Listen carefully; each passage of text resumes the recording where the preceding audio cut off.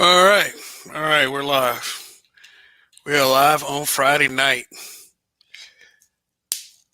If you live in Alabama, it's 9:08. If you live in California, I mean, well, you know what time it is over there. But hey, you know what time it is right now? It's time for B and BBH on Friday night. I'm Kev. And for those of you that's going to watch this on replay, if you haven't, please hit that subscribe button, hit that notification bell, and let's get to it. Okay. I don't know. I don't know. I feel like pro blackness in the literal sense is something that should not be ever taken lightly or it should be something that's real, but and in the literal sense, I think that it is a real thing, but I don't think that we display it that much. you know. Now, some of us do, most of us don't. I mean, now if okay, as my content, shapes itself, it's I'm more of a guy that speaks on behalf of the fellas, and it's I don't I'm not the spokesperson for black men because that's something that has to be christened by other people. That's something that has to be given to. That's respect that has to be won. I can't christen myself the speaker of anything, the leader of anything. But you know, somebody's got to do this. So that's why I'm here. I'm here to give a black man's perspective, and I think personally that within itself is pro-black. You know, doesn't seem like black men. Well, let me and let me be very specific. Doesn't seem like heterosexual black men are viewed in a society with black people in it as being very pro-black, and I deal with it, and I deal with it so much to the point where it's something that I've gotten quite used to. Doesn't mean that I don't feel like I don't deserve respect for whatever reason that people feel like that. But how do you pull this off? How do you pull having such disdain for black men, and you can still be called pro-black? You'll still be able to walk amongst black people unscathed, unbothered. It's like this. If you make a career of shitting on black men disguised as holding black men accountable, then you are okay. You get a pass no matter who you are. You'll be a black man or a black woman. No matter who you are, you shit on black men, you'll be considered pro black, period. Now, if you're just a sick ass mofo, then you'll shit on black children, and no one should ever shit on black children. Black with black children, you have a group of people who did not ask to be here and need all the nurturing and training and the instilling of standards within their being all day, all night until they're able to function for themselves. And that's what we should concentrate on with children, not use them as a pawn in this game called the gender war, which mostly, what these so-called pro-blacks do.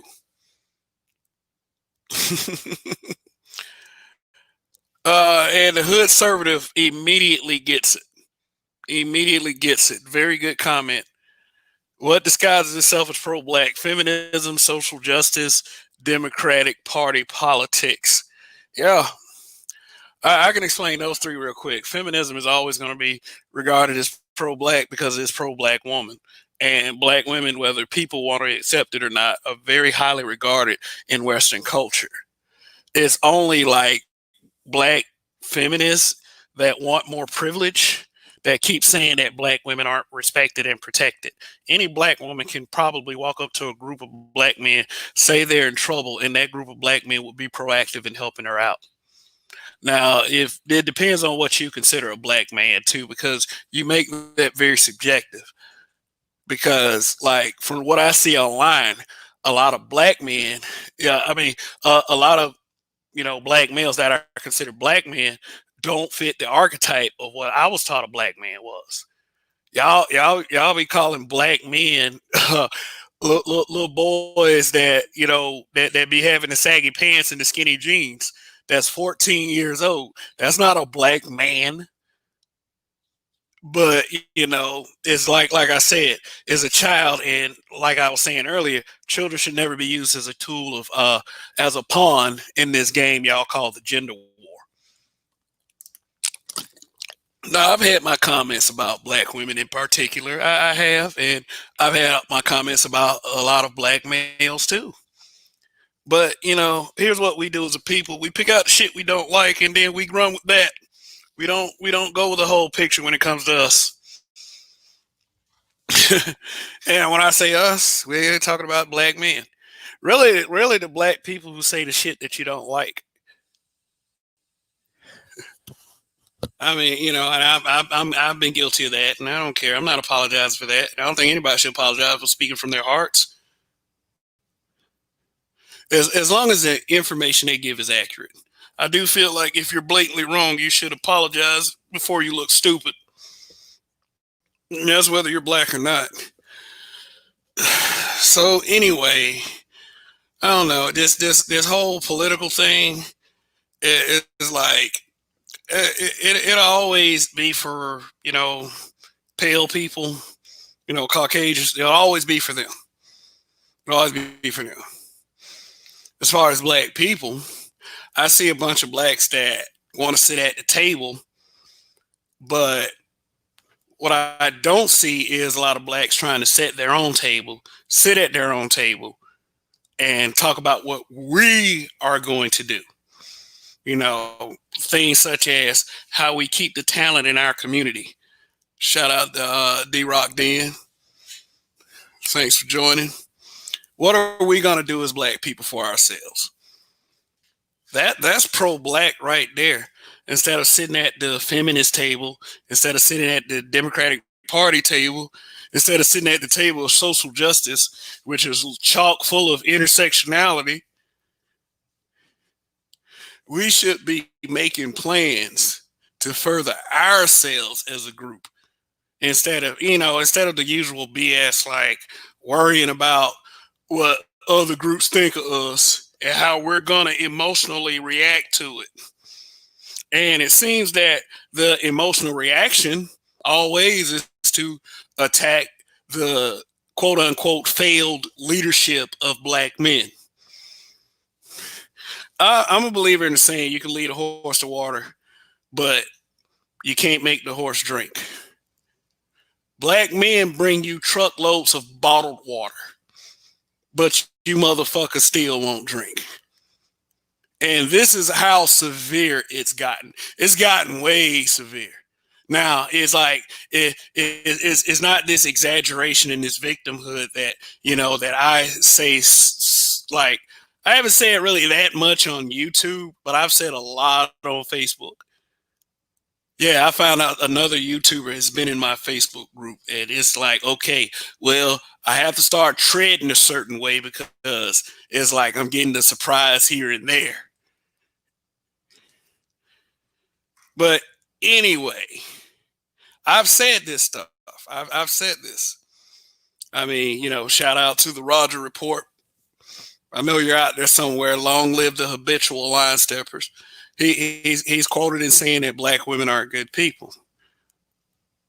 And let me explain that, because I'm saying that on my platform, so people understand it. And that right there immediately is taken the wrong way. But I also noticed one thing: if you say that about black men, nobody really gives a shit. And let's just be honest about that. Let's be brutally honest about that. Oh, I give a shit about black men and black boys, for real. You have to proactively give a shit. You have to. But let me explain Roger for a second. for okay, if black men did nothing but cape, and black men have caped for some kind of questionable things, like but anyway, but if you cape for the shit that black women cape for when other women do it, and those other women don't always have to necessarily be black. Like, say for instance, if like a black woman kills like two of her children, which really recently happened. I think it happened in Vegas. I don't know. I have to do the research. And women keep saying it's mental illness instead of focusing on the dead children. And they're trying to deflect from the fact that this woman killed her child. Then can you really say that's a good person? I wouldn't say that was a good person at all. I mean, think about this.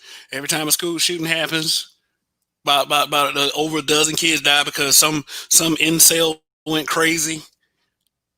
What are white people saying? Mental illness. And we don't like that. Why should we like it when our own do it to our own? And the funny thing is, what people think is being pro-black is deflecting from it. Well, you don't associate this with black people. Other races do it too. Of course, other races do it too. But what needs to happen is there needs to be a genuine concern for our people, and that's pro-black. Be unapologetic. Okay, I must apologize for some or what. Uh, but yeah, it's academic. You know if you want to be you know if you really want this to be a black thing or not. And without us, I really, for real, without black men, without us, you really can't do anything. But we understand that we really can't do anything without black women either. Black women want to speak. Black women want to be heard, and they're hurt. And they're hurt. But you shouldn't be fighting black men for saying anything at this point. The shit that I see that some people say, and it's not all females. This is not some kind of attack on the reputation and the brilliance and the lovingness of black women. None of that is meant to do that. But for what I see, the shit that some black women say, and some brothers say too, you shouldn't have shit to say to a black man about what a black man says. Period. It doesn't make any sense. You know how they used to shut black men up back in the day, and in some cases today, they used to assassinate us. And now it's like our reputations and our respect is getting assassinated. And it's us instead of some secret, dark, deep state government agency or racist group. It doesn't even have to be them anymore. It's us right now. It's always going to be us. And that's sad. And that's the one thing that nobody wants to visit. I don't know. You can call it like bullshit, like slave trauma. But, in 2020, that's called personal choice. I do understand there are indoctrinations out there. I do understand that. But you can only blame an indoctrination for so much. Human choice is at the top of the list for real. Y'all don't think so. I mean, I know that there is that black people, we honestly, I do agree with another YouTuber when he says this, but black people, we need therapy. It's like some of the shit that we say to each other is not, I don't even know how to be like, I can be low down, but I don't even really know how to be low down anymore because it's just getting sad. And it looks counterproductive and not pro-black. But I'm gonna tell you, at the end of the day, the anti-black man misandry has to be addressed. And here we go, Force Windu.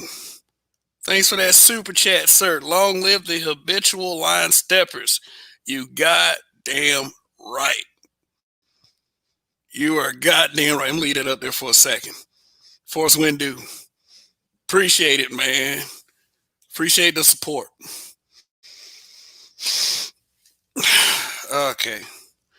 So what did the hood conservative say earlier? He said feminism. He said social justice. Yeah, social justice. Um, I wonder why the I don't know when it seems like when white people shit on black men, it's never taken into account. I mean, or I mean, and there are some really big examples of that today. Let me see if I get this man's name right. I'm Googling it on my phone right now. It's about social justice warriors. Okay, I would say his name is Don Elliott, but I couldn't find it. Well, I don't know. I'll see if I can find a screenshot. He was the one that said called Ice Cube a sellout, and he was taking shots at black men that I guess they call themselves supporting Trump. Also, Chelsea Handler and 50 Cent, which was a very recent example. Like honestly, I don't think personally that pale people, Caucasians, have any business addressing black men or black people, if anything, for the way we make our decisions as to what direction we want our people to go in. Basically, screw you. I have no interest in telling other groups and other races what to do, except for as far as our race is concerned, you should kind of stay in your lane. We'll be in our lane, you be in your lane.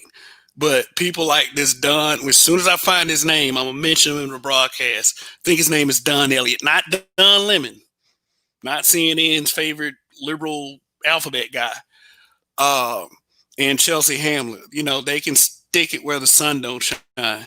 And it's like this, whether you're mad at those black men or not, because I don't think it's very pro-black to shit on a black man for using his vote. I don't think it's okay.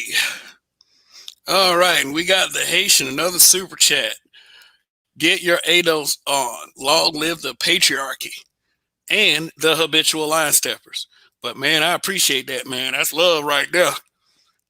Thank you for supporting the channel. Yeah, I'll leave that up for a second too. But yeah, it's like, yeah. And speaking of patriarchy, like that's gonna be pretty much the subject for Sunday night. That's the subject matter for Sunday night. I'm gonna go like extensively with the LeVar Ball situation. I'm gonna bring up certain instances, but what he told his son, what has been reported that he told his son was very powerful. I'm gonna go ahead and give you a sneak preview of it. Basically, we don't really see pro athletes with proactive fathers, which makes, and it's sad that it's that way, but really it is true. How many times you seen LeBron James' daddy? Like, I mean, Doc Rivers even talked about this. Doc Rivers even said that, it's kind of hard being their coach and then having to be the father figure at the same time. And I said something that I could have been wrong about, but I thought it was funny. Shoot, I said that, well, I guess their mothers were groupies for the old school basketball players. It's like, that's why you got so many tall kids without dads. I mean, I could have totally been wrong. But, you had Doc Rivers saying that. LeVar Ball is an active father. Even though LiAngelo kind of stumbled, you got 3 professional black basketball players' sons. That is a huge success. That man has nothing to be ashamed of. I probably walk around acting like LeVar Ball too if I had 3 athletically gifted sons. And that man has done everything for his kids. I mean, you could be okay, but let me stop. Nope, no, Kev. I said I would save that for Sunday. And if you want to hear me finish those points, tune in Sunday around the same time or a little bit earlier. I call my Sunday program Any Given Sunday. The one of the primary reasons I did called it that because I wanted to do it before someone else did. Because Any Given Sunday is a good name. Any Given Sunday, let me explain Any Given Sunday. Any Given Sunday was a movie that surprised me because I saw one commercial for it, didn't think about it when it came out in 1998, I think. And one day, me and my homeboy, in between shifts, we got real blazed. We call it blaze back then, but the layman's term, well, the simple term is high. Real good weed. We smoke, and then we went and saw Any Given Sunday. Really good film. Really good film. It was surprising to me. Very, very surprising at the time. Not just because I was smoked, but it was a very exciting film to watch. But this was years ago. So tune in to Any Given Sunday. I am your weekend warrior. I'm here every Friday, every Saturday, every Sunday. I'm not very punctual, but it has to be a force of nature to keep me from coming on Friday, Saturday, or something that is just really beyond my control in emergency. You get the picture. Y'all get the picture. Alan, what's going on? Yes, and he was like LeVar Ball. He made a comment about LeVar Ball. What's good, Kev? And I couldn't agree more. That's why I like LeVar Ball at the end of the day. Yeah, absolutely. I'm a fan. But let's get back on topic. What disguises itself as pro-blackness? Like I've said this before, I say this again, to that point of feminism, social justice, and what's the other Democratic Party, which I'm not really leaning conservative or liberal. I'm just kind of I'll just wait and see what's best for the direction of black men. And usually when black men lead, that means black people benefit. I mean, I'm sorry if y'all don't agree with that, but if you don't agree with it, then raise your sons better. And that's all I got to say about that. But what disguises itself as pro-blackness? Feminism, yeah, I've said this before and I'll say it again. What the hell is any black person doing a feminist? That's not pro-black at all. That's pro-white woman. And I hate to really say it like that, but it's true. At the end of the day, feminism, Eurofeminism, benefits Caucasians. Period. A concept that came from whatever group it came from, it's going to benefit that group. Period. Women's rights benefits women. I have no problem with that. Men's rights benefit men. Civil rights benefit people of color. Black rights, which it never got called black rights. Nothing ever gets called black rights. Think about that. Have you ever heard anybody call it black rights? They'll call it the rights of black people. But, how many of us are actually worried about this? Worried about what is good for us as a community. How many think that is already gone?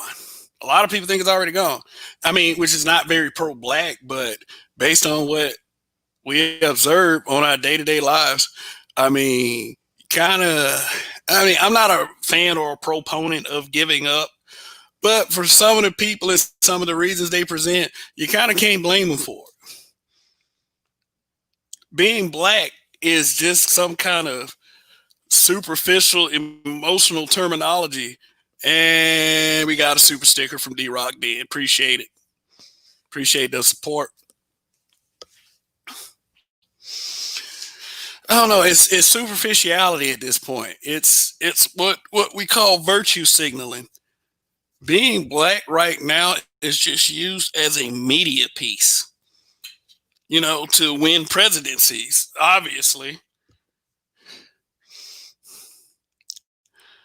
Because, I don't know. I've been told several times in the past week that I'm not very pro-black because, I don't know, I didn't vote for Joe Biden. I didn't vote for Trump either, if there's any consolation, but, Some people are just gonna take it that way. Who care? Why should stand your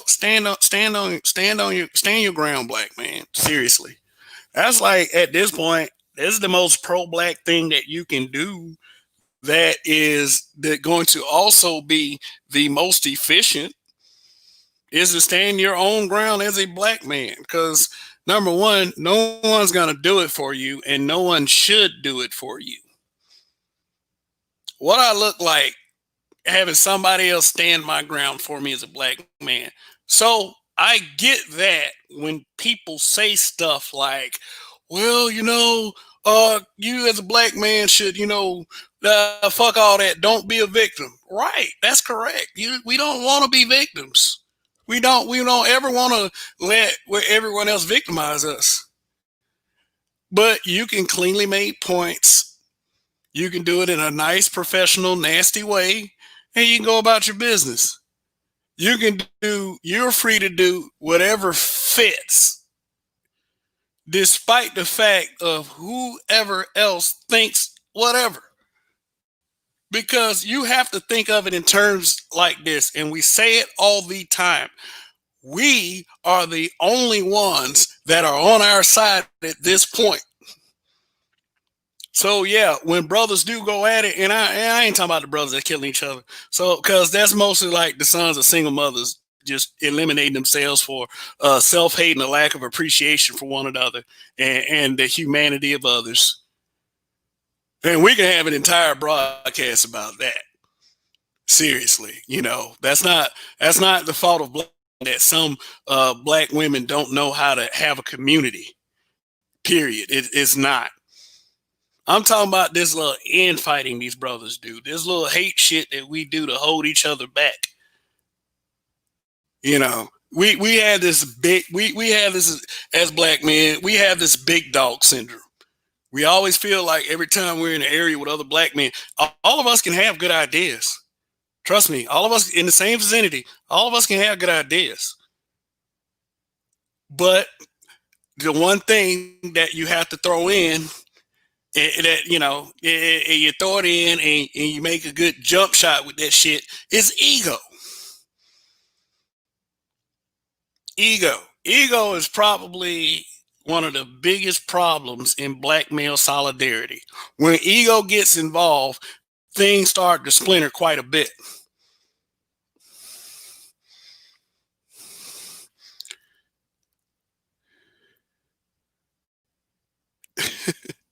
Peace. Screw 2 booted my account for bad behavior. Okay, I know who you are. When I get the chance, I'm gonna go ahead and mod you. Southeast Dusty. Well, why would YouTube? Why, like, I guess some of the stuff that people say that they can, boot accounts like that. But damn, it's like, how many people said some really crazy stuff on this platform? But I mean, it is their platform. It's YouTube's platform. It's very little we can do about it until we can find a black-owned platform that we can push, like, I don't know, Free Speech Avenger. And there's other black forms of streaming media that we can use, but YouTube is a very big one and it has reach. So it's just the way it is. It's not my platform. Anytime if they want to get rid of this channel for any reason, it's just like a right to work state. They can do it. And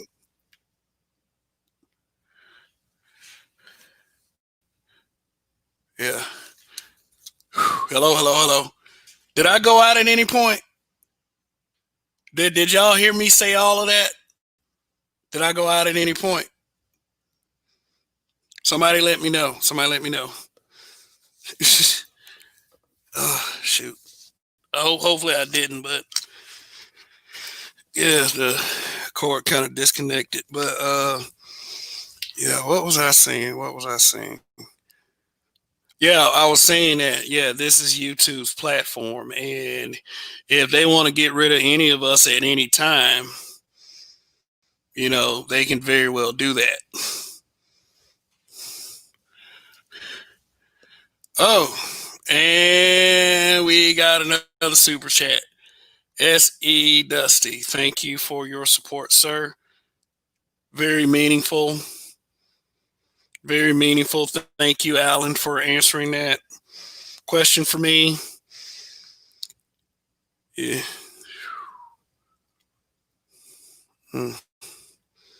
Yeah, we're all good. We are all good. So anyway, yeah, the topic at hand, disguised as pro-blackness. Now, let's get on social justice. Thanks, Hood Conservative. You're giving me a pretty good outline to go off of. Social justice. Yeah. What I don't like in particular is these little white knight types that these little extreme liberals that wouldn't bust a grape in a fruit fight, but always got a lot to say on platforms like Twitter, yelling at people about people being racist. Now I'm going to say something I said, like basically in the spirit of what I said about this Dunn guy and Chelsea Handler.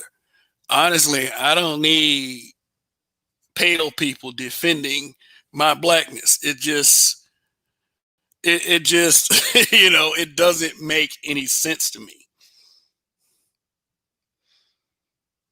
And they're not doing it. These guys, these little guys, there's this comic book writer named Daniel Kibblesmith. And upon doing a little I doing a little research because he wrote that Marvel comic book that got roasted on various YouTube videos, New Warriors, because it's like what's happening is like they're taking like all of your favorite stories, they're taking like fictional media and they're reshaping it into what they want it to be. Instead of just like producing good stories, they're trying to check off boxes. But he would tweet stuff like, "Oh my God, this is so fucking racist. This is so fucking great, blah blah blah." And it's like, dude, stop. You don't really mean that. You're not in the fight. But the point is, me mentioning guys like that is they'll turn around and attack black men for their political choices, and that's real odd to me. Like, how does it sound like a white person calling a black person a sellout? Yeah, like that was like, kind of like this little thing where, white people would call black people racist. That it sounds so fucking ridiculous. But guess what? If it's about black men, if it's about straight black men, you got a lot of black people that'll co-sign with them people. You'll see a lot of their screenshots and posts on Facebook, on Instagram. And I mean, it's like I can only imagine if a white person talked about a black woman on a social media post, and it's like, you know what they'll do? You know what they'll do? Especially if that white person was a public figure and that black person was a public figure, you know what they would do? I mean, that black woman was a public figure. They would write articles repeatedly, and then it'll be that narrative again. The black woman isn't protected. Blah blah blah. They're not protected. They're not respected. It'll be that again. Black men, okay. You don't need to get an article. This is business as usual. That's why I keep stressing the importance of black male solidarity. Shoot. What we look like fighting each other. I know there's a lot of fights on YouTube and a lot of petty shit going on, but shit, that shit's still counterproductive. And I'm not saying that shit ain't worth dealing with. Cause the thing is, I'm really gonna be against I'm gonna be against telling a black man what to say. I can respectfully disagree, or I can tell you you're stupid, but I will never tell you to shut up. I will never tell you to shut up. You, as a black man, have every right to speak. Shout out to War Child Games. Thank you for the super chat. Thank you for supporting the channel. Like, I am so grateful that I have the audience that I have. Not just for these reasons, but you give great observations too. Y'all keep it intelligent. I appreciate it. So he said they hang him. Yeah, of course they would. They hang that person. And like I said, it'll be a bunch of virtue signaling. Sure, it'll be white people calling white people. We are so fucking sick of white people's racism. And then they're overtly racist themselves.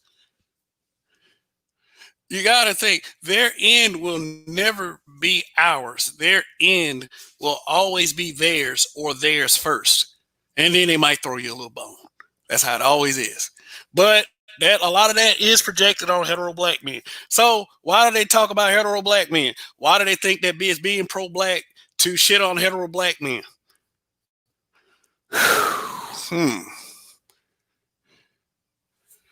Oh man, this is a new one. Yeah, let me keep that one up there for a minute. All hail the habitual line steppers. Hey man, look, here's the thing. Here's the thing. All hail my chat. It's like all hail my audience. All hail my subscriber. All hail all our subscribers. I mean, you know, I appreciate it. Oh man, but you know that kind of threw me off there. But oh man. Okay.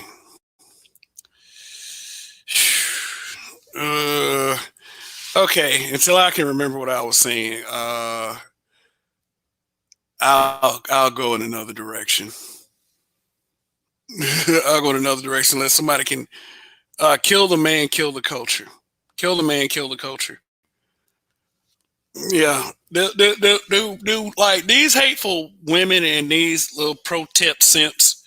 Do they really believe that they can do without black men? Okay, I'm getting it back now. The attacks on hetero black men. Yeah, I got it back. I got it back. Why they are attacking hetero black men from my view. I'll be on after 11, then we'll chop it up. Yeah, that's in 15 minutes. So cool. I'll be sure to be on the look. I'll drop another link in here in a minute, as a matter of fact. Why the attack on hetero black men? The attack on hetero black men is basically because black men have been given a voice. The recent attacks.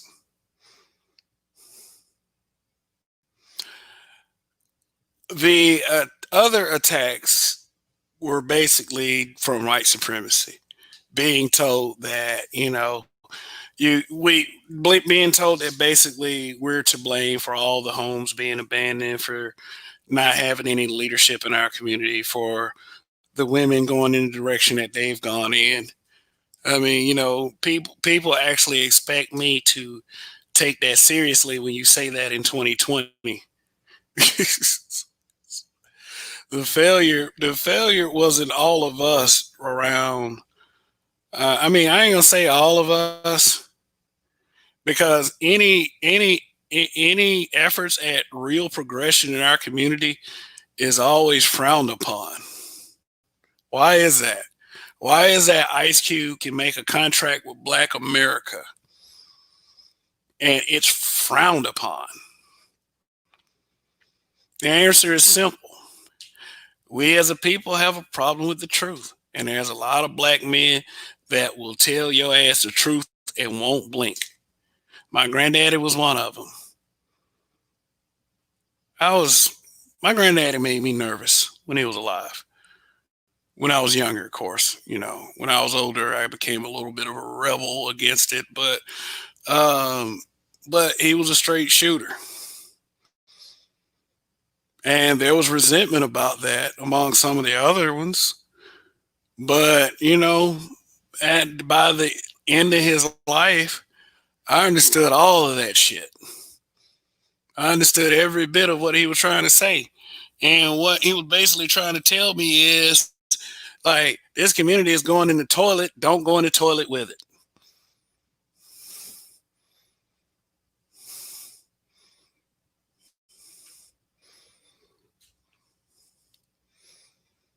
and it wasn't nearly that bad because it was like you just really like around the time he said that you just really started seeing pregnant girls in high school and a different breed of black male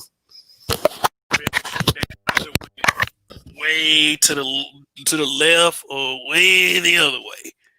There was not any real balance. I mean, like kind of the after effects of the crack epidemic, so to speak. My granddad was a really smart man. He was military, very assertive. Didn't take no shit. Didn't take no shit.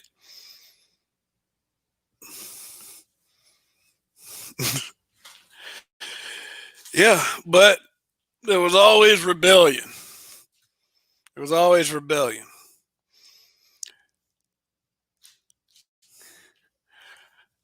Let me put it to you like this.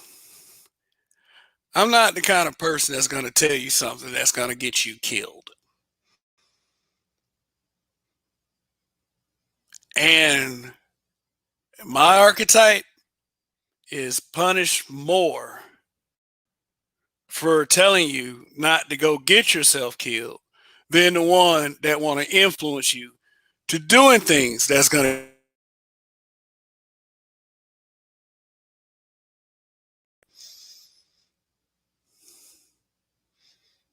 I'm not just talking about gang banging or whatever. Gang banging is a fucking stereotype. Seriously. Like, honestly, I mean, it's like, it's not so much gang banging, it's just so much making stupid, fucked up, mentally insane decisions. I mean, if you saw it that way, you might have a better perspective on the young black male.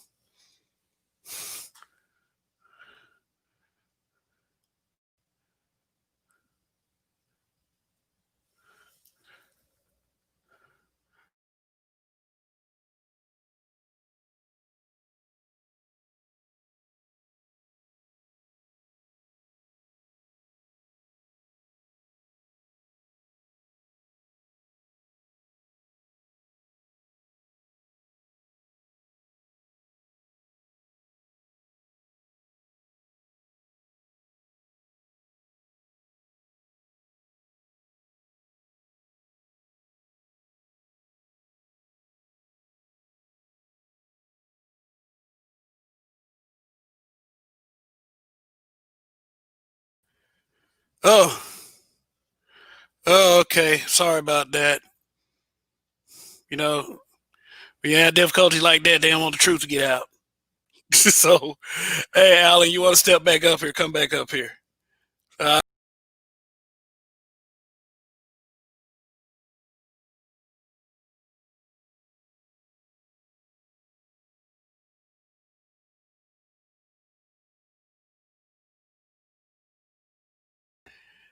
Uh, that was my fault. That was my fault this time.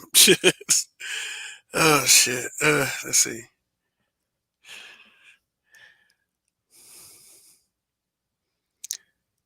Oh man, losing audience. Okay. All right. All right. All right. All right. I'm back. I'm back. Alan, you want to come back up? Yeah, I'll come back up. But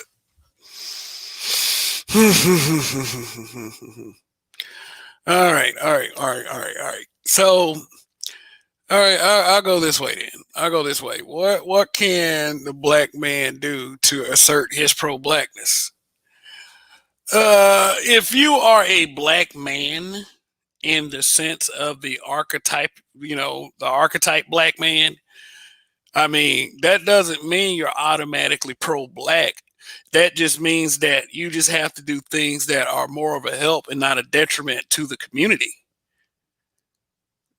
so to speak. You have to you have to do things that don't harm the community. Like for instance, I wouldn't necessarily say that a weed dealer isn't pro black. I would say a crack dealer isn't. Now, the government in the 80s planted crack in the black community. So if you are a crack dealer today, knowing what the U.S. government did to us back then I wouldn't say that was very pro-black. In fact, I feel like if we had our own set of standards as a community, we would punish that motherfucker into submission for harming our community, for harming our women, for harming our children. But what's going on, Alan? What's going on? Oh, what's good, Kev? How's it going tonight? It's going. I'll tell you that much. It's been quite a week, but I'm still here, still standing. Right on, man.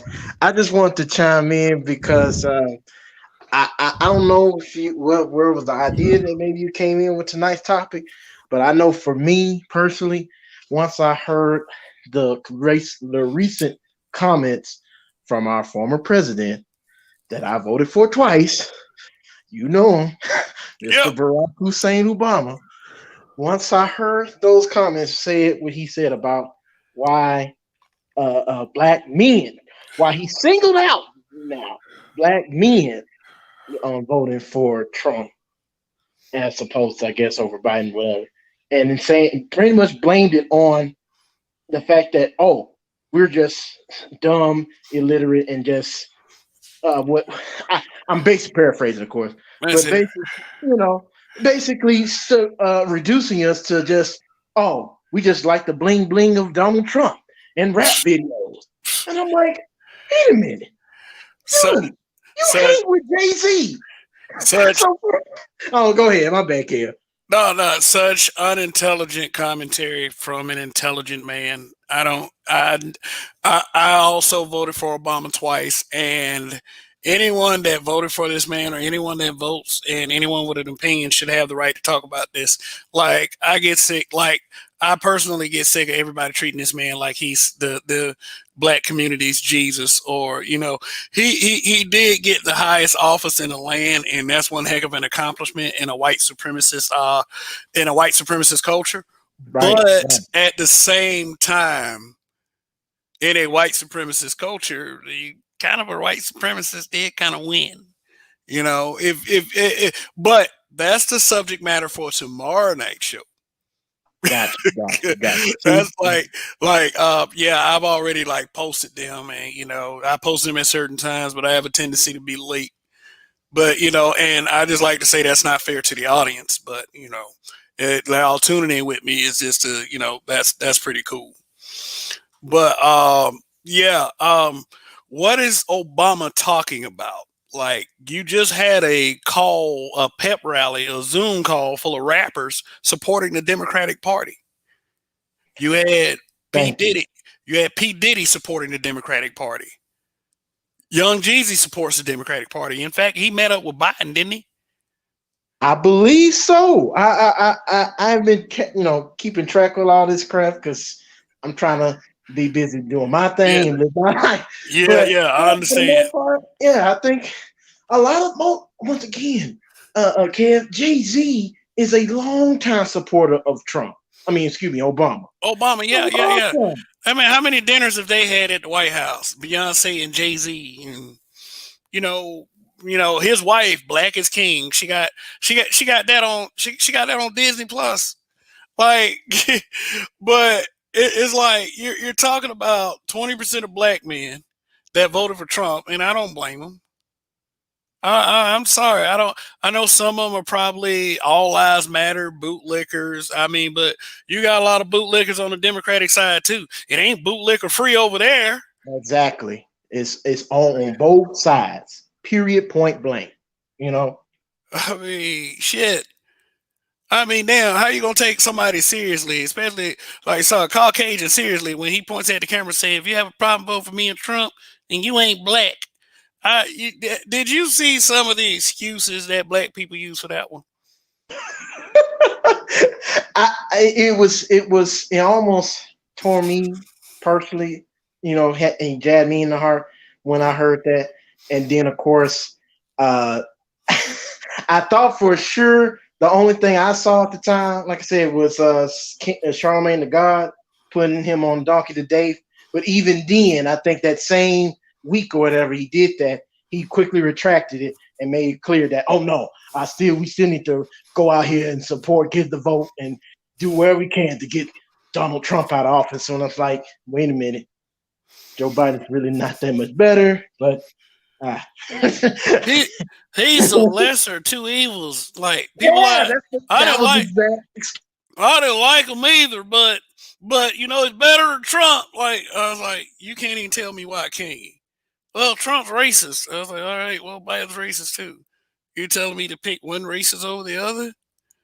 And when like I was saying that because I think I told you a couple of weeks ago when I casted my vote, I told I believe I left a comment on one of your live streams saying that I voted independent. But when I told my mom about it, she got in such a hissy fit that night. I almost thought I was never going to be able to speak to her again. But lo and behold, she came to her senses and actually called back to apologize because he was like, Alan, baby, I'm sorry for disrespecting you like that. But still, it I had to I had to just even explain to her. And I guess based off what you were saying recently, Kev, that you kind of not necessarily went through exact same thing, but kind of something similar, where folks were kind of giving you hell for voting on your vote just because you Yeah, didn't I vote voted for them. independent. Yeah, I voted independent. Exactly. Yeah. Same with me. And so it blew me away when there were so many blacks that was like, oh, you got to vote for him because, like you just said, the lesser two evils. He's the less racist. But my point is this: since because it's clear, Biden is really pretty much just as racist in many ways, if not worse. But the thing is, he's See, covert about it. here's what people are afraid to say. They're afraid to say that Joe Biden is more racist than Trump because honestly, that's all the media had been saying, that Trump is racist, racist, racist, racist, racist, racist, racist, racist, racist. They've been saying that for 5 years. I say Trump is sexist, and it was their way of getting revenge. And Donald Trump has been publicly extremely sexist. Like, yeah, I mean, like, I don't know, maybe he's just an asshole. But I don't doubt that any of them aren't racist or aren't racist. I will never say that a white person isn't racist. I would never say that. You have to have an indelible impression on me. I don't believe all of them are violent racist. I don't believe that, but I do believe that all 99.9, like 99.2% of them have a touch of it. Yeah, and But to sit up there and yeah, I'm gonna let you go in a second. But to sit up there and try to disqualify Joe Biden from that, I can't. No, he he had, he has definitely come up with policies that have destroyed many families in many communities. It's like one of the offenses, like if you get caught stealing change out of a car, it's a felony. Period. And then the three strike rule. I mean, which really you shouldn't be out there committing crime anyway. it's there's something that I just got refreshed, but maybe because I'm just was young at the time that he did this, but this was one of his three crime bills that he put out back in the early '90s, even before the infamous '94 crime bill. He was working on a '91 crime bill. BGS put this video out where he basically showed where he just what you was just talking about, kid. He had a bill saying that he was not only going to lock you up for theft, petty theft, and pin it on you as a felony, hard cold felony, but he was going to make possession of just any size of illegal drug, any size. Like he said, to the size of a quarter, to the size of a quarter, he was going to get automatic 5 years in prison, hard time. Like, what sense does that make? What sense does that make? Tell me. Mm-hmm. And none, absolutely none. And another thing I was going to point out to further enhance your point about him being a racist, Trump may be a racist, but at least I know as since he's abundantly brash and outgoing as he is, at least I know exactly where he's coming from. What's the old saying? What's the old song? Smiling faces. I give you a saying: better the devil you know than the devil you don't. You don't. Thank you, Kev. It's because I much prefer my racism or my racist overt than covert, and that's the point. Biden, he has shown too many instances where he's actually shown to be actually even more against us than he is not, and as a result, if we then going on to, I don't know, vote for this person and he gets in power, who's to say that he could, just go back and have his old ways where he's like, I'm tough on crime again. And the only way we need to really be tough on these drug crimes is to stiffen up on penalties. And Let me tell you something, man. We need to be prepared for anything as black men. In fact, we should have already been prepared for it. But you are allowed to be tired of it. You are allowed to be tired of the bullshit. But that's just be something that we should already be used to. It doesn't make it any easier. So I see what you're saying, but go ahead. Sorry. yeah, no, you're good. It's just that in the end, I don't know.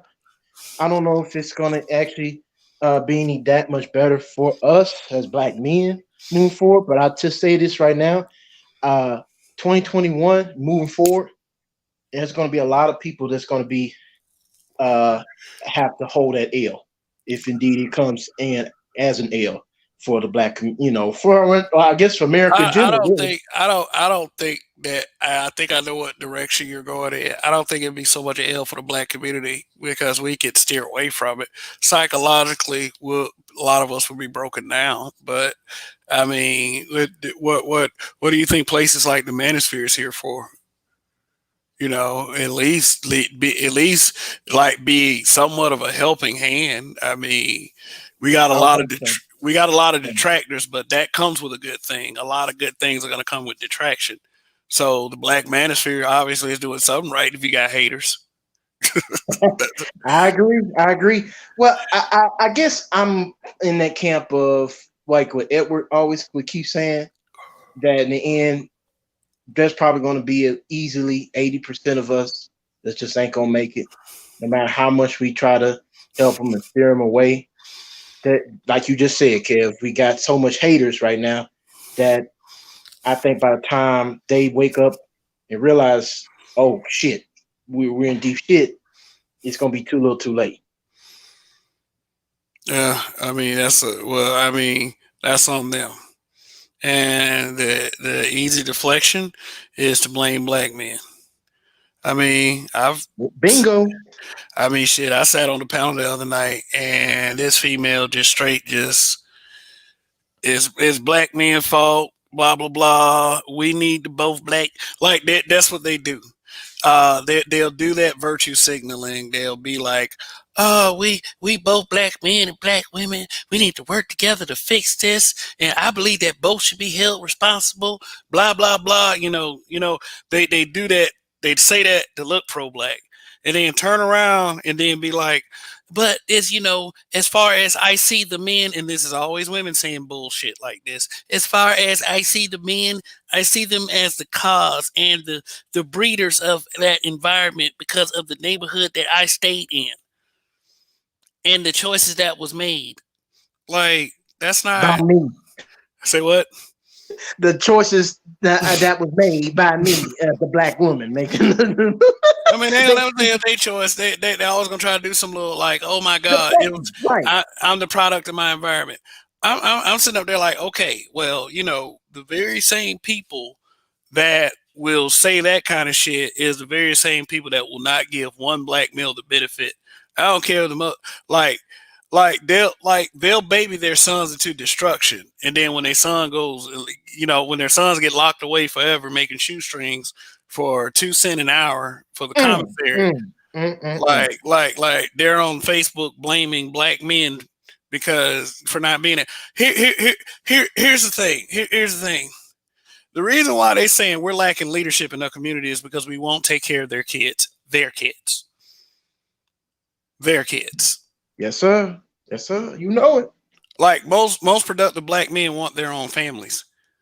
They don't want to be done. They don't want to think like the other nigga on the side is buck nasty. We get shamed for that shit.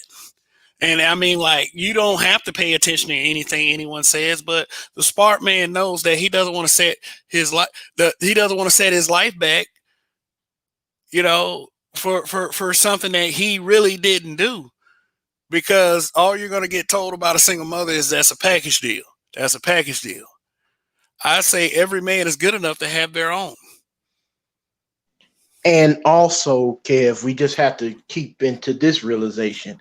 There are more women in this world than us as men. So as a result, But there you know is what? more options for us as men to choose from.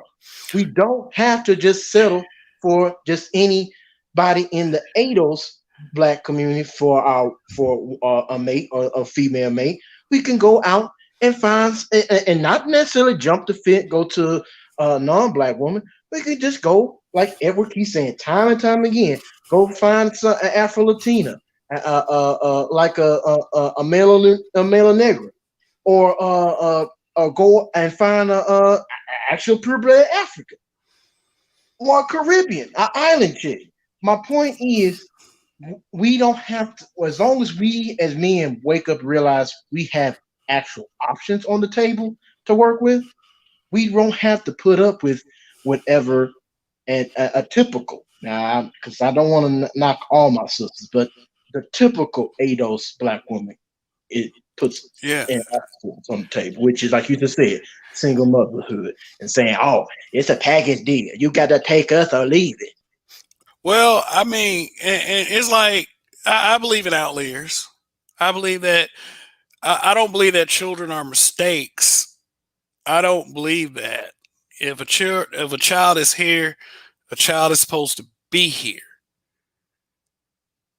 But the choice you make in who to procreate with is the difference in a child having an actual legitimate father or you hoping beyond hope that that single man that has everything going for himself is going to scoop you up.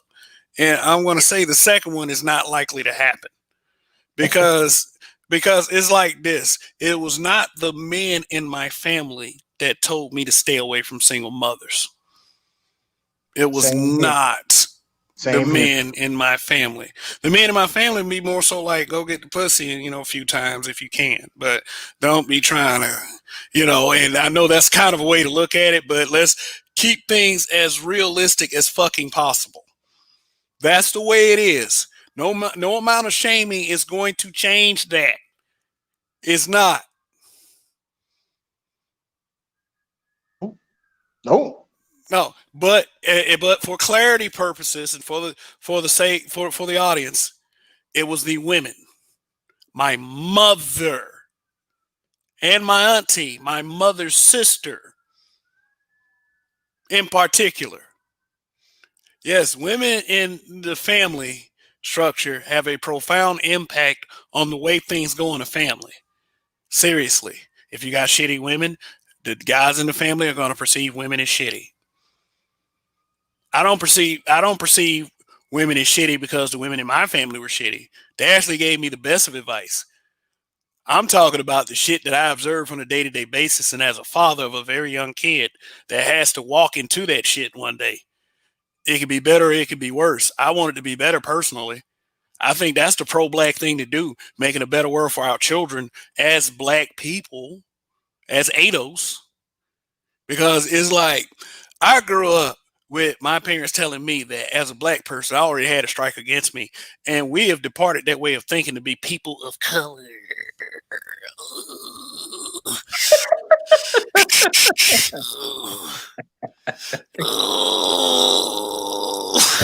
Hey, People when of I color. okay, Skeletor. People of color. Like, Yeah, it is peace. It's politically correct, man. What else you want to say? It is what it is. It is very I politically mean, I correct. understand that we had to create our own identity because we were stripped from our original land. I understand that. I understand that. But I don't want other cultures that ain't been through the shit that we've been through trying to claim our shit. Well, old guy got punched in his face over in Brooklyn, so we know what you've been through. No, a long ass tenure of enslavement. Oh, and I know other races were enslaved throughout the history of the earth, but I don't give a fuck. I mean, I'm talking about what happened over here. I mean, shit. Why am I not allowed to not give a fuck about what other races like? Because if you go to their native countries as a black person, I guarantee fucking to you, you're gonna be treated like you're less than human. Honestly, like for real. They come over here. We're nice to them. We're so fucking nice. We're so welcoming. Hey, we've been through it.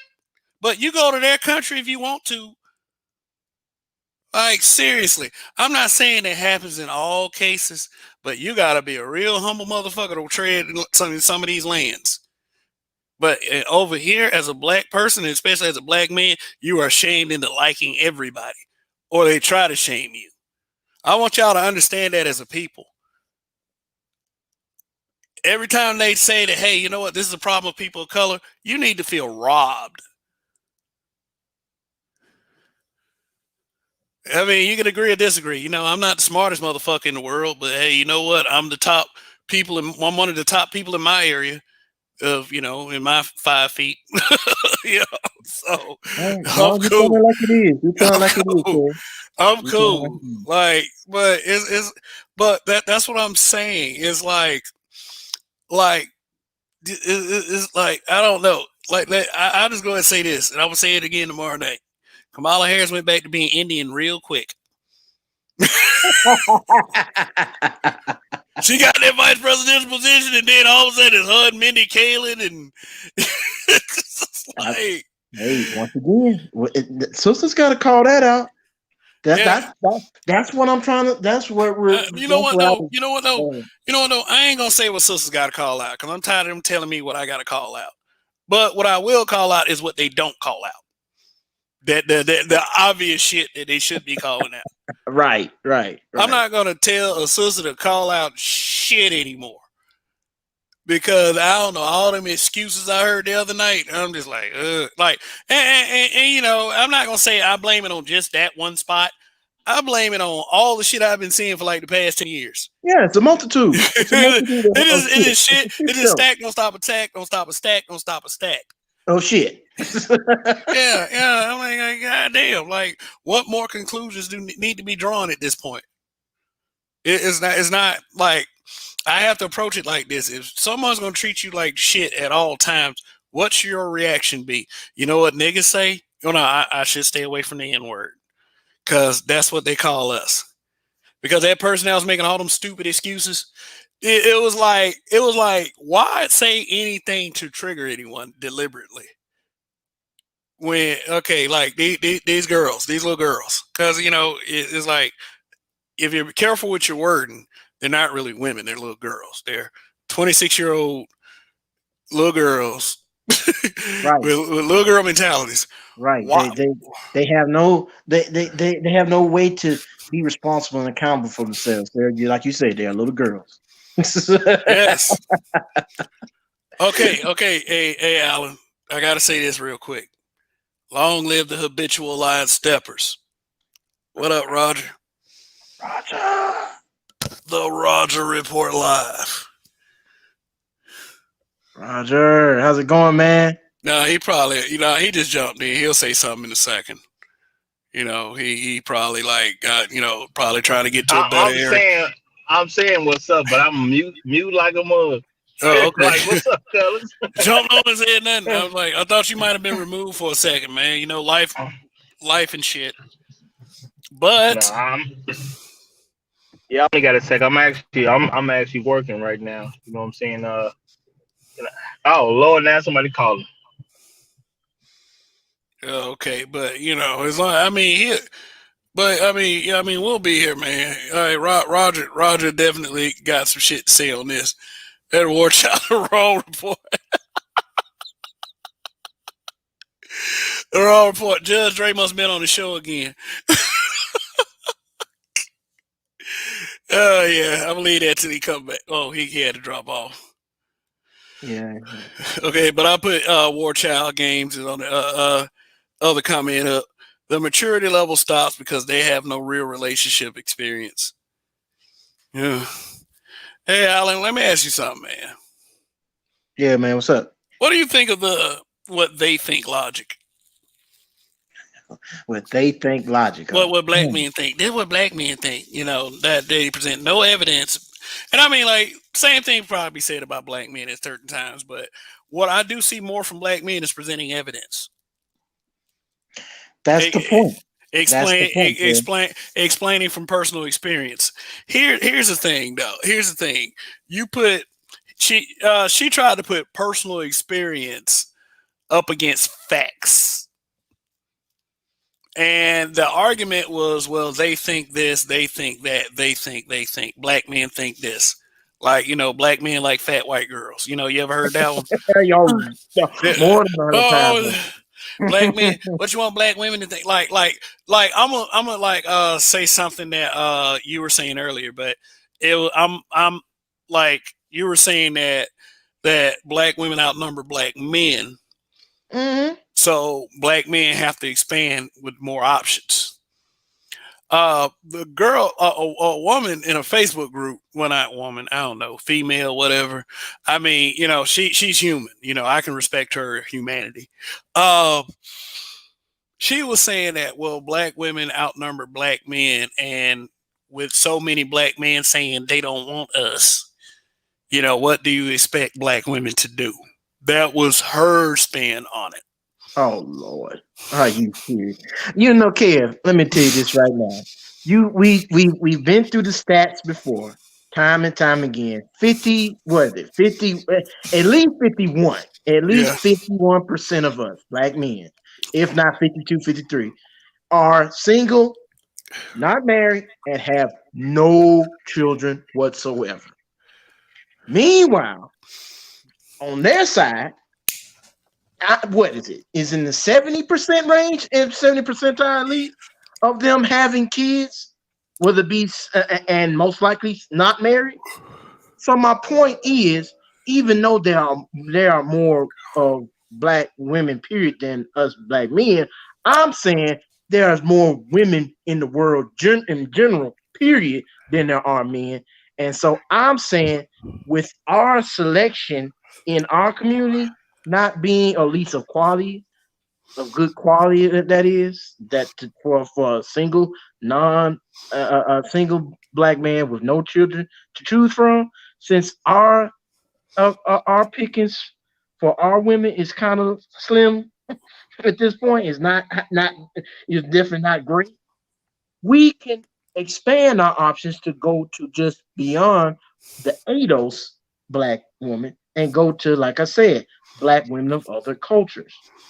Like I said, whether it be or once again, I don't even like to take credit for it because it's something I first heard from Edward. We could go to the Caribbean, go to Afro Latinas, Afro Hispanic, Hispanic girls that look, very melanated like black women, or just straight up go to the motherland. My point is, our options are quite much more abundantly than we give ourselves credit for. And because of that, I think we as black men need to realize that as long as we have, or at least realize our options that are there on the table, we don't really have to put up with the BS that we're constantly being fed to by most of our women on a daily basis. Hmm. That's all I try to, chime in on. But to your point, when you asked the question about the thump thing, yeah, that never made sense to me. How can you use personal, unless your personal experience ties well into facts? Unless your personal experience ties well into facts, I see no reason why your personal experience can even hold a candle Now to the truth. You know what I'm saying? So Now yeah, think about this. The fact that's relative to you is what happens in your personal experience, but that fact is relative to you. The fact has to be relative to everyone, and it has to be exactly. and it has to be quantifiable. You can't just run your fucking mouth and just say I'm right about what your experience is as well. It's like this. She wanted everyone to take her experiences into account when we know that the women on a regular basis never ever take our experiences into our account. No, wait a minute. They take them into account, but they shame us for it. Like, say for instance, if a black man had a bad mother growing up and his perception is jaded, then but he's factual, extremely factual. They're gonna call it. They still gonna call that dude a hurt nigga. They are never Too going to hurtful. hold his mother accountable. They are not going to hold his mother accountable for what she did to that guy. Period. You're it's what is called literal victim blaming. But I will say this: if he's going overboard saying "fuck these bitches should die," then he's wrong. And then he crosses into weirdo territory, and no one will care about your experience. Now, as a black man, I understand these bitches be saying a lot of stupid shit, but you should never go into the line of "I want them to die" or "fuck them." I hope. Like, I've seen dudes say stupid shit like "I hope they get raped. I hope they die." Like, is no reason to rain hell upon the earth for your personal experience, because a lot of them have personal experiences and they rain hell down upon the earth anyway, and we want them to pay for their crimes too. So if you commit the crime, they commit the crime. It doesn't fucking matter. A crime has been committed. But I understand that there's a cause and then there's an effect. Be fair.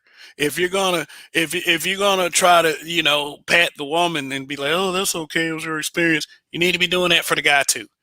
Me personally, if you cross that line and say, for instance, a child dies in the process, I don't feel like you're redeemable. Period. I don't feel like that there's anything that I need to say on your behalf. If like Not if like a child dies by accident or a child dies because someone else like shot at you or something Right, like that. right, As right. long as you don't use that child as a human shield. But what I'm saying is, if you kill a child, let's just be straight up with it. If you kill a child or you're in the process of committing a crime and a child dies, like, say, for instance, your baby in the back seat and you go to purchase some drugs, but a drug deal goes bad and the baby pays for it. I actually got a story like that on my channel. It's crazy shit. It's like, how in the fuck you let that happen to a kid? Period. You're a dumbass. But if I feel like this, if you kill a child, you're irredeemable. That's it. Screw you. Bye. There's no amount of mental illness chat that we can have. So what up, Roger? What's happening, brother? How you doing? What's going on, man? Long live the habitual line steppers that I was saying earlier. Man, long live the habitual line stuff. I tried to come in, then I got a call and got knocked off. I'm out here on my phone. I'm out here working, so Mm-hmm. I'm just gonna be here for a hot second. I'm gonna dip out, probably come back. Yep. But man, it's a beautiful day. Now, and the show title was "Disguised as Problackness." Is that what what it was called? Yes. Okay. Disguised Problackness. And I'm going to assume, since it said disguise as pro-black, and we're talking about more or less women who say something about being pro-black that are not really pro-black, they're really feminist, but they're trying to use pro-blackness as a way for men to give them attention or to have to subjugate themselves to dealing with them. Is that the direction we're going in, or something like that? Because that's what I hear when I hear disguise as pro-black. Because there's people who own a lot of fake nonsense, and then they'll call it pro-black, and I'll never accept those people as being pro-black. No, not like I would say not like somebody who constantly attacks hetero black men for no fucking reason. Like, He can't attack black men and be pro-black at the same time. It's but one thing to point out something. It's another thing to attack people. You know, it's you know what I'm saying? It's a fine line. You know what I mean? To like, you know, the same like it's a fine line to love and crazy. You know, uh, it's a fine line. I say, you know, but- like has a fine line to love and crazy. yeah. It's a fine line to attacking versus critiquing to help. You Mm, know, I think people that attack black men, they're not pro-black. They just those are white supremacists. I don't care what they say. mm. There's a Tell us, way to Bob. criticize. Yeah, there's a way to criticize black men and do it from a direction of love. And if I can't see the love, then more than likely it ain't there. Yeah. They try to pass it off as tough love, and it's and the let me see the pro tips. The pro tips. These guys that they have really strong attitudes. They call you more names than anyone because you don't believe that you're not pro black because you don't believe that the black woman is God. I don't think anybody is God personally. I mean, I don't think. I mean, Hmm. God. I think I'm a man, but uh, uh, not really. Like I don't know. I don't know how to stop a bus if I get in front of it and it's speeding. So once I can do Well, that with my own flesh and blood, once I can do that, then I'll probably consider myself somewhat of a god. I mean, not even really then, but until that day, no, no, I'm a human. I'm a flesh and blood human being. I'm a man, and I will be treated as such. Period. Uh, any thoughts, what fellas? what I want to say this that if you're pro-black but not pro-black men, you're a liar. Now I don't know if you're lying to other people only or you're lying to yourself included.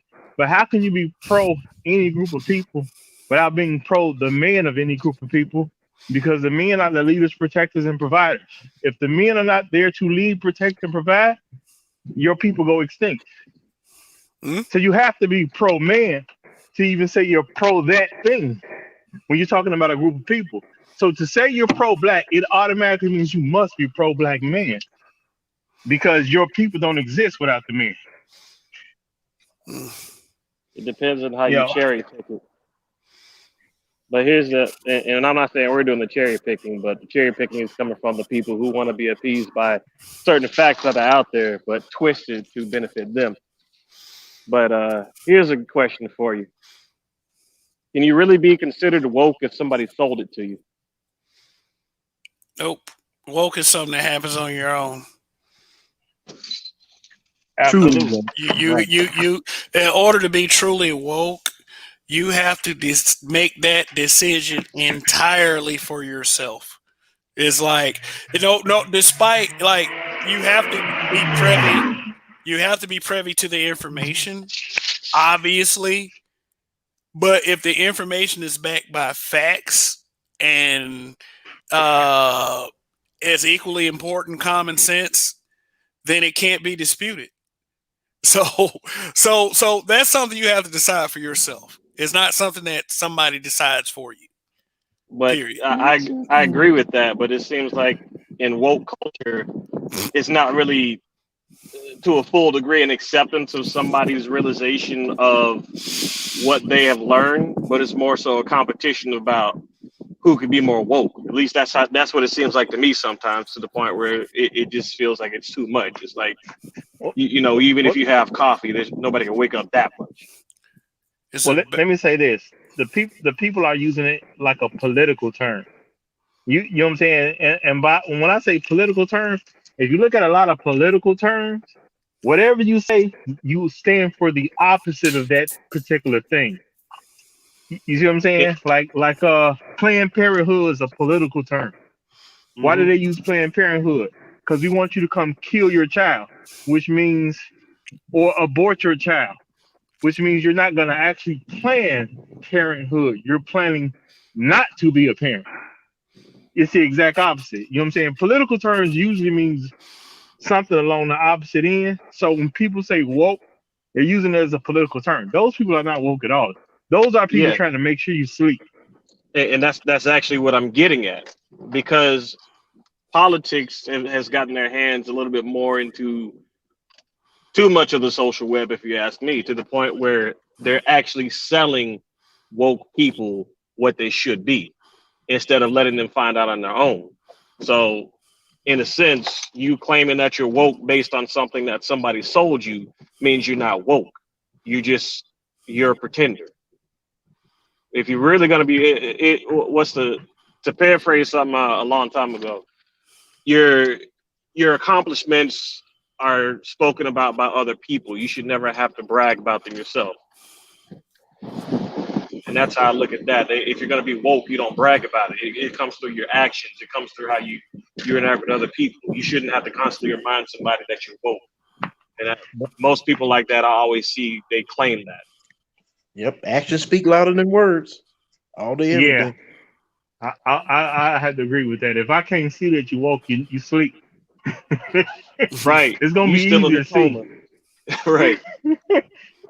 But that's the other thing, because you've got and there's some people that will argue that certain religion that you choose to partake in, questions your blackness, because you'll have a lot of people that say they're woke and they're pro-black, but at the same time, you have a lot of people that will claim they're pro-black and will go and research and learn the ancient religions of Africa in order to further that. So, can you also be pro-black if you were a Christian or a Catholic or anything else? Especially a religion I, that kicked I, us out in the past and tried to welcome us back now. I would say yeah, because I think it's about what you're taught when it comes to religion. Because I do hear a lot of people speak against like Christianity, and that's what I grew up in. But that's what I decided to stay once I got old enough to start looking stuff for myself. Now, what I know, black folks wrote the Bible. White folks ain't even smart enough to write a Bible. I know a lot of people say, "Well, no, white people gave you that during slavery." Now they gave you something back that we gave to them.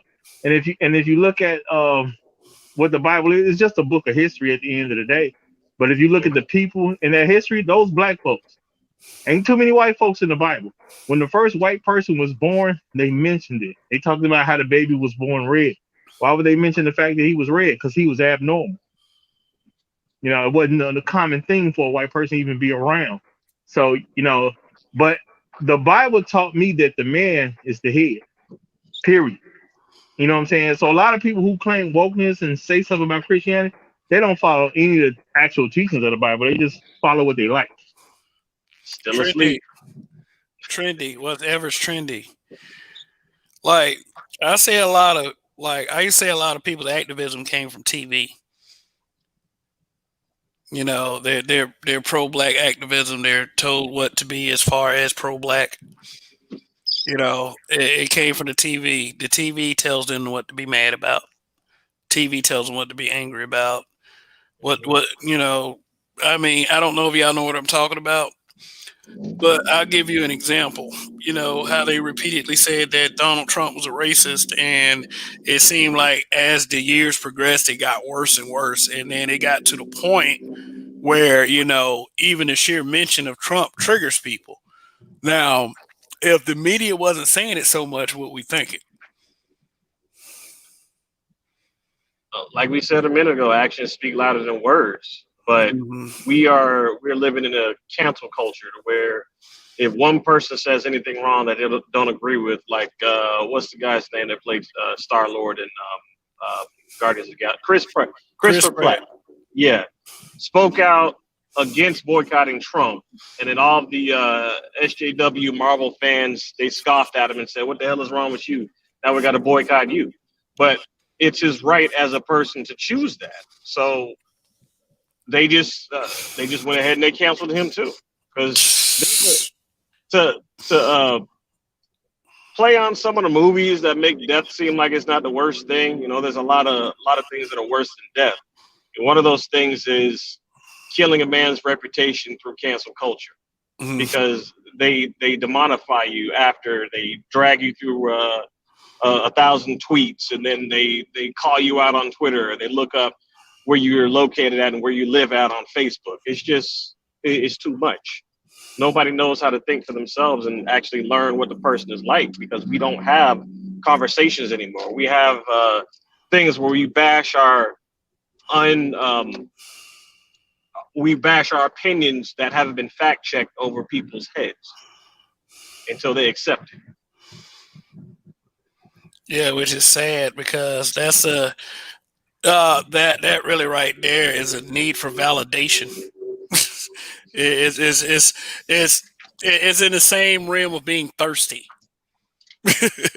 you Yeah, I see what you're saying.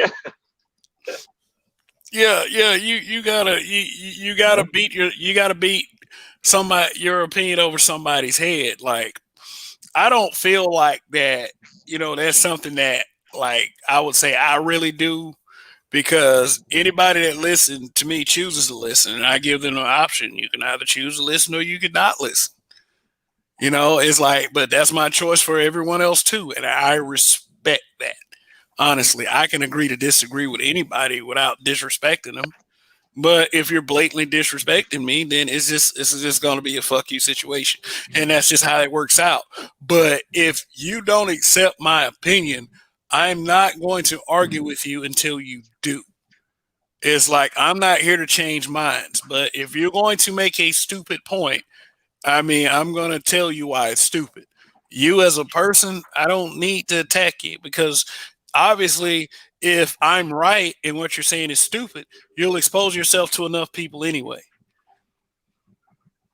right. Because the most people always focus on the fact that we have the freedom of speech, but nobody focuses on the fact that we also have the freedom of consequence too. Yeah, You got a lot of people walking around, sometimes typing around, because we got a lot of keyboard warriors that'll say something and then they get offended whenever you voice your opinion. oh But yeah, what it should be is like, okay, and I'm just throwing this out here, it's BS, but let's say, Kev, I don't like your show. Wouldn't you want to know why you don't like, why that person doesn't like your show? And then we'd have a conversation, we start a dialogue, and then go back and forth and hit both points that we're talking about to at least come to some sort of mutual understanding, to where maybe along later episodes, I'll start realizing that you have some good points, and I'll start being more interested in your show, or interested in topics that you're talking I'd about, say instead of just saying I don't like what you're talking about. I'll say this. I'll say this. I know it. I know what framing you're trying to build. Like, it's just like, give it a chance instead of just completely just destroying it. You're saying that, okay.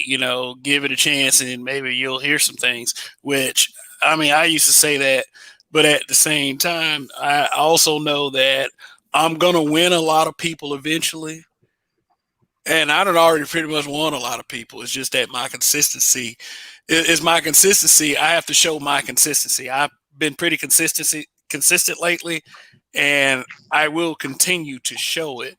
But I know I'm not going to win everybody. So it's like, if people don't like what I'm saying, it's whether they like me or whether they don't like me. I must be doing something right if they're watching. So cool.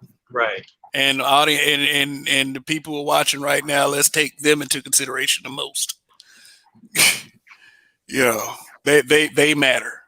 You guys matter in that audience watching. So we're like, but I totally get your point. There can be respectful dialogue even if I disagree. You know. Right. Even if you don't like my show, then hey, you know what? My reaction immediately is, I can't let you not liking my show stop me from having a show. Or I don't deserve to be here. Think about it. If you decided that shit for me, man, I don't deserve to be on this motherfucker, man. Right.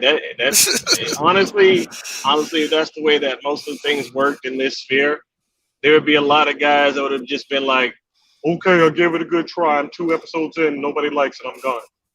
But the YouTube platform is like, you got to, well, any media platform, you got to continue to push and promote what you're trying to do in order to become successful. You can't just, throw out one episode, have a lot of backlash on it, and give up. So yeah, I agree. Some of the wealthiest people in the world in the beginning were told that they suck and they would fail. Honestly, and they had to go through it to be successful. Period. You just gotta have that mindset. Don't give up, and you're gonna have haters whether you like it or not. They don't. Them motherfuckers gonna exist. You know, Right. there's no way out of it. But haters is the haters is the is evidence that you're doing something right. You Well, go ahead. sorry to cut you off, but couldn't you like the whole point where you said don't give up? Could you also apply that to the quote unquote pro blackness as far as seeking the agenda that they're looking for because they've actually given up on certain aspects of the black society to the point where they are no longer trying to, like you said earlier, promote and raise up the black man, but they're trying to promote and raise up themselves because they're giving up hope. Would you say that's something that has happened? Yes, I will say that something happened, and you know what else I will say? I would say that you can't save everyone.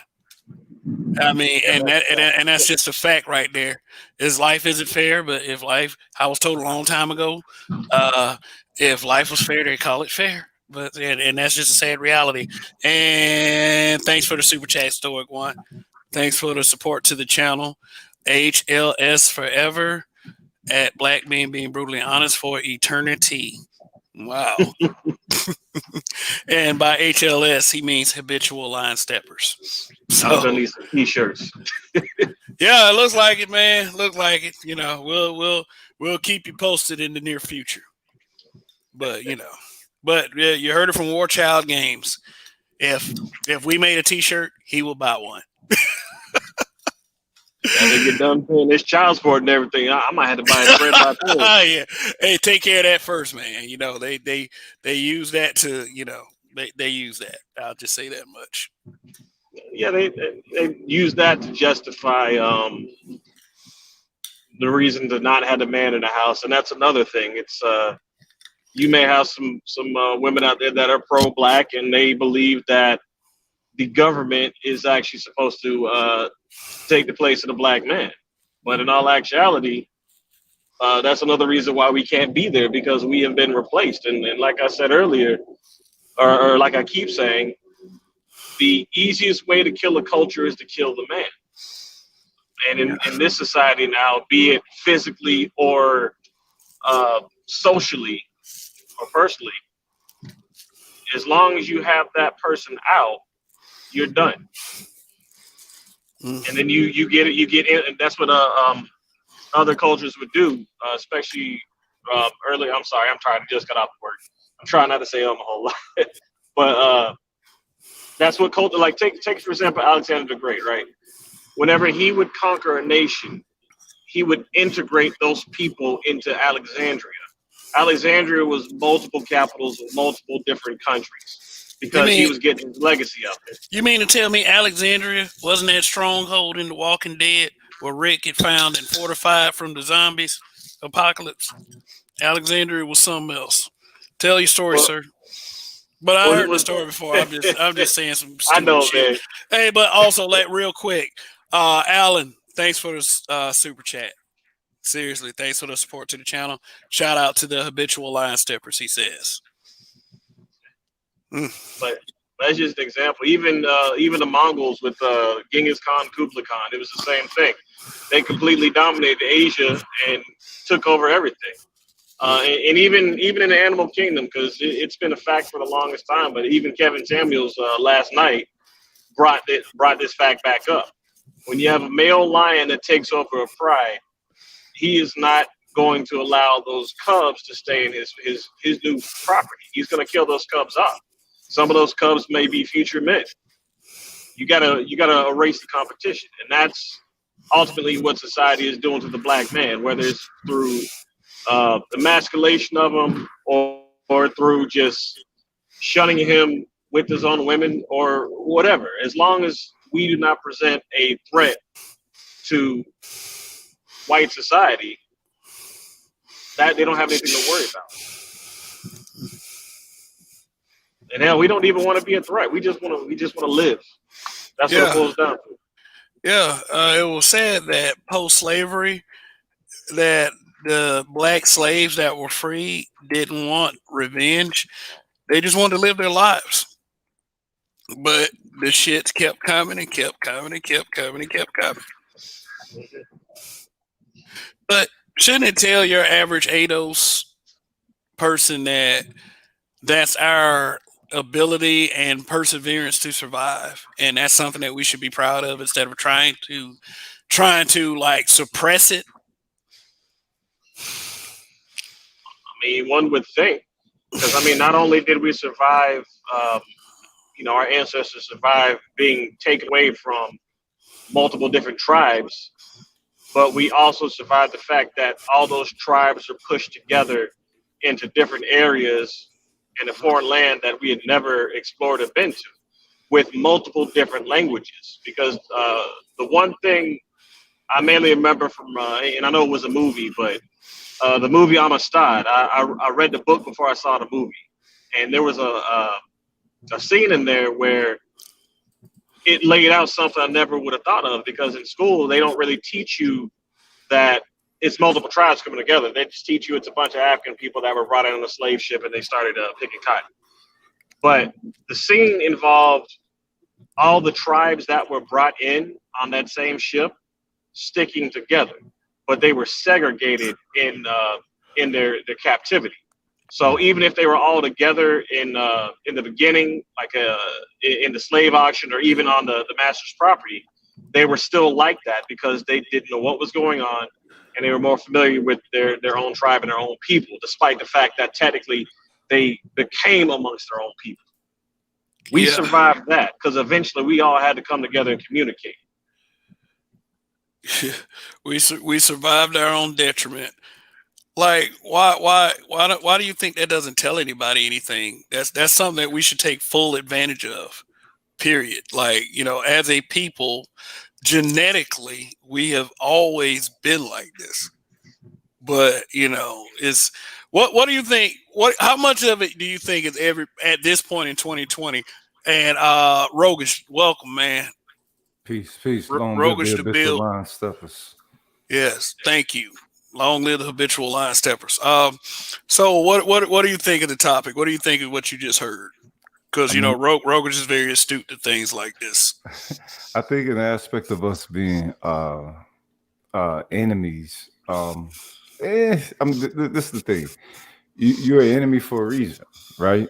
And once you're an enemy, I don't know. I think there's some TV shit that an enemy becomes a friend or whatever. When you're dealing with who it is that's calling us an enemy, why they're considering us an enemy, it's. I think what it is, we should really take it and actually run with it. Yeah, let's be everybody's motherfucking enemy. But what is the reason why we are the enemies? It's because of our potential, our frightening potential, and the potential of what to easily dominate. So, and this is my thing. All you got to do is look at the white collar positions. In the white collar positions, you get the most flack. Like I hadn't worked white collar until like maybe like 3 years ago. Most times it was just blue collar wellness or whatever. But working white collar, you understand that their main thing, they still have that fear. They have a fear that you're going to advance, and it's like, well, what is the fear that I'm going to advance? What I'm a make your company look better. I mean, I'm saying I'm not the owner. I'm not CFO. None of this shit. I'm just a lowly worker in here that's getting all this flack when he presents something of high quality for the product, utilizing the same resources that everybody else got or whatever. But you get so that if you're in your excellence, then that's considered a negative. And if that's the case, then what I'm saying, EBK, everybody kill him. Fuck it, because I'm gonna be excellent. You feel me? Yeah, absolutely. I think that, and I'm going to use the Middle East for an example, because they've always had war since I'm 35. They've been at war for that long. But you also have to look at the fact that time is a factor that creates enemies. not through purpose, but just the fact that if this person's father was an enemy of another person's father, and that hatred gets taught generation through generation through generation, you would think that eventually it gets to a generation that's like, why the hell are we fighting each other again? Because the meaning gets lost over time. But as long as that hatred is still there, it doesn't matter. That's what gets focused on. Right. Right. Like a blood feud. Exactly. Don't even know why. It's like, you seem like a cool person. I like Star Trek. You like Star Trek? No, I don't. I like Star Wars. Oh, that's why we started this shit. Okay.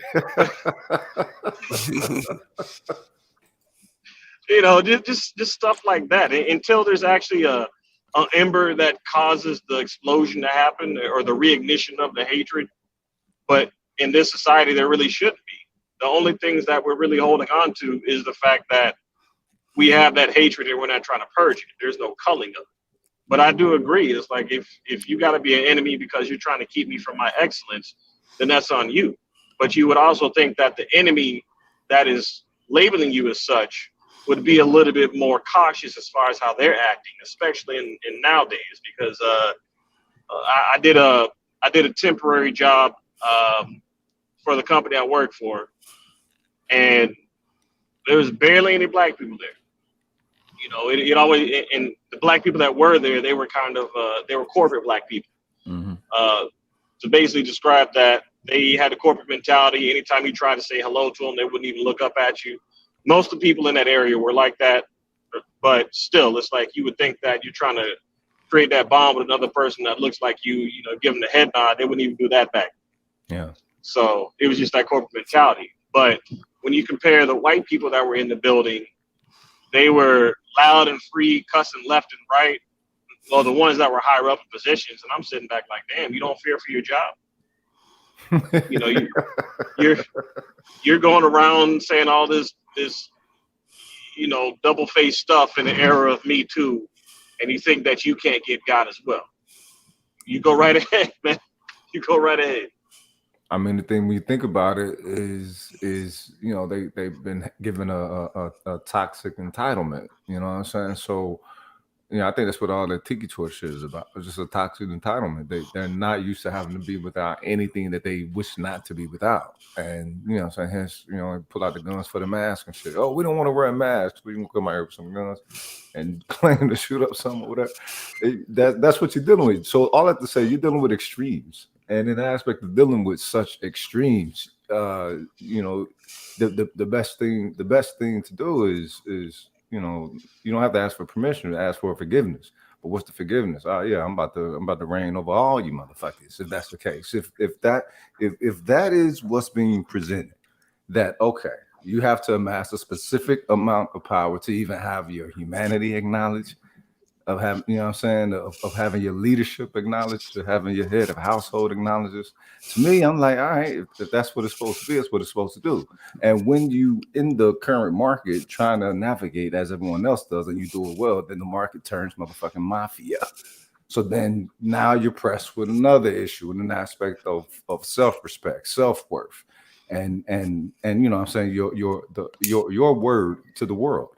I'm saying if the whole world is mobbish, I feel that that's how we supposed to be, operating. It might be considered to be, whatever, as far as extreme, but I feel that we're dealing with extremes. Right. I can definitely understand that. Yeah. Real shit. Real ass shit. But you know what? The whole thing with the pro-blackness shit, though, is I think that blackness has been given a whole different type of definition. Like when people say black, they think of something different, something attached onto it than what it was like maybe about 2 years ago, or something like that. Because pro-blackness really it's just like being pro-church or whatever. To me, that's what it is. It's like, all right, you show up on Sunday, you'll pay your tithes, and praise the Lord, and then you're out. And with the pro-blackness, a lot of people, it's the surface.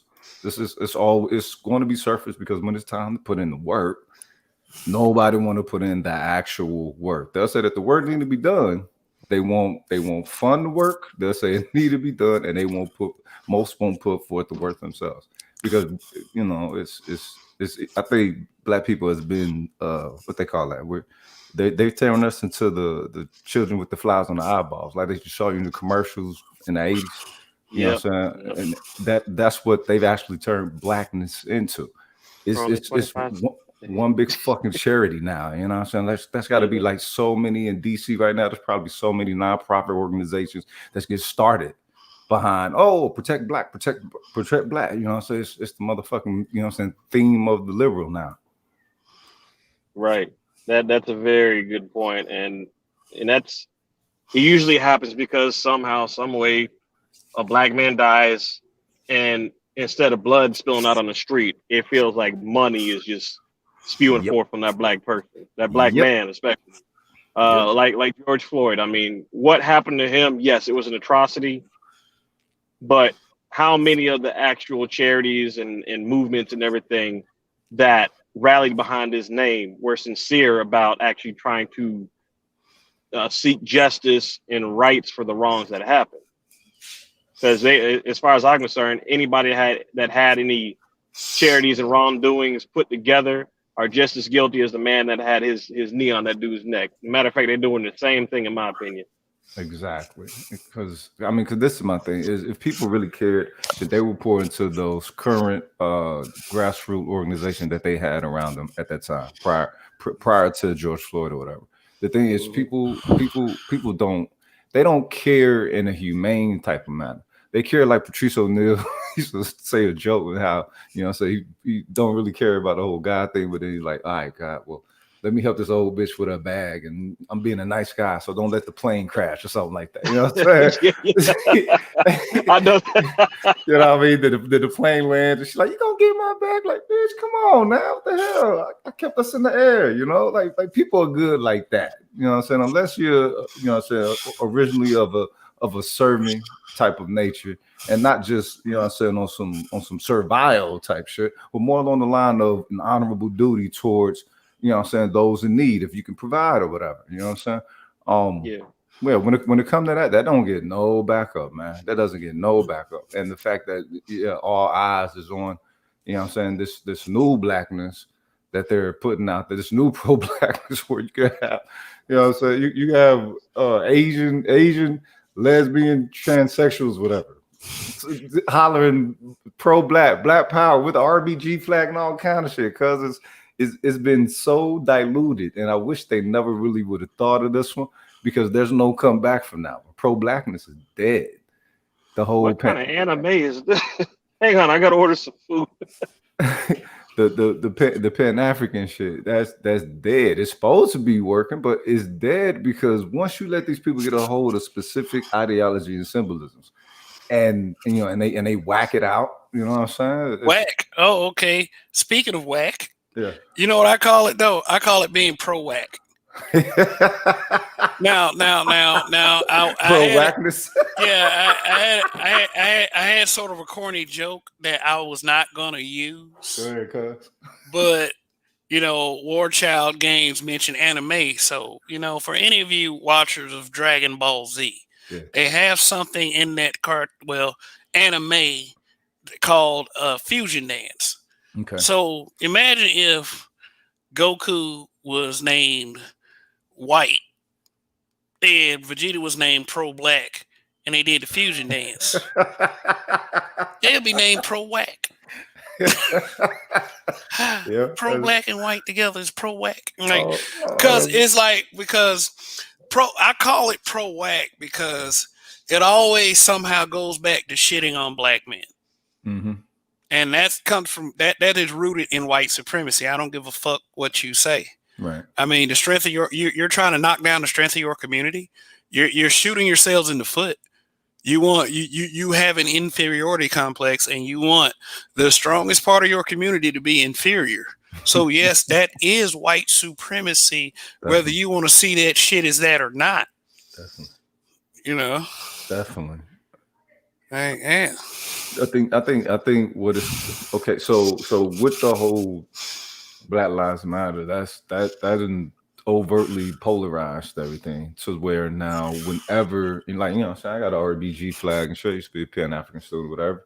But now when folks see that joint, immediately like, yo, Black Lives Matter. It's like, how the fuck did they get associated with the RBG and Pan Africanism? So it's like this. So the thing is, they've become such a polarizing fact that within the minds of the people socially conditioned, if you're in any aspect for community enrichment now, they assume that you're on some Black Lives Matter shit. And then when you tell them that so ain't really down with none of that based off of specific principle, a lot of them think it's just because of they do the gender dysmorphia thing, whatever. Nah, that's their business. It's not my country. It's their country. It do what it do.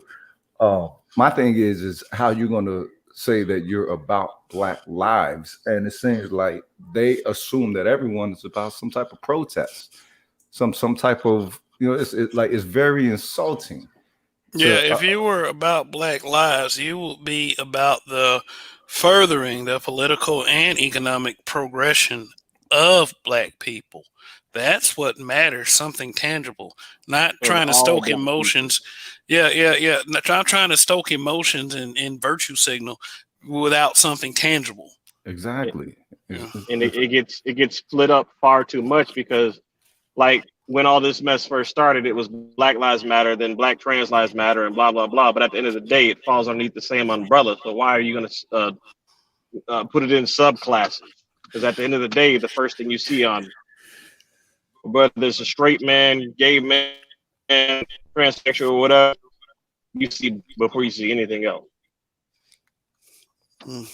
I mean, but the thing is, we also got to take into consideration. I talk about lens, man. I talk about mental lens mentalities. They've been under the mentality of this whole gender thing for however long it's been, and nothing is going to change that. So, in an aspect of people falling for the whole thing, or all you got to do is put Black in front of something now, and they will get the energy that's supposed to be given to the soil. You know what I'm saying, to the people of the soil, whatever.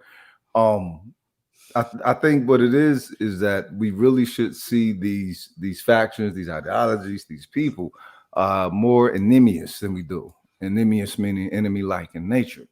You know what I'm saying? And whatever presents itself should get shot down now.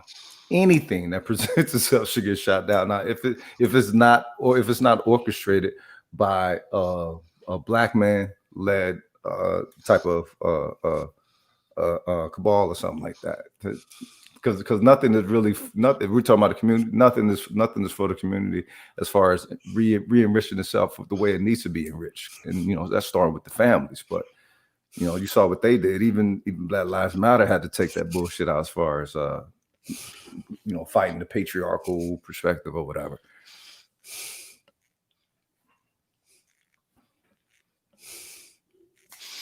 Oh yeah. Because Black men are such horrible, bad men because some guy somewhere made his daughter make him coffee because he was only he was only running the family business and taking care of literally every fucking thing.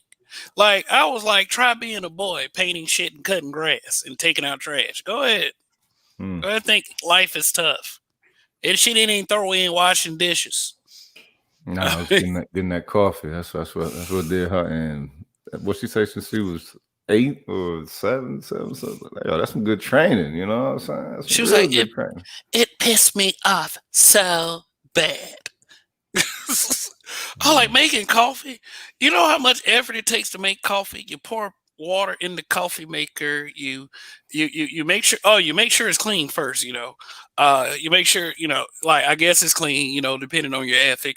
You put the coffee filter in. You put so much coffee grounds in it, and you start up the damn thing, and then you pour it. Maybe he made her put like 2 creams, 3 sugars. Nah, that coffee was straight black. Coffee was straight black. He was black like my father who abused me. You know what it is though. Remember, he was a company owner, right? He was a company owner. He ran a company, so more than likely she came up a little bit privileged, and that was his. You know, he was Right. nagging her a little bit, putting her in her Right. place, giving her this one thing to do, and because it's like, think about it. If she says she's around 8 or 6 or 7 or whatever, right? She'll say that 6, 7, 8, whatever. What 6, 7, 8 year old usually holds that type of like vehemence like toward their parents like that? You know what I'm saying? That on that level, most 6, 7, 8 year olds ain't thinking like that unless they're a little bit nuts to even begin with. You know, so Right. I hate this thing. It demeans me, bitch. You know, goddamn well, didn't feel no damn demeaning at no age 7. The I hell out know. of here. You sitting there like at the young, tender age of 7, I had a PhD. It's You know like, what I mean? no, you did not. So Get you the hell lying out of here with asshole. that. Right. I'm sorry. Look, You're at the totally age of 8 and 7, the main thing you're focusing on is trying to be good, trying to make sure your room is clean, trying to make sure your homework is done, trying to make sure you avoid the belt. Yeah. Because if you fucked up anything, you knew that belt was coming. You My know dad what? had I a would collection ask. of 2. Now, I was thrown off for a second. I was gonna say, all right, where y'all guys at? But listen to what y'all. I already know what y'all talking about, and I know what crazy chick y'all talking about, and I know this is another black women lying on black men again thing, which is something I said. You know what I'm saying? Myself, I can depend on a black woman to lie on a black man more than I can depend on God to wake me up tomorrow. And I really hope He wake me up tomorrow. Damn. Well, I'm gonna go ahead and get off. You have a good night. No. No. I mean, I know I'm in God's grace, but ain't none of us promised tomorrow. This is true. Damn. But I know what's gonna happen tomorrow. It'll be some woman lying on the black, or some sister lying on the black man tomorrow. That's gonna happen. Man, you'd have been a good pimp in the 70s, dog. You know what I'm saying? That's a cold game, cuz you know what? It ain't gorilla. You know what I'm saying? Most motherfuckers go that hard, they on some gorilla shit. You I still ain't wouldn't know gorilla what your name pimping. would be. This the right report, baby. This the right report. You know? Nah, he gonna call himself the Hawk. You know what I'm saying? That's just cold as motherfucker. You know what I'm saying? Try Hey man, Jesus. Don't try me. I'm just trying to keep it real, cause I sure want to wake up tomorrow. I sure want to. But Yeah. Lord, I know what I can depend on. They will be out here lying on us tomorrow. That's for sure. Man. Yeah. And that's the thing. That's the thing that ultimately sucks, though, because like I said earlier, we're just trying to get our piece out here. We're not trying to sit down, dog black women all the time, but it's the hive mentality that always keeps us in the doghouse. Because I guarantee you, if you were to reach one black woman and change her perspective, the next day it would be right back to normal.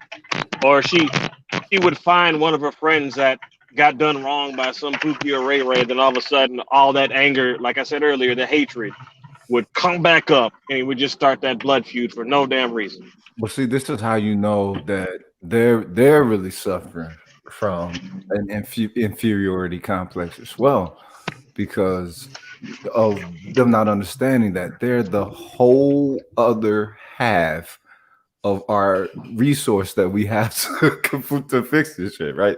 They're the Right. whole other half. There's only 2 halves. There's no other half. You have the men and you have the women. All the men is like, yeah, let's do this. And the women is like, nah, let's do what they say to do. But wait a minute, they against us. Well, we just It don't ain't even like gotta be that way. we don't like you running things. We don't like the way that you tell us to do shit. All right, bitch, but you like the way they tell you to do it? Right. You're gonna listen to somebody's, but what's better for the overall, land and village and people? I'm just thinking about myself. Okay, you're a hoe.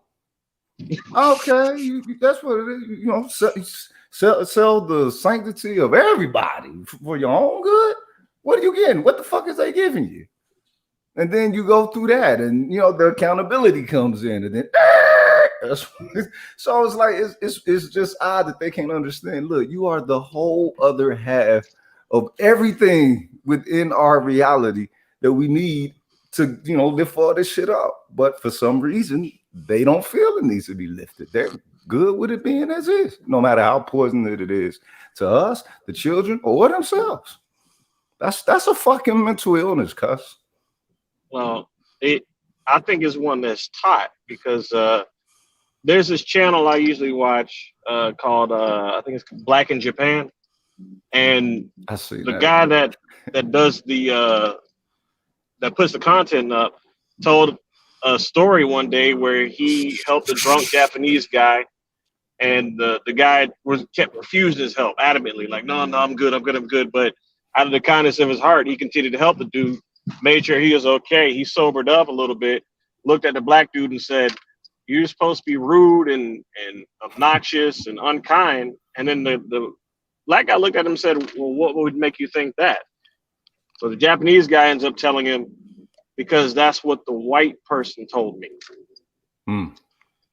So it's not just what we see in media that is screwing us over, but it's the people that are actually putting it out. Because if all you know is what's on television and all you see is quote unquote right without fact checking what's necessary, you're gonna believe the quote unquote superior person. Which in this case is the white person. You're staticking heavy. Damn it. My bad. Y'all hear me? I heard you, and now you're talking about the white man lying on us. White man lying on us, black woman lying on us. It all makes sense to me. You can count on that one too, huh? Hey, I know where our sisters get it from. You know what I mean? That's the funny thing. That's the funny thing. Because it's like, let's talk about the aliens. No, I'm kidding. Well, we had to get to that group of people. We had to get to them first, because if we let the white man or the black woman get to them, they'll be lying on us too. I mean, and you know, it's funny, but it's just equally sad too, because you know, end of the day, the only people we got. Oh, damn it! Come on, stop with the step. The only thing we got the only people we got in our corner right now is ourselves. Right. And I keep saying this, I keep hoping one day, and I keep praying that it'll happen, but we got to get to the point where we start trying to pull together and we start trying to network. Because if we don't, I don't know the age of the video that BGS put up on YouTube a while back, but he said that black society's got 3 generations left. So I think that the first nail in the coffin was when Ice Cube got ridiculed about trying to make a deal with the government, and he got shut down. So now we got to wait another 4 years and hope that something changes for Black society, but it ain't gonna happen because the people that were in charge of was it BLM or whatever, they never got any calls back from Biden or Harris. Well, I don't even see that as a bad thing. Honestly, I see it as a great thing. Ice Cube did what he did, and people were out loud on some hating stuff. And when you make it out loud, you can't hide it as much. You know, and I'm looking at that from the view of the fact that it's always been there. You know, because like I said earlier today on my show, I noticed this stuff when I was in my early 20s. You see what I'm saying? I kind of was getting the picture of this at like 18, 19, 20. But I know I'm 43 now. If I go 2 decades ago to my 23rd birthday, I know good and well I already saw all this stuff happen. So this is at least decades of seeing this stuff. So the fact that Ice Cube did what he did, and you know, and that visceral reaction came out. My thing is now you making it hard where you can hide the fact that it's happening. Now we all gonna have to deal with it because it's sitting on the table now. Yeah. So to me, it's kind of a good thing because it was already there. It ain't like nothing new started because of what Ice Cube did. It just made something that's been there more visual. Roger. Yes, sir. Roger, that crunchy mic, that Zero says that's you. That's you getting my feedback. Man. Okay. I think I got a Geiger counter over there or something. Yeah. No, I mean you ain't had to mute up.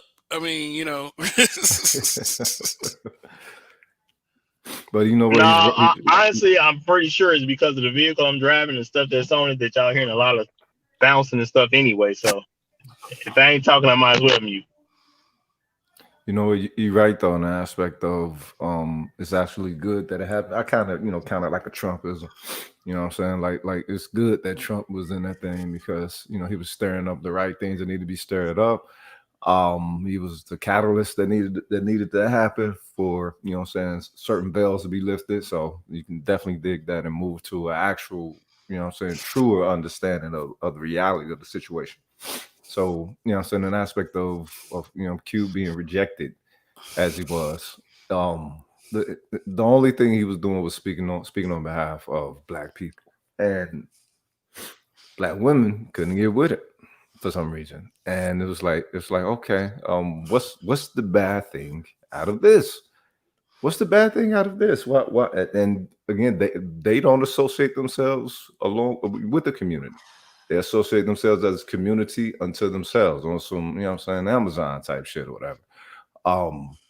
If that is their mentality for the longest, then perhaps that's how we should be interacting with them, as if we're interacting with a bunch of fucking Amazons.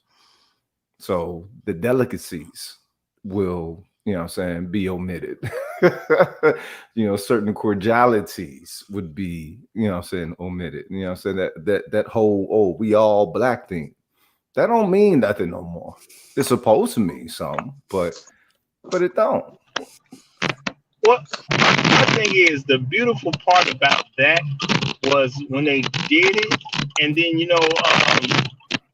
I know when those women talked about it on that other show, something with cocktails, the queens, I think it's called, whatever that That's is super on Fox crunch, Soul. dude. Okay, hold on, real quick. Let me do this. Hold on, 1 second.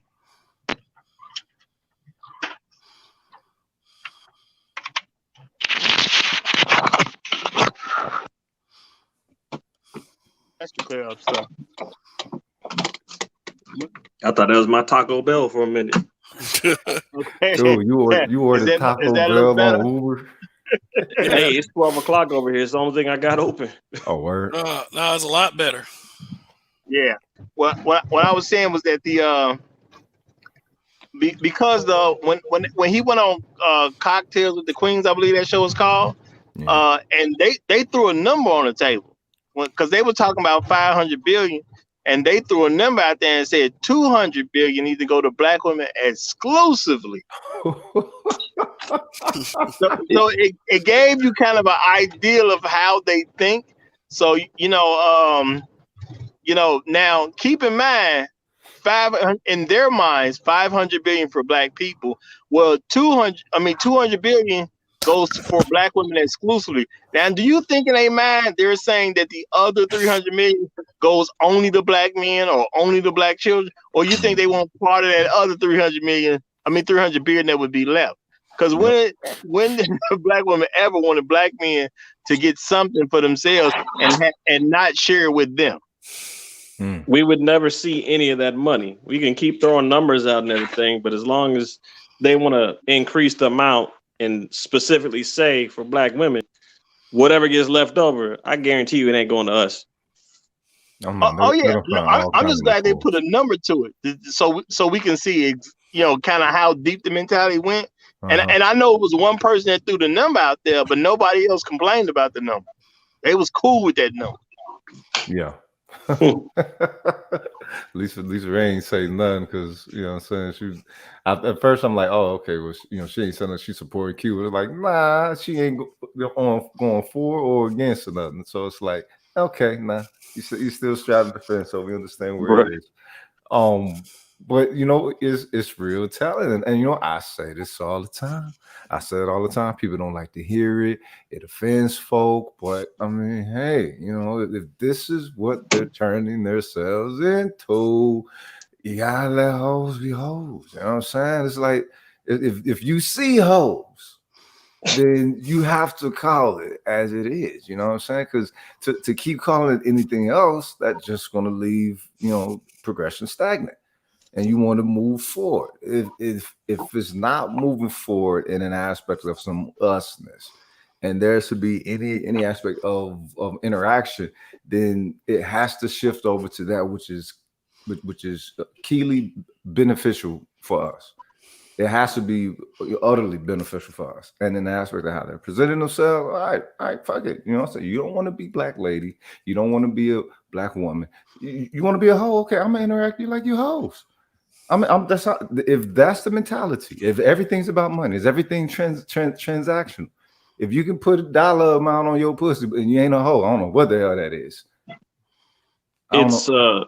it's them taking advantage of the subcategories like I spoke about earlier, because you're black, then you're a black woman, but you're also a feminist, but you also support I don't know, the right to bear arms or whatever. It's like the more categories you can gather together, the more cards you have in your deck to play, to where you try and position yourself to get the best winning hand out there. So, in all honesty, just like we say that we have options as far as being able to get women from different cultures, they're looking at it from their business standpoint like, okay, cool. So Ice Cube is saying that black people are going to get $10,000. Fine. We want just throwing numbers out there, but we want 6,000 of the dollars towards black women. And then they're also saying that they are going to give I don't know, $10,000 to everybody that owns guns. Since we're a minority in the Second Amendment department, fine, we want $5,000 of that. And then Right. eventually you look up, and we, being the black man, we're getting $5,000 like we were told. But seeing as how they have more cards, they might walk away with, I don't know, let's just say by the time they're done, 50,000, 100,000, Yeah. because they're playing the field. Yeah, because they splinter themselves. So they splinter themselves off from the base group. And Exactly. that's what the whole feminism thing is. It was just a split, a identity splintering agent. And now they could do so with Black Lives Matter. They could do so, black mothers. They could do so, black women entrepreneurs. Further splintering. And so it's like, all right, if the system is yielding like that to that degree, to them, I mean, it's like Roger says, it's like it probably is a enemy to their own people, because the way that they operate, it's like, yo, man, wait a minute, what the hell is occurring? That's for this whole group that we all supposed to be of. You know what I'm saying? The fact that we reflexively see ourselves as a monolith in, I guess, tragic times or something. Does that need to be omitted on a very extreme level?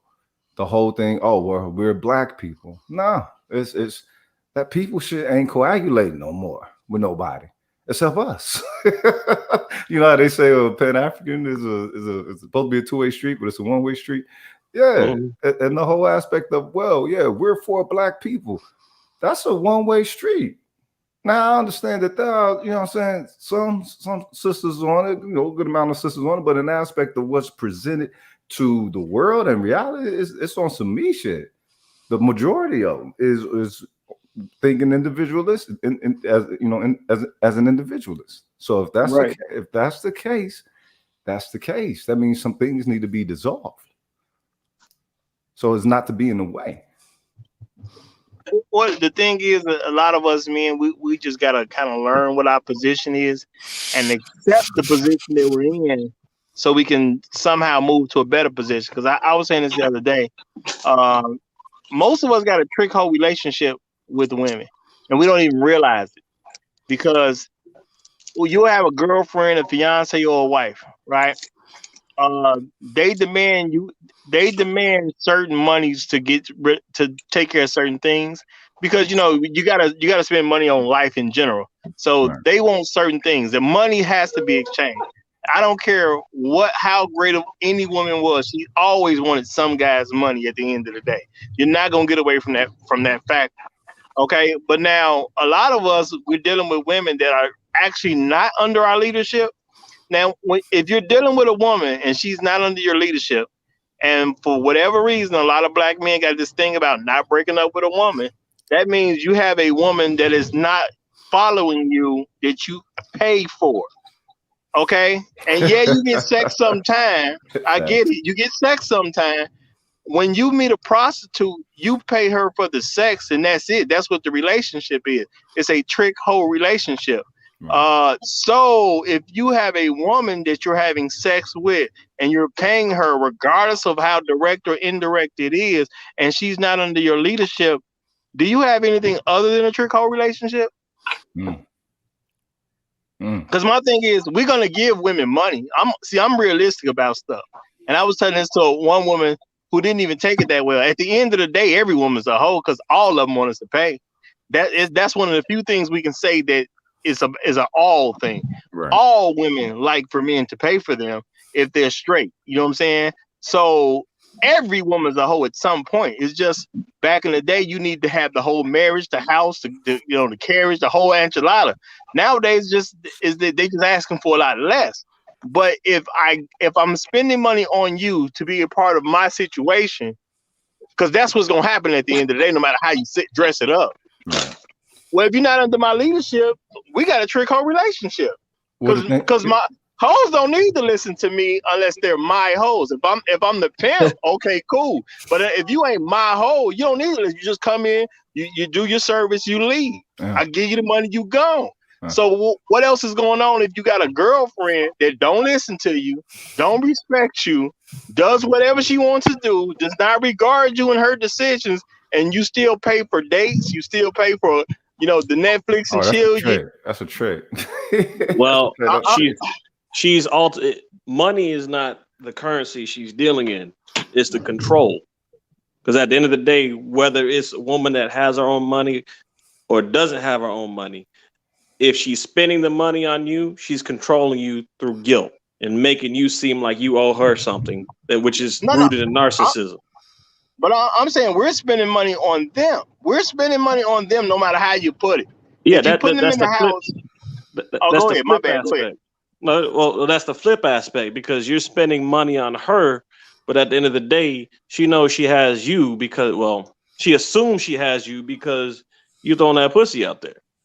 Or excuse me, she's throwing that pussy out there. Or you're sitting back hoping she will throw it out there. That's the blue pill mentality. That's the set mindset.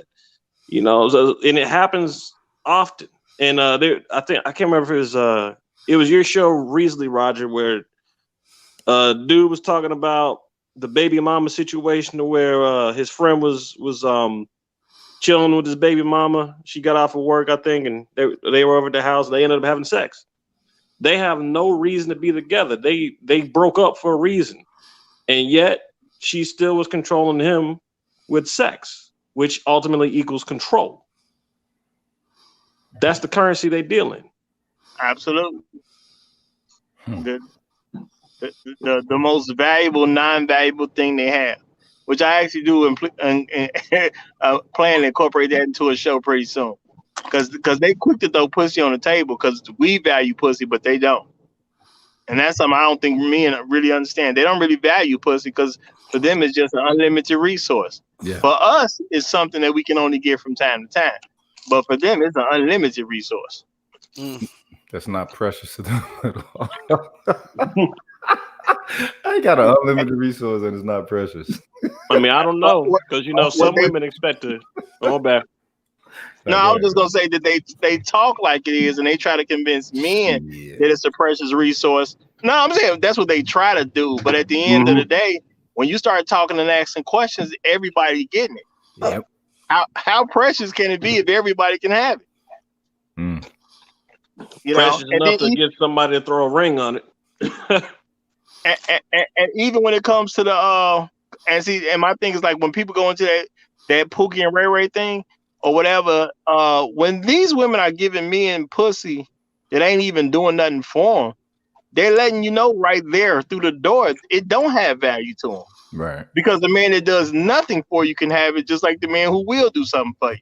So what's the difference? Right. Yeah. But if you don't mess with them, you're not pro-black. You got to remember that, though. You got to remember that.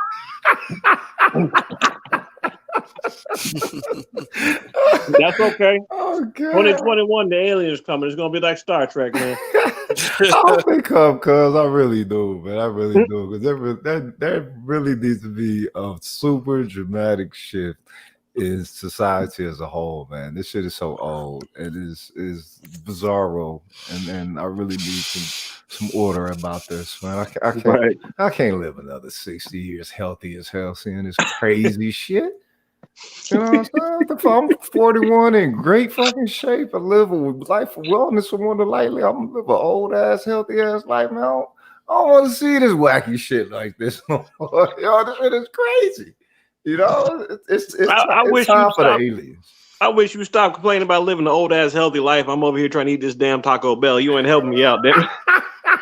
Hey, everybody get the cheat meal, cuz. Everybody At get the 12 cheat o'clock meal. at night. It's Friday. Homie, do your thing. But that's that low fat pro black Taco Bell. Right, yeah.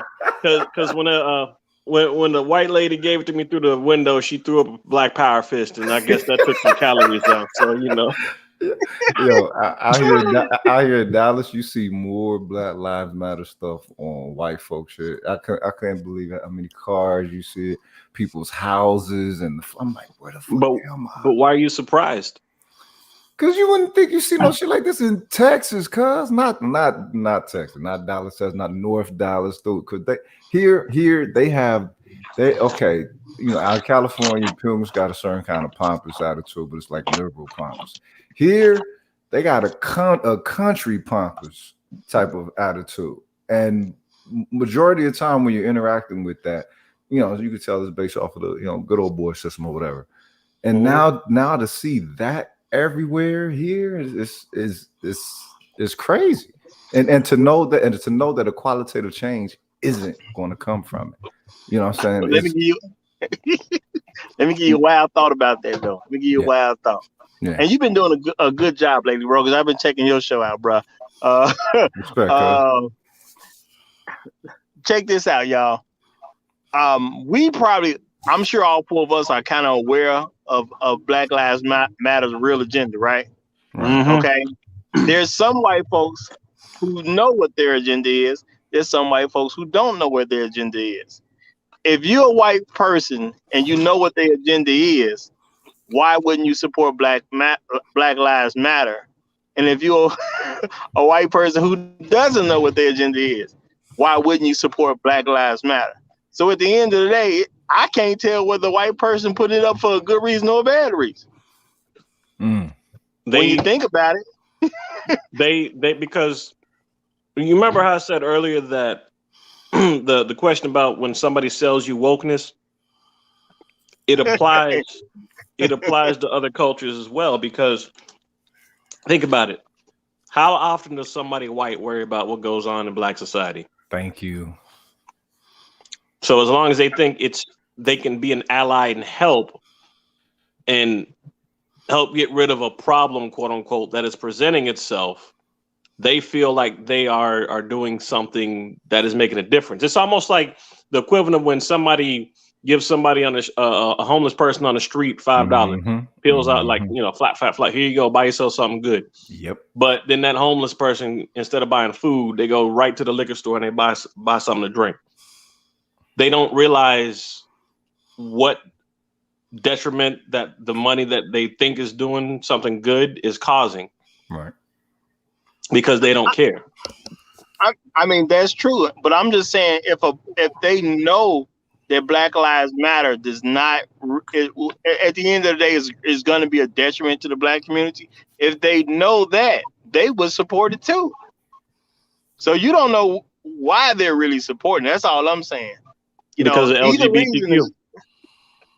But I'm saying, regardless of that, if you're white and you're supporting it, at the end of the day, it's not even designed to help Black men, which means it's not designed to help the Black community at the end of the day, period. So even if you were stone cold racist, it would still make sense to support Black Lives Matter. Yeah, that's true. Yeah, because it's ultimately pushing forward the goal, which I said earlier, to killing off the man of the culture. When you kill the man, you kill the culture. You take the women, you integrate it. It's a scorched earth. You're salting what's left so nothing can grow. Yeah, and I'm not trying to just take a shot at every white person out there. All I'm just saying is, based on the information that I know, I can't call you an ally just because you support Black Lives Matter. You might be the enemy I'm worried about. That's all Right. I'm saying. I just, color aside, I just like people that can think and actually do the research because, especially since COVID happened this year, man, you got so many conspiracy theorists to the point where they think they got everything figured out and they're just latching on to what they feel makes sense instead of doing the research on it. The other thing, since we're on that topic, the other thing that bothers me is the fact that you have Black people that know what BLM is about, but they're still like, I support Black Lives Matter, but I don't support the movement. I just support what Black Lives Matters means. But at the end of the day, you're still supporting it. That's what make it a cold piece right there, fam. Because it's undeniable to say Black Lives Matter, and to because a lot of people would speak of deterrent, right? But when you speak of deterrent to that, you immediately get pointed out in an aspect of, oh, okay, so you're anti-Black. You know what I'm saying? So the fact that they came up with that is genius because it's just so simple.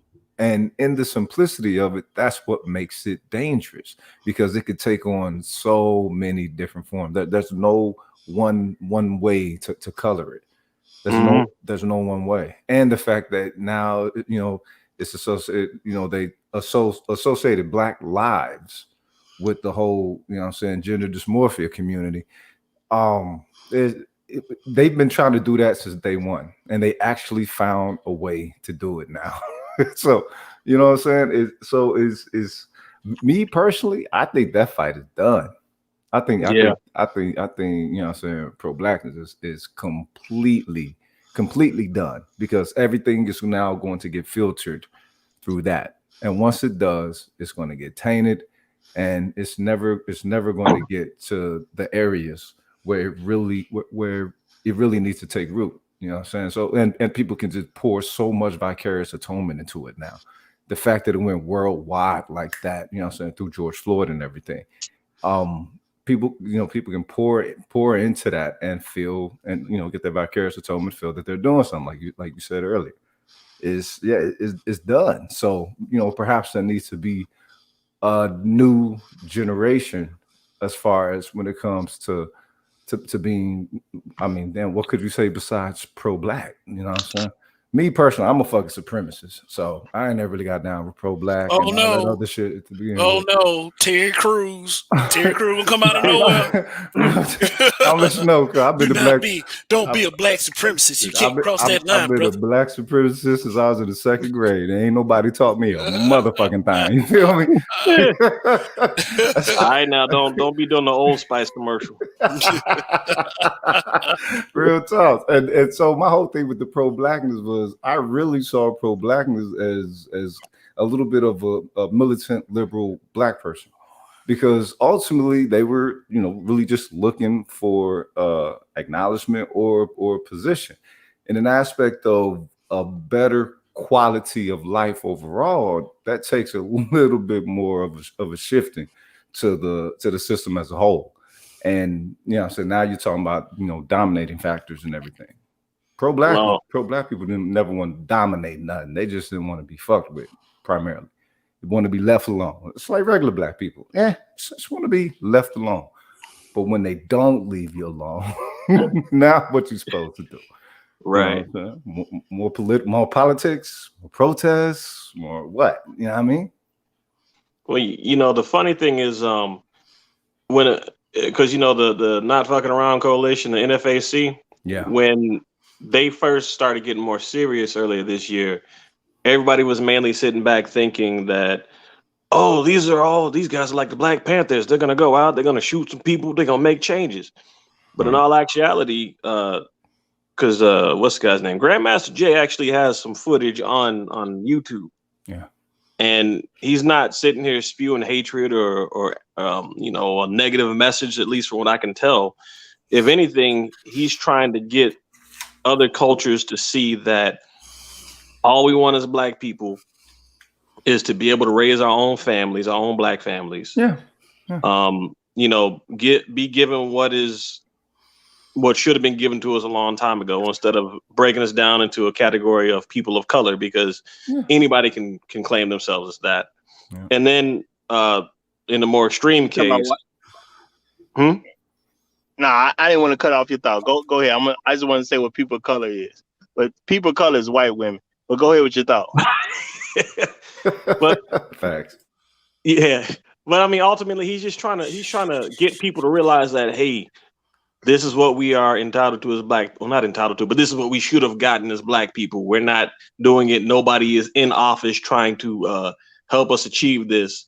And the people that you're trusting, they're not even going to do anything for you. Because like I said earlier, BLM never got a call back from what Biden and Harris. And yeah, that I didn't say it was a bad thing. I'm saying is that's a sign right there. If they thought that they had some political allies, especially after all the protests and everything and people taking over cities, if they actually thought they would have some political allies after all the mess that just happened, I don't know what type of logic they were using.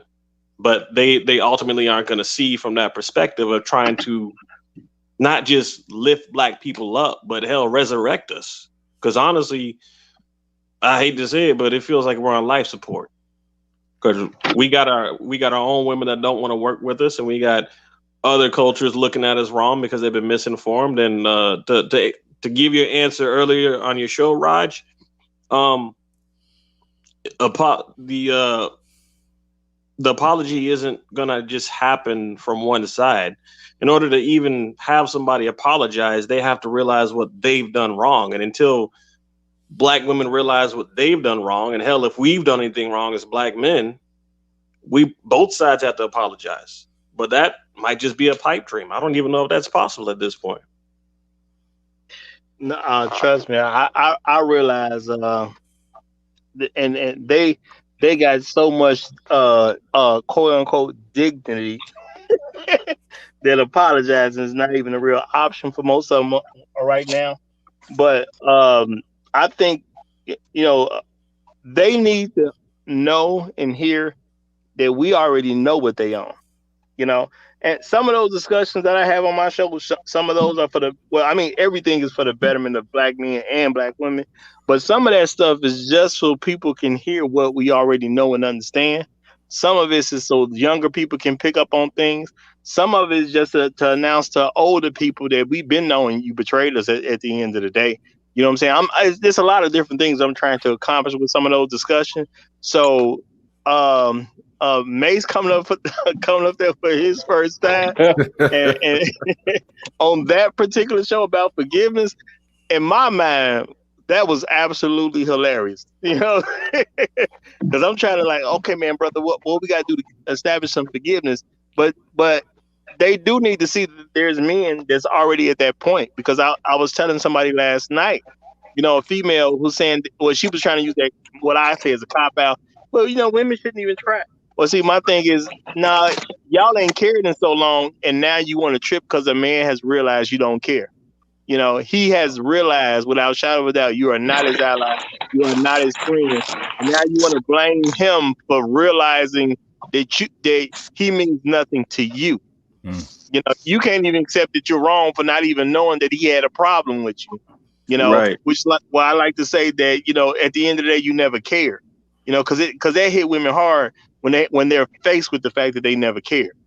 And we as men, we're just not used to calling them out on this stuff, because the fact that it's hitting so hard on social media is telling me that these women ain't really hearing men call them out in real life when they're going about their day-to-day life and things like that. And me, I've been calling women out for the longest.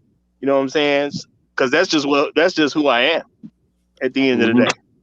If you don't keep them in pocket, if you don't keep them in an understanding that they need to be in a specific position of pocket, they tend to try to overrun you like pilgrims try to. Since that's the programming that they under, they try to act like a fucking pilgrim. So it's like, I'm putting all y'all motherfuckers in pocket. Nobody getting out of pocket. Yeah, that's real talk. Yeah. It shouldn't have to be that way, but unfortunately it has to be that way. And everybody kept thinking that Mace was coming out at a place from like aggression and everything, but I think I understand why. Because it's like when you get to that point, you know, it comes off as aggression, but he's passionate because he's been pushed to that point.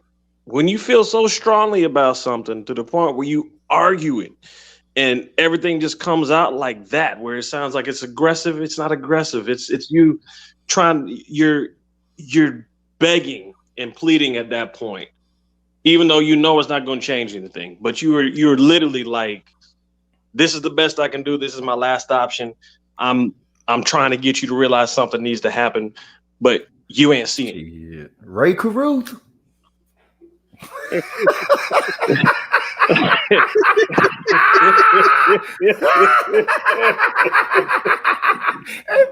motherfucker. Big expression like that, dog. Look, man, this is the thing, dog. That's why they call the crowds of passion. It's like they be killing bitches, dog, to push you to that level. It's like, yo, dog. Oh, the thing is, most cats is good cats. You know what I'm talking about? Most niggas is good cats, dog. And these bitches is, you know what I'm saying, treat a motherfucker like that. Shit, nigga, Ray Caruth. What the fuck? What, you know what I'm saying? How much is she gonna deal with? Pleading with the bitch to be a motherfucking wife when she already got the ring on. Shit.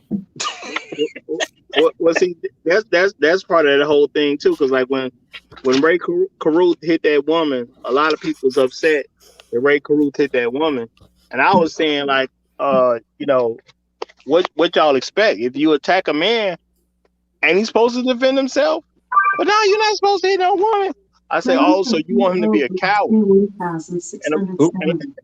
And of course, when you bring out the fact that they're asking for men to be cowards, you know what I'm saying? Because they be like, oh, no, that's not what I'm saying. Well, yes, you are. You're telling me that you want a man to be able to get hit by a person and be too afraid to defend himself. No, that's not what I'm saying. A real man can don't have to hit no woman. Now, a real man is going to defend himself. That's what men do. We've been defending ourselves and other people for generations and generations. So why would he not defend himself?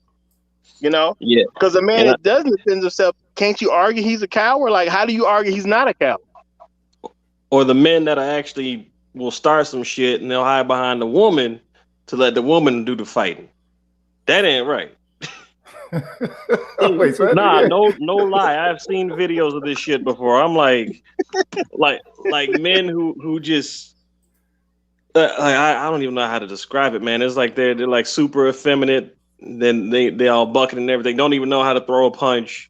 Yeah. You know, I'm not sitting here trying to claim I'm an MMA fighter or anything, but you know, I got at least defend myself. But that wasn't even close to defending themselves. They just, yeah, she gonna get you now. She gonna get you now. Well, you're gonna have to take on the evil Problack. Nah, man. And to correct you, Kev, I don't think that was fusion dance, man. That was those earrings. You know, it's permanent at this point. Can't undo it. That Potara, huh? Yeah. Potara. Oh man. Nani? But hey, but listen up seriously. Yeah, this is a great conversation, but I think I want to get into final statements right now, unless y'all got anything else y'all want to say, like, which, you know, before we get into that.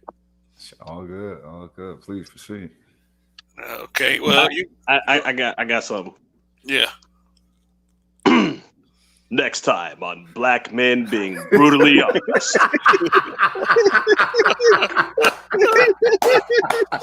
Next time. Tomorrow, well, I'll say this, tomorrow night show, I'm going to get, like, we were talking a lot about the political stuff earlier and how that is it kind of a detriment to black men. I'm going to reflect on what Obama said. Like, I know that was mentioned earlier in this show. Obama, what Obama said about, you know, why black men supported Trump. Yeah. So we're going to get into all that. And really, honestly, the Democratic Party right now is, to me, the black man hate party. I mean, you got all these people who say they represent Democrats and Joe Biden supporters. And do you even look, what do you see when you see Joe Biden? Every time I see a picture of him, he looks kind of mummified with hollow eyes. Like that shit's crazy. I On the real. don't let the look fool you, man. Because after watching that video of him talking about the 91 crime bill and dogging the bush out and seeing that fake smile, that spirit is still there, no matter how hollow the shell looks.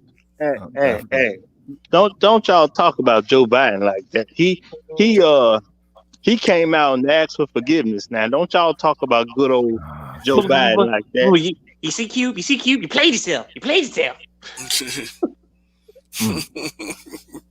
Joe Biden is an honorable man that knows how to admit when he's wrong. Okay, that's what Joe Biden. He's an honorable man.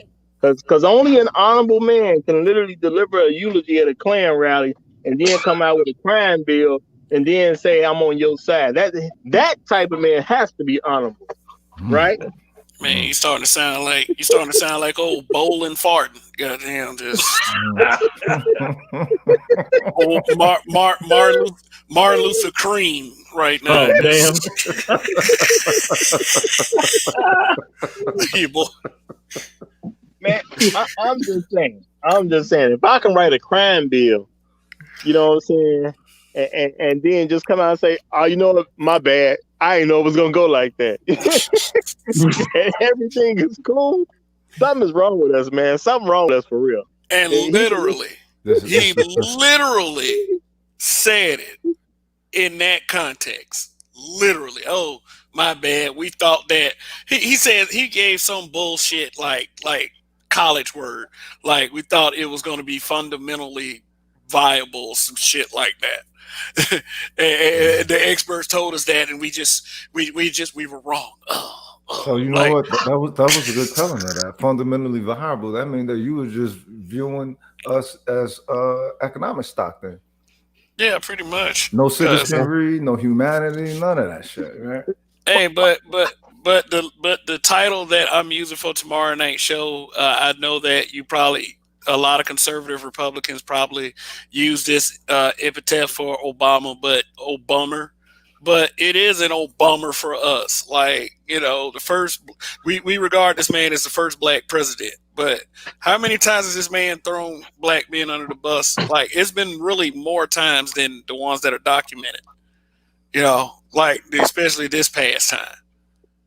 Well, you know, I mean, that's the best you can expect out of a man with a Kenyan father and white people that raised him. That's about the best you can expect. Yeah, he never had any attachment to us to begin with. So, you know, it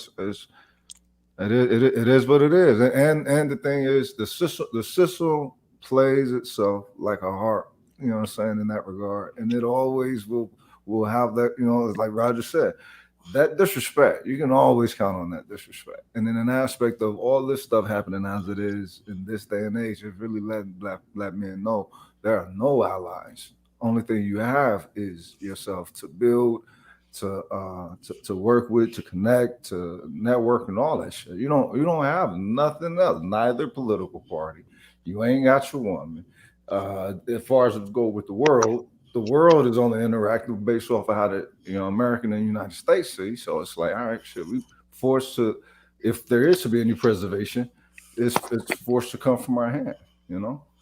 Yeah. We better figure it out. Yeah, because I keep saying this. This is Thermopylae. It's like what 300 is based on. You know, we're at the top of the cliff. They found a way to get to us by infiltrating our cultures. So, you know, it's either we die here or we find a way out, or find a way to fight back effectively.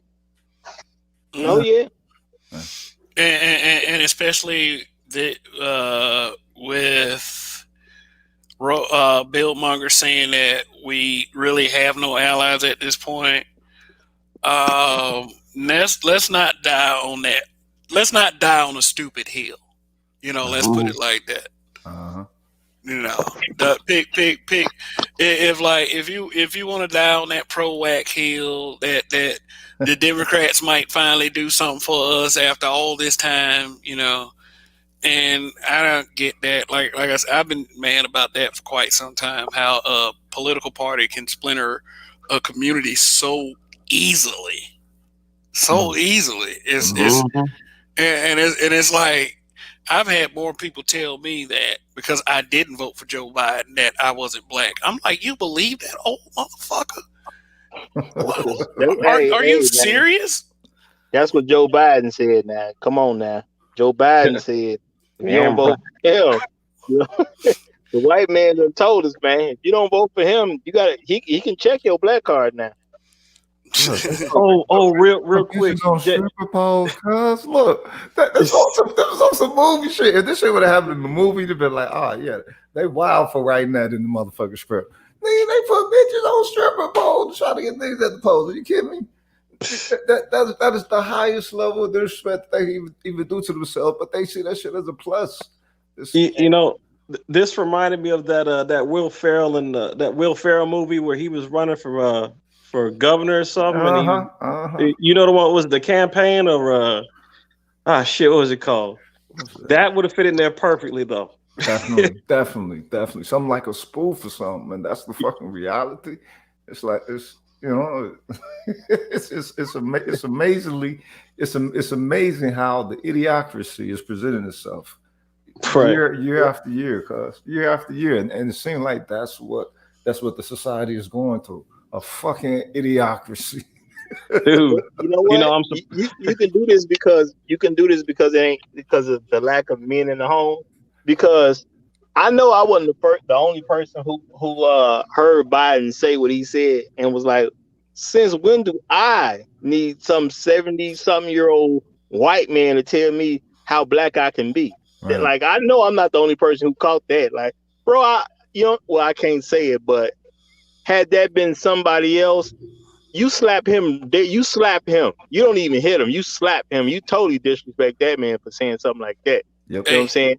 And I'm not saying anybody touched Joe Biden because he might be the president-elect. I ain't saying that. So no, y'all can't come after me. I'm not telling nobody that Joe Biden can get slapped. I ain't saying that. I'm just saying it ain't gonna kill him. But no. My thing is, it's like some technical law or something like that. I ain't gonna let them pin that on me. Oh yeah, you know what I'm saying? Yeah. And plus, Roger, he speaks jive, so you better watch yourself. Well, the sad thing is when he said that though, like he still had that same predatory smile, even though he was playing around. He said, "Don't vote for me, you're not black," and then that smile popped out. Yep. But in all honesty, he was making a campaign speech talking about some, when he came out the pool, the sun was shining up against his hairy legs. And his kids would rub his hairy legs, and he liked kids to sit in his lap. This is on the campaign trail. Man. Yeah. And then black people was like, was like, we went from picking cotton to picking presidents. Like, I said, man. That's another reason why we got to break this whole monolith shit. I mean, yeah, man, because it's making most of us say there's no hope in this community, man. We gonna do this. I mean, hell, if Biden wanted to lie to land, he really should have just offered everybody a PlayStation 5 after they voted for him. Man, and some Jordans and an iPhone, nigga. What the fuck?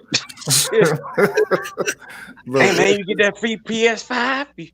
Look, it has to be deeper than black now, and that's the crazy shit. It's like it's got to be deeper than black. How the fuck you go deeper than black? That's the abyss, man. That's the abyss. And for real though, man, if Joe Biden would have gave everybody a PS5 and an iPhone and some Jordans, like you said, that's still gonna be more than what they do for black people the next 4 fucking years. Like shit, people. Oh man, I feel good. Trump's out of office. It makes me feel good. I want to feel some symbolism. That's disgusting, isn't it? Like man, black people across America gonna have family pictures of Joe Biden on their walls. This isn't even my final form. I got a question. How black is Q? Who? How black is Q? How black is Q? Ice Cube. I don't think he voted for Joe Biden. So how black is Q? He must not be shit. I mean, they actually did have a comic strip on Facebook where it was Joe Biden and he had like some minions and they had this black girl caught and she said, "I didn't vote for you." Oh, And he shit. said, "Well, I guess you went black." And I think you put that one up before, Kev. He just sucked the blackness out of her, left her whiter ages. I put it in a video. Like it wasn't my artwork, but I just like I try my hand at little video editing just to see what would happen. Like, hold on one second. I'll show it real quick. Yeah. Like, I know I said, what up? Nah, I'm just wondering how Black Cube is, because Cube, he done been on the stuff he been on for so many decades, but I can't guarantee you he voted for Biden. And he wanted to do something for black folks no matter who was in charge. But Biden did say he ain't black if you got a trouble voting for him, right? So yeah, pretty much. I got to compare Cube life to Biden life, figure out how black Cube is. Is Cube still black? I'm just not sure because of what Biden said. But for real though, but for real though, that might be why everybody except Kamala Harris, they keep saying she black because Joe Biden picked. Dude, we ain't even got no mathematical equation. No, she's not black. She's colored. Oh God. A person of color. She Obama. I'm a POC. No, motherfucker, you a POS. Like, fuck out of here. Hey, nah, she is Obama black. Oh God. Obama was colored. That nigga wasn't black, he was colored. I'm saying. Think about it. Obama, Kenyan father, raised by older white people. Uh-huh. You know what I'm saying? She's at least Obama black. You gotta give it down. I guess. Hell. Let's see. Would you be proud of yourself if you was Obama black? Why does it sound like a damn campaign commercial? Be Obama black. Wow. Being Obama black. I'm gonna start using Obama black for anything meaning like black light. Are you tired of that regular blackness? Not getting where you need to get to in society? Try being Obama black. For $5.99 at your local Sally's. Also available in Obama Black Lights. Buy now. 3 easy payments of $3.99. Yo, you did a great job painting that house. Is that gray? No, that's not gray. That's Obama black. Talk about some we'll give you the my nigga discount. You can't get a my nigga discount on Obama black. It doesn't qualify. Like, I mean, hold up, man. What that coupon say? Nah, wait a minute. Nah, it's Obama black.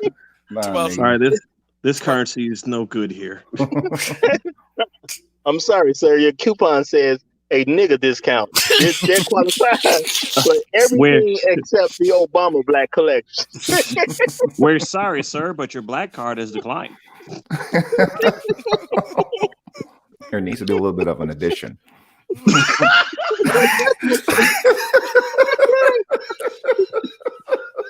Seeing as how that's not possible right now, please subtract yourself from my establishment. So you love. I don't know. You can love the Jonas Brothers and be Obama black. Oh wow! I'm saying because Obama actually loves the Jonas Brothers. Lord, makes sense to me. It makes sense to me. Yeah. And Joe Biden approves this message. Hey, just want to show this. I want to take up 44 seconds of y'all time once again. I never watched this. This is oh shit! I didn't have the sound on. That would help. This when Charlemagne was interviewing, all right? Well, yeah, but it's kind of. You have a problem figuring out whether you're for me or Trump, and you ain't black. This motherfucker.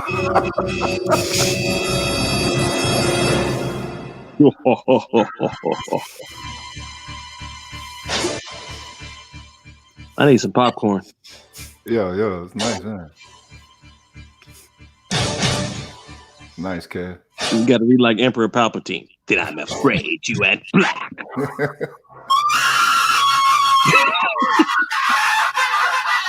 Do it. Do it. Nice. You know, nice.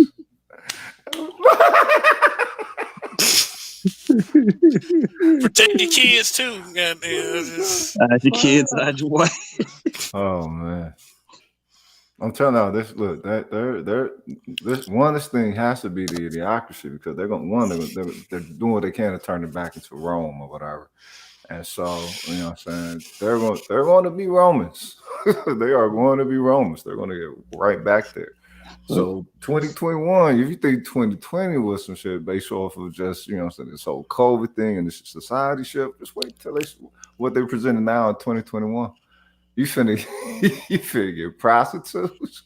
They finna legalize weed, all kinds of shit. Look, it get ready to be crazy up in this bitch. Hey man, let me tell you something, man. Let me tell y'all something. I was listening to the radio while I was driving around today, and it was nothing but thought music on all the black channels. Damn. Thought music. Thought music. I mean, the black channels or the Obama black channels? People of color channels. Like, I was just say that. Yeah. Oh, so Cardi B. Gotcha.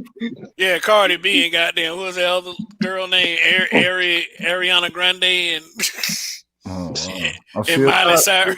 I didn't know Ariana Grande was a thought. No. Ariana Grande was groped by that preacher at that time. Like, you know, the guy that was on the reality show. Preachers making money and getting mad every time you say something about it. Man, she very gropable. Yeah, what was that? Was that like some type of did somebody died, right? When he did that? Yeah, somebody died. And he put the hook around it. He's like looked like Scorpion and said, "Get over here." Yeah. Was that Michael Jackson film? No, that wasn't Michael Jackson. This was very recent. Yeah. So but I ain't never seen anybody he looked like he had that girl up in a WWE bear hug because he wasn't trying to let her go, man. That's the most aggressive side hug I've ever seen. I didn't even know you can grab a boob from a side hug. I mean, literally just underneath the arm. Some women got sex appeal like that. Where it was Aretha Franklin's funeral. Right. Oh wow. Yeah. All right. And don't get me wrong, yeah, some women got grab one of them titties. You know what I'm saying? We going riding on the freeway. But dude, I get that some women are blessed like that, but this dude, his arm turned into a snake and it just found its way up there. Cause I'm like, damn, Cobra style. That man, Aretha Franklin casket move when that shit happened, man. Like, let that girl go. Like, good God, man, these dudes. Grab a dead titty. But you know what though? There's a deep state. There's a deep state that really seems very taboo and very egregious to us, but normal as fuck to them. And it's like when it reveals itself, it's more weird out than anything. So it's like these motherfuckers. Like I don't know. I guess I'm just a fan of people exposing themselves. Right. Like let us know who you are, so we know what to do with you instead of being surprised when something happens to somebody. You know, I'd rather not that shit. Yeah, but that felt like it was more like this is what we do. Now sit in granddaddy's lap and kiss him on the lips. It was like that. That's what that kind of looked like. Yeah. It almost looked like I would get out the pool and the sun would shine on my hairy legs, and the kids would rub my hairy legs, and I love when the kids sit on my lap. You know. Hey man, but you know what though? Black men who cry, they are getting defended. You know that, right? Y'all know that, right? Who cry what? I'm waiting on the answer. No, you remember Van Jones? Like, if you got a Facebook account, every time somebody says something about Van Jones crying, man, let that man be emotional, man. Oh God! Like every time a black man says something, that a truth that no one agrees with, we get like the names like, oh, y'all crying, you crying, you weak as fuck. But when somebody actually does a weak as fuck thing, like Van Jones, just because Joe Biden said that if you didn't vote for him, you ain't black, everybody's making excuses for Van Jones now. Man, let that man deal with his emotions, man.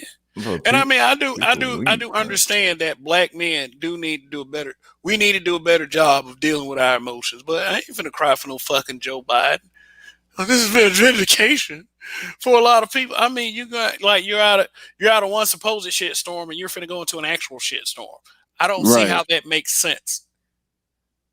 I mean, in the if I don't know, is he strong for the party like that? You know what I'm saying? The word, you know, he worship on some shit like that. A lot of them worship, so perhaps he one of them worshiping political niggas. You know what I mean? He is. If you vote for Democrats, if we vote for Democrats simply because they're Democrats, is that not worship?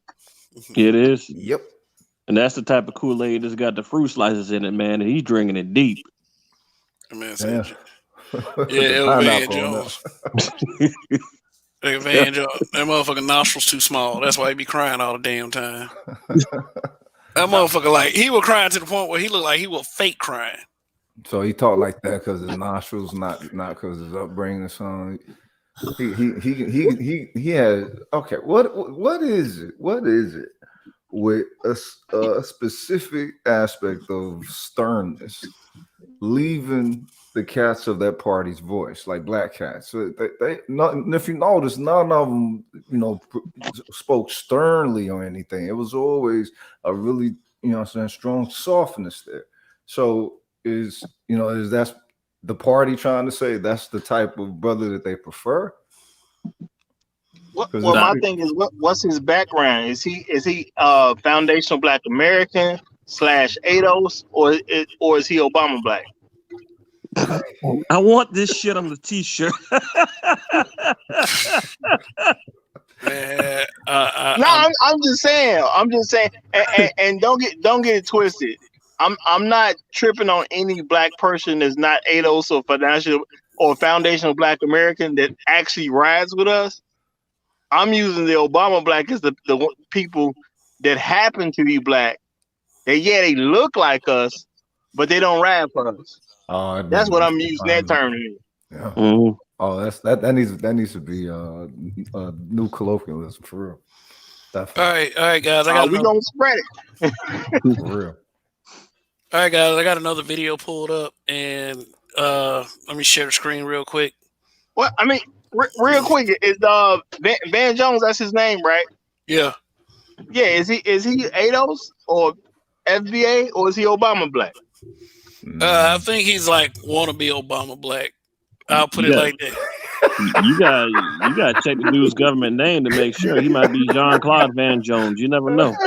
Yeah. Oh shit! All right, guys. I didn't watch this either. Say what? You ain't never seen this? No, well, I mean the piano music is like I put that there, but you know this is it right here. So all right, just watch the whole thing. Like it's interesting. It's very interesting.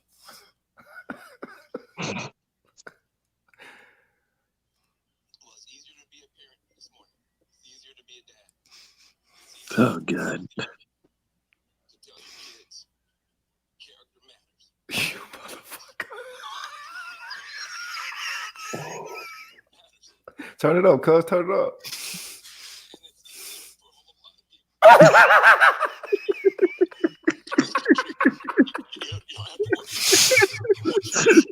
This nigga got the slave cry, cuz. It's like you need that sad music from the little charity thing for only 25 cents a day. Oh God. He had to step on his toe to get those tears out. Yeah, that's I'm what talking he's about doing. stomping. He's stomping on that left. It's in that and they got the tag at the bottom of Stacy's, nigga. And by the way, I sit on the stand, and it gets hot. I got hairy legs that turn blonde, and Oh. So I was trained and then watch the hair come back up again. So I learned about roaches. I learned about kids jumping on my lap. And I love kids jumping on my lap. Hey, You thought I was fucking lying? I knew you was telling the truth. Yo. What the fuck?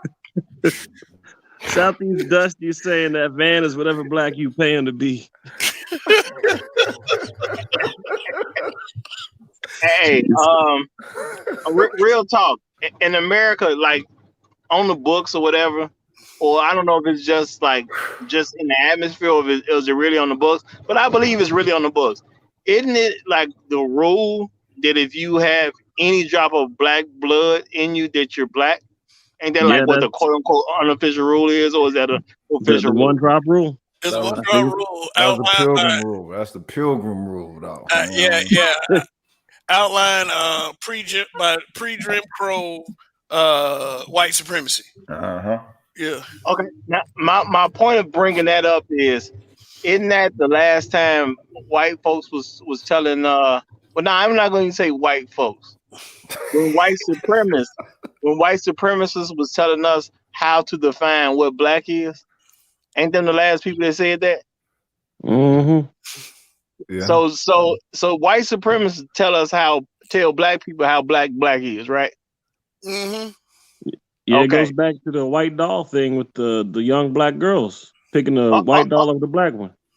Well, no, because my thing is that's just a concept and what people are picking up out the air and the atmosphere. But what I'm saying is it was white supremacists that got together and decided how to determine how black is considered black. Ain't that literally what some white supremacists did? Exactly. And how is Joe not a white supremacist if he would do the exact same thing? Well, he had his hand in the crack bill, like the crack bill, the crack laws that led to the incarceration of destroyed people that they destroyed. And, because of that crack and, crime generation, that led to the crime bill. Now, but Rogue is just picking up what I'm putting down. Okay, well, go ahead, Rogue. Pick up what Roger's putting down. He was just speaking in an aspect of if that's what white supremacists do, I'm saying the fact that he did it, that he did it makes him a white supremacist. And I'm saying probably most of his constituents. I mean, like I said, I'm not arguing that point at all, because if you ask me today, name a white supremacist, I'm likely gonna say Joe Biden, probably at this point. But there's gonna be somebody waiting in the wings. But what about Trump? Oh no! I look at this when it comes to the Biden Trump comparison. I do it like this. Now, true, most people understand the argument about Trump didn't let some black people in his building. I get that. That's true. Okay, at least as far as we know. But then you can make an argument that Joe Biden was making sure that black people had plenty of room in particular buildings. Those buildings are all pretty.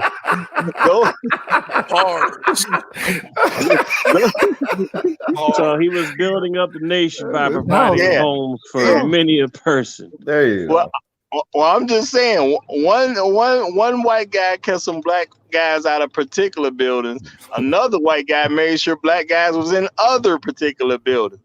And I have to go with the urban community. He's a philanthropist. Yeah. So if I gotta pick between them two and say who's the racist based on what they did, to me it's kind of obvious it ain't Trump. I mean, this is the same dude that said Strom Thurmond was brave and a hero. Think about that shit. Well, yeah. My thing, we got to really start looking at how we look at things as a people. Yeah, one person kept us out of buildings. The other person made sure we had plenty of room. plenty of room. Come in these buildings over here. Everybody that Trump didn't want to get in his building, come get over these buildings over here. We got plenty of room for you. You can stay. Free And you clothes. can stay as long as you As like. long as you want to. Free clothes. Lots of roaches. You can rub my leg hairs, corn pop. Oh man. What the fuck was he? Was he missing some meds or something? Was he nervous? You know what I'm saying? Just around. See, this is the thing.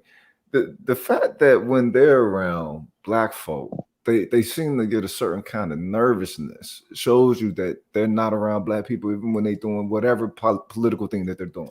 They can't be, because the fact that they be so uncomfortable and say some most stupid, idiotic shit that they wouldn't say amongst their own, you know what I'm saying, white village or whatever. You know what I mean? It's like living in DC taught me something. The short time I was there. When you see the areas where everyone was like, okay, this is a hood, and just about a couple of blocks away is, you know, the Capitol and all that. You're like, wait a minute, why would anything be hoodish in such a vicinity? You know what I'm saying? Like, how can they have black people right here and not, you know, understand if they're a valuable citizen or whatever, put a whole bunch of value or whatever into them? Nah, they're going to flood that bitch with crack or whatever. The whole thing is they show you exactly how they view your worth, how they view the worth of your people, how they view your history and everything, whatever. And people still go along with it. So, you know what I'm saying? I think there needs to be a certain definition of what type of program is too programmed. You know what I mean? Like some people are too programmed to where it's totally irreversible. And how much of our population do we think is there? It's a lot, because I mean, for every Section 8 housing we got and for every hood we got, it's literally the cage. And it's not a cage that's meant to keep you in. It's a cage that's meant to oppress you mentally, because they even target billboards and certain ads in those areas. Even the damn Walmarts, they target it towards that cultural group, which is mainly black people. Because hell, I've gone to Walmart in freaking McDonough before, and I didn't see too many black movies in the DVD section. I go to Walmart in Stone Mountain, Georgia, and there's a ton of black movies, DVDs, uncensored videos, stuff like that. Because they knew what their market was, and they knew how to target them, just like they knew how to keep them mentally downtrodden in certain areas and suck the hope out of them. So I think that's the same thing. Like you see the prestige of the White House, but at the end of the day, it's just a monument to make sure that people know that they can't really achieve anything past or even close to what they see. Right.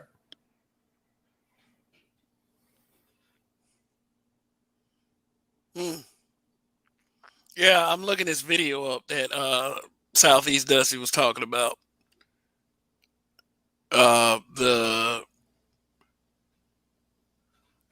Hold on. Okay. All right, guys. I found the video. This is gonna be my last one. I gotta get to sleep. Okay. This is. I'm about to probably wrap this up anyway, but this is Van Jones crying about Trump. Oh, he cried on this one too? Yeah, I think he cried. I ain't never seen this one before, but children to bed tonight, and they're afraid of breakfast. What? Fuck you, afraid of breakfast? Did he say afraid of breakfast? Cornflakes. Hold on, man. Afraid of breakfast. Somebody wrote that on a teleprompter, nigga.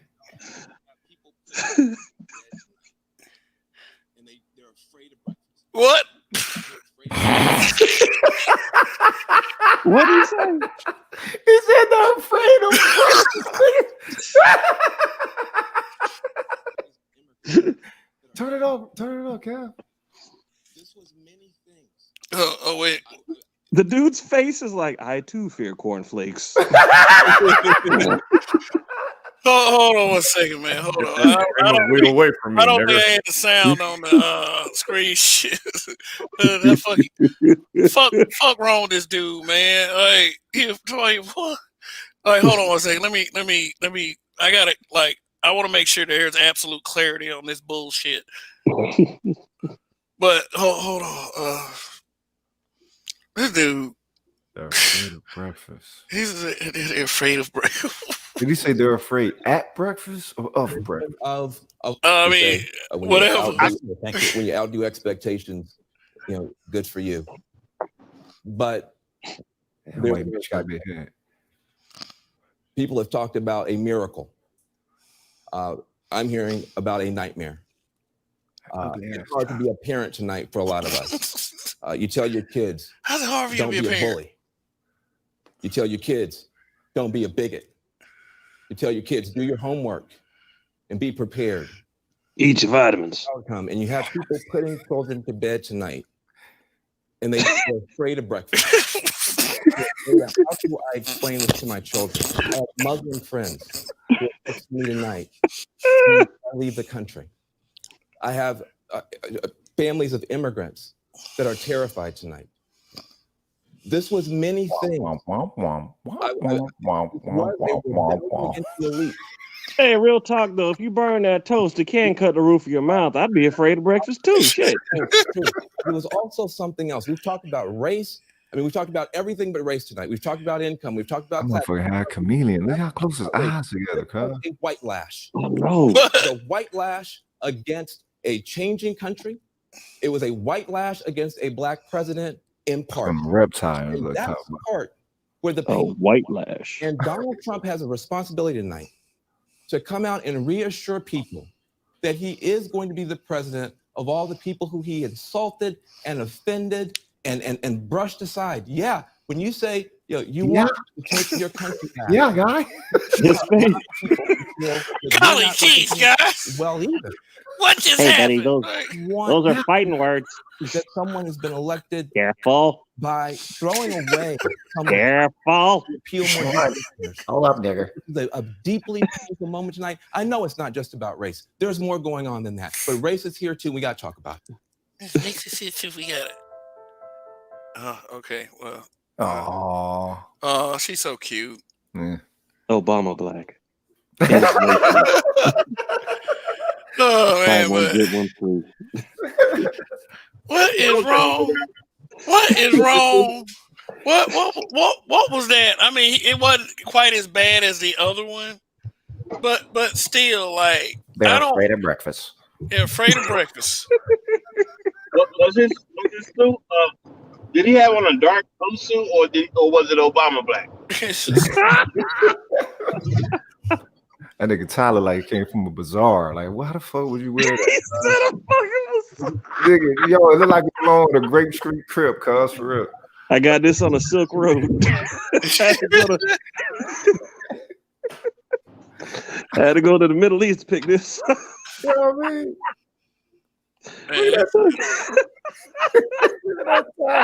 Unfreaking believable. This the Arabian collection. Oh, y'all ain't right. No, but look at where politics is, though, dude. If this ain't the ideology for us, it might not be for other people, whatever. But we have to declare it as such for our reality now. Right. This shit is completely off the rails. Whatever on the rails was, shit, it ain't there. Narrative return, nigga. Never more. And remember, it's safe to eat lunch and dinner, but you better leave that breakfast alone.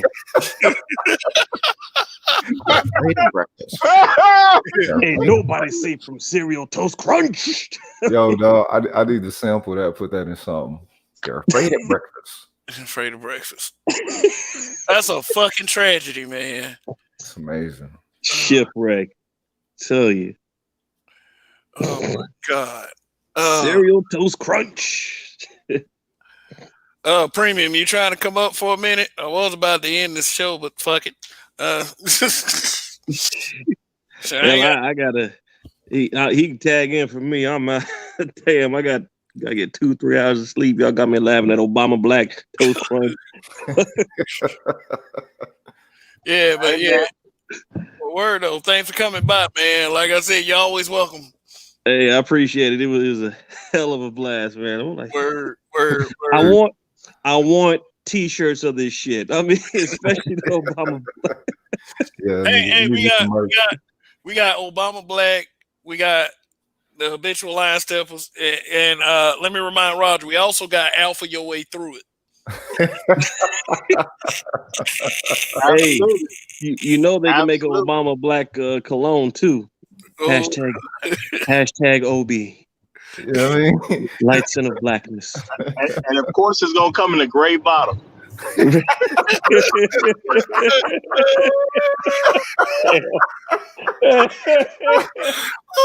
Hold up, or zebra stripe one, nigga. Hey man, ain't no more gray. That's Obama Black, man. It's two black guys. You got black, and then you got Obama Black. Ain't no gray no more. It's over with. No, half of them gonna be in white lace, and the other half's gonna be in kente cloth. Oh, don't even get me started on that. I'm still pissed off about that shit. When they were and when they kneeled down in those damn kente cloths, then they had black people okay in this shit. That look, it's okay. I think they'll like it. Like, no, what the fuck were you thinking? Well, look, the whole thing. They was on some Obama Black.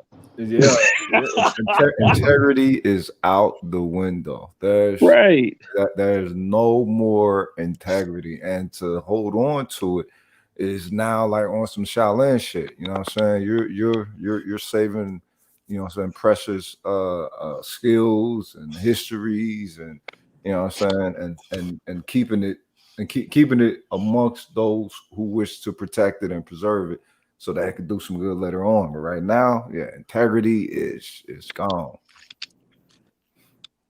I mean, technically, they're selling us woke, so I think politics are woke people. Question mark? Yeah, I mean, big fucking question mark. Like, I'm so woke. Like, yeah, like anybody says it like that, just walk away. Yeah. You know, I think it depends on the expectation we put on them. Because don't get me wrong, I voted for Obama the first election. I thought I was voting for a black man the first election. Now, the second time he ran, I had realized what Obama Black was, and I put my vote in a different direction at that point. You know what I'm saying? Now, I thought I voted for a better candidate because I now knew that there was black and then there was Obama Black. You know, I don't have a problem voting for a black man, which I thought I did the first time.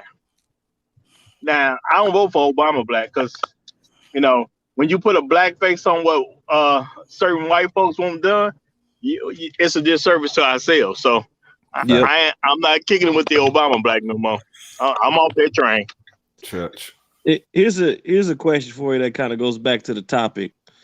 Y'all ever get tired of hearing other people call, you know, especially black women, but other black people calling other black people king and queen? I am, for real. I am. I'm glad to know it's not just me, because it's like a pompous thing. It's like, thank you. It's like kings don't pay taxes, my nigga, and queens don't. And to be a queen, you got to be the king's bitch. Not just that. It's like you need to have something to value and something to worth. You can't just, like, I'm sorry, but if everybody was a king, we'd all be addressing each other. We have scepters and shit, crowns, and at least, I don't know, 1,000 acres of land off in the St. Charles or something. I don't know. I mean, fuck. It's just ego protection. That's all it is. Ego protection. The thing is, they need to get into the mind state of saying build kingdoms, as opposed to everybody being motherfucking king, queen. How the hell is everybody gonna be royal? You exactly. You have to have some workers. You have to have some. Go ahead. I'm gonna tell y'all a story I heard maybe about a year or so ago. Do you know there's a lot of black people that was named Leroy? Because Leroy is supposed to be like a French word for king, and people was naming slaves Leroy because they was calling them king in French to mock that they're not kings. Wow. So the way people use king now, it's like those slave masters calling their slaves Leroy. That's how I look at it. And that's accurate. That's putting the nail right on the head too. Yeah. Now I'm mad as fuck at The Last Dragon. Bruce Leroy. But like, how come? Like, but how come we can't just be like, righteous men instead of kings though? Like human beings who, like, you know what I'm saying? You know what righteousness take, cuz? Righteousness takes humility. Righteousness take knowing one's place and understanding that you definitely ascribing for a higher. But the thing is, it's all about quality. A lot of people don't want quality like that. They want whatever opposite of that is that's considered valuable. Instant gratification without knowing the full value of what they're getting. Yeah. Oh man, hey, let me read this out loud real quick. I'm reading, I guess, a tweet from Spade TV because most of these publications are just nothing but. Before you read that, let me throw this in real quick because I want to stay in context. Yeah. If people called us righteous, there would be no reason not to follow. But if they call you king, it's up to the subjects to decide do they rebel against you or not. That's deep. Go ahead, Kev. All right. I guess this person is named Lily La Artista at Chismosa. I don't want to tell anybody what Chismosa means, but I guess lots of cheese in Spanish. Yeah. She says, the way Megan Thee Stallion's success infuriates men, I want that power. Okay. So basically, you want to be a lion ass thought. That's what you want to be. Yeah. A lion a lion that's that who gets shot in the foot. How did she get shot in the foot? Allegedly. Okay. She's here twerking. She doing. Got shot at and got hit in the foot. No, well, she wanted to hit in the foot. They're trying to kill that bitch. like what? Like she thought Jesus. Like she got 2 holes in her feet, and motherfucker just coming up there sticking the holes in her feet while she twerking and shit. No, that's Cardi is thought Jesus, dog. They made that bitch a motherfucking goddess of slutism. And I'm still mad that Biden even sat down and quote unquote interviewed her, and like they were saying, it's like she's giving a Christmas list of what they want for black people. I got a question for you guys. Like let's say, like slavery was to come back tomorrow, right? And like the government was like, okay, if you're black, you go into slavery, but if you like, let's say Puerto Rican or Dominican or whatever the case may be, you getting shipped back to like your homeland. What line will Cardi B be in? I already know, but I mean, we know she gonna be in the back to your homeland line, right? But let me just say this real quick, because my thing is, as black men, we gotta stop letting this stuff slide. We gotta stop letting certain stuff slide. Y'all hear what Kev just read? Mm-hmm. Now, Kev, could you read that? Could you read that girl's statement again, or that woman's statement again? She said, the way Megan Thee Stallion's success infuriates men, I want that power. Okay, now let's examine the facts. She said Megan Thee Stallion's success infuriates men. Let's all be realistic. What's the one guy that's mad that Megan Thee Stallion's successful? Who is that guy? A gay man. No, I'm just saying, realistically, has any man came out and been mad at that woman for being successful? Because I ain't heard of them yet. No, it's mostly black women. No, my whole point is she made that up. We let them make up way too much stuff and run with these stupid narratives that have nothing to back it. What group of men has said anything about Megan Thee Stallion being successful? Nobody, as far as I know. Exactly. I mean, unless she went on the Breakfast Club and they said something like that, I don't know. But nobody, as far as I know. So her perceived these phantom men that's mad at Megan for being successful. These phantom men, because this is stuff running around in her own head. Right. That's who she's trying to take a shot at, and I want that power. So these men that don't exist can hate me the way they hate her. And to quote somebody that we often watch, no ma'am, therapy, book a session.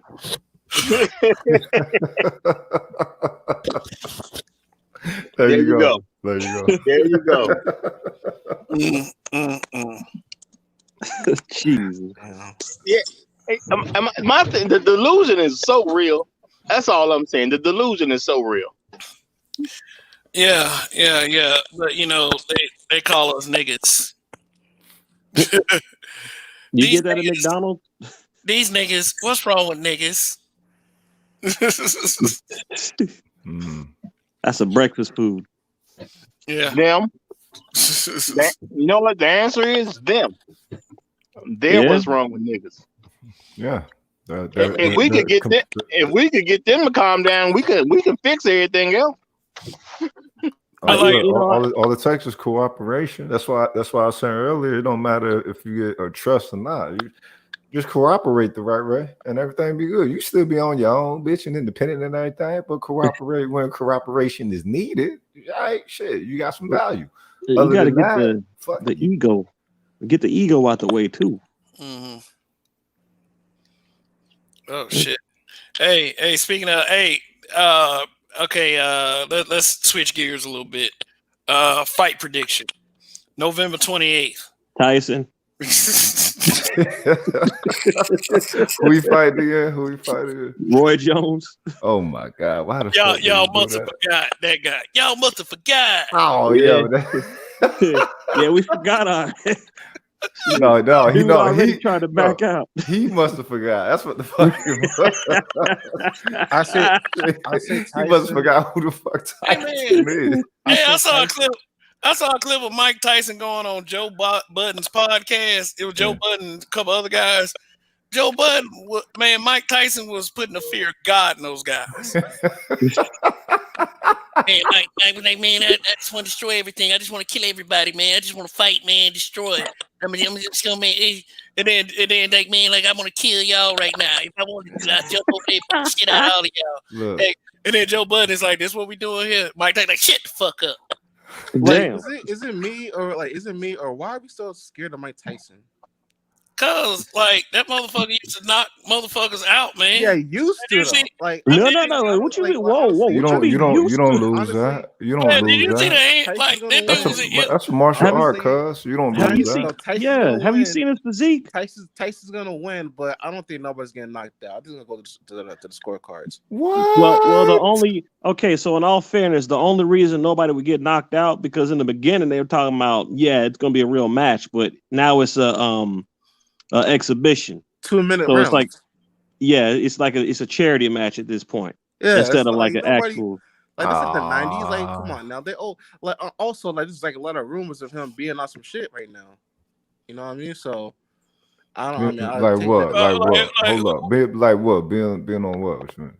Who's on what? Because like performance enhancing type of shit though. Like Brock Lesnar shit. Yeah, I heard like stem cells or some shit like that. It's a great possibility, but the only thing I think I ever seen Mike Tyson on for real was weed. Like this dude has a dispensary. Like not a dispensary. He has a greenhouse. Like he has a greenhouse that he just grows and smokes and smokes and smokes. Yeah, he's trying to do holistic shit now. Yeah, but he talking that shit like, oh, I'm a fighter. I'm gonna die a fighter. I gotta die fighting and shit. You know. You saw that clip of him trying to punk Little Boozy because of the whole little the Wade son thing that he was talking about? Man, Mike Tyson punked Michael Blackson because Michael Blackson put a picture of his daughter up. Like I'm trying not to laugh, but like why would he do that though? See, this is the thing though. Mike comes off as someone that you don't fuck with from the jump. From the jump, man. Look, and this is the thing. Motherfucker had the tenacity to bite somebody's ear off. And got paid. Oh man. First black man to take a swing on the cops, and the cops didn't even reach for their guns. They're about to run up through the fucking ring. Mike Tyson can punch the bullets out of the air, man. And you telling us not to be afraid of that? The first thing in a box of bullet. So he the hood John Henry, cuz for real. You know what I mean? Who will win in their prime? Muhammad Ali or Tyson? Whoa! I'm still taking Tyson. How many rounds? How many rounds you talking? 15. Muhammad Ali could take some punches though. He's not taking Tyson's punches. And plus Tyson. George Foreman was the head. How about this? George Foreman or Tyson in their prime? because like Foreman was giving Ali some trouble, but like you know, Ali still persevered. Y'all sleeping on George Foreman because I want to say Foreman. I cheeseburgers. want to say Foreman because in that one. Yeah. I mean, because Tyson is mainly an infighter. He's always going to be on the attack. So I don't know how his counter game is. But and he's me personally, I don't like me personally. Tyson got some skills that George Foreman ain't really going to be up, like you know, able to come across to even persevere or even win. Because like Tyson got some skills. But it's a mixture of all they need is one. All Tyson needs is one. All Foreman would need is one. True, and plus Tyson had the peekaboo style as well as the Dempsey roll, because anytime somebody will punch him, he'd roll underneath it and come back with a counter. So and it works perfectly for his size. Yeah. I don't think George Foreman is even touching Tyson, because Tyson got some good defense too. It's hard to touch Tyson. Well, you know what? Foreman actually was asked about that, and Foreman said, "I wouldn't fight Tyson." That nigga crazy. Who was taller, Tyson or Foreman? Foreman. Foreman. Okay, Foreman. so Tyson. You gotta understand. Foreman went to a life of cheeseburgers and shit and Burger King commercials. So I mean, he was like a boxing version of Shaq, then pretty much. But if any of these guys are in their prime, I don't see how Tyson loses. I can't say it about the other guys, but I remember watching somebody put some footage on YouTube. It was showing like Tyson knockouts. And I started looking at the dates he was knocking people out in. And these dates was like quick. You know what I'm saying? You know how fighters train for like 6 to 9 months to fight somebody, whatever the case is. Yeah. I'm looking at dates. I see a date, then I see another fight in like 3 months. Then I noticed one in like a month. I even saw a couple of them that seemed like they was like 2 weeks apart. Like some grown man who's a professional fighter trained to fight somebody, and in the time that the average person gets a paycheck, Tyson was knocking the next dude out. Do you understand what I'm saying? I mean, it kind of makes sense though, because why are you going to stop a well-oiled machine that's already heated up and ready to go? Because hell, if he said let's do it, in the 80s, and he was knocking folks out in the first round, right? Around that time, the 80s and 90s, like it's not like today where like it's more health precautions. Like okay, yeah, he just got done with a fight. Let's take 6 to 9 months and then build up another fight. Like, you know, they didn't really care about all the health precautions back then, where they want to put some time and gaps in between fights. But Tyson looked very healthy. That's all I'm saying. He looked extremely healthy on all these knockouts. I mean, but shit, if you didn't I'm get just knocked saying, out, you look healthy too. No, my point is. Wait, what other? My point is. So I finish. My bad. No, it's go. My point is, could Ali or even George Foreman really do something like that for real? And you know, and if Tyson was able to do that to people, could either one of them really beat him? That's a good point. In all honesty, no, because the only way Ali could even beat Tyson is if he rope-a-doped him and got him tired and put him in a deeper water in the later rounds. But Tyson would have the advantage as far as height, because when you're taller than your opponent, you have to aim down all the time. But whenever you're shorter, everything is pretty much uppercut. So if you're getting somebody in their guard and they're guarding their face and their sides are open, you're throwing uppercuts at their sides, and then vice versa. Yeah. So that's where where Tyson's perfect style comes in, and it benefits him better. I got a question for you guys. Who's like the most intimidating boxers of all time? Tyson? Besides Tyson. Joe Louis. Really? Yeah. The Brown Bomber. Yep. He was knocking dudes out and taking white women back to his hotel. Jack Johnson, cuz. Or was that? Yeah, Jack Johnson. That's what I'm sorry, that's Jack Johnson. Yeah. Jack Johnson. Didn't they used to call a nigga the Black Death? Some shit like that. Well, and I say even for lighter weights, for a time, Roy Jones Jr. was very intimidating, and even what's my man? Money Mayweather over Bernard Hopkins. Hey! I'll tell you somebody. Sugar Ray Leonard. Sugar Ray Leonard was a beast. I would say, was niggas scared to fight him though? Yeah, I don't know if they was as intimidated as Sugar Ray. Yeah, Right. yeah, he was kind of he kind of fooled people with his pretty boy presence, So I mean, I don't see, I can see what y'all kind of see as far as intimidating, but I said Bernard Hopkins is like a scary dude. Like in the alley. If he was to catch you in the alley, like at night, nigga, you walking home, I'd be a scary sight. Hey, but you know what though? For a time, Deontay Wilder. For a time. Kimbo Slice. Zangief. Yeah, he's Zangief to me. He said Zangief.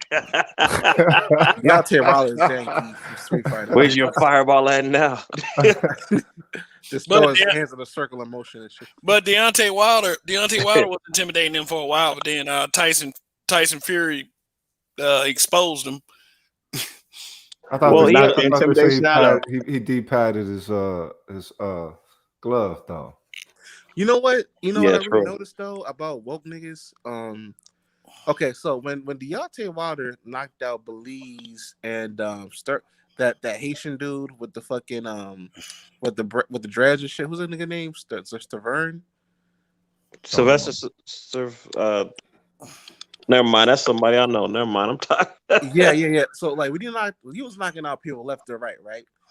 Everybody was on, like, everyone was making memes about the niggas he knocked out. But soon as Tyson Fury knocked out Deontay Wilder, everybody was on Facebook and social media. Hey, don't be making memes about Deontay Wilder. He's a warrior, even though he lost. But like, there was all coming to his defense about niggas making memes about him getting knocked out. But like, when he was knocking everybody else out, it was like against the law. Like it was cool. People love a champion, man. People love a champion, and because the thing is, it's more than just the fight. They've already They've already associated themselves within his wins. You know what I'm saying? So so it's just the same thing as a football team. It's just it's an entertainment venue. You know what I'm saying? It just happens to be, in boxing or whatever. But same thing. People gonna ride for their squad. And most of them sports fanatics are waiting on their reigns to come in from eBay so they can celebrate with the team. So, Hey, you know what? If I had a little bit more money back in the day, I might have got me some Bulls rings. Real talk, because you can't tell me nothing about Mike to this day. You can't tell me nothing. I'm still trying to get this championship belt collection started. So hey, you guys watch wrestling back in the day? Yep. Oh, hell yeah. You had to. Hey, what's better, WWF or WCW? New Japan. I was more WWF than WCW. I was way more WWF back in the day. I was really, like, back in the day, back in the 80s, early 90s, I was on both, like, heavily. But I was like, I also watched during Monday Night Wars, which was very cool because WWE they were then WWF. They had to step their game up to keep up with WCW. Yeah, WCW was more dynamic. Yeah, I was born in '94, and like I never had cable growing up, so I only got to watch SmackDown. But like, you missed it, man. You missed it. I know, right? Yeah, especially when the Ultimate Warrior and everybody was there. Like WCW looked corny though. I couldn't get into it, but WWF though, like, I mean, yeah, hands down to me. Well, WCW had the better technical wrestlers in the form of Chris Jericho, Dean Malenko, Chris Benoit, freaking Eddie Guerrero back then. I mean, they were stacked, but it's just they were pushing over the bigger names too much, and they were paying them too much because it got to the point where Hogan had a match with, I think it was Nash, after Nash beat Goldberg. And it was literally that's where the finger push of doom came from, because he pushed Nash down and got his title back, and nobody wanted to see that mess. It wasn't until the finger poke of doom is what killed WCW's momentum. Right. Yeah. And what brought WWF up was after Mankind won the first WWF Heavyweight Championship. That's what killed. Was it Thursday Night Thunder? And people got tired of Eric Bischoff dropping WWE spoilers on his program because they really ruined they thought they ruined Mankind's moment, but when they heard Bischoff say that, a lot of Nitro's viewers switched to Monday Night Raw that night. Mhm. And it really, and then Eric Bischoff was just bragging about how he was on top of the mountain. And that's when like the Attitude Era came in. That's when Stone Cold, The Rock made their upsurge. And like that's when the shit got real exciting. A lot of WCW guys defected to WWE because WCW became an organization full of older WCW guys. And one thing that happened was Hulk Hogan was given full creative control of his contract. Yep. So he always made himself champion. Like nobody else could get pushed. Nobody else could be a champion except Goldberg, because you couldn't deny Goldberg. Goldberg was just a fucking truck and ran through everybody, including Hulk Hogan. But that the whole taking his belt from him after that long ass winning streak, and then the finger poke of doom, you destroyed your company because you let egotistical racist ass Hulk Hogan have as much control as he wanted. Like they ruined the match between him and Ric Flair because they let Hulk Hogan just beat the fuck out of Ric Flair after Ric Flair gave his all to that company. Yeah, and this is a conversation we really should be having on the Black Dimension. I mean, he's right though. Set it up, Kev. Set it up. Yeah, I was gonna say, set it up. but we'll do that some other time because I got to get to bed myself. I've been up since early, and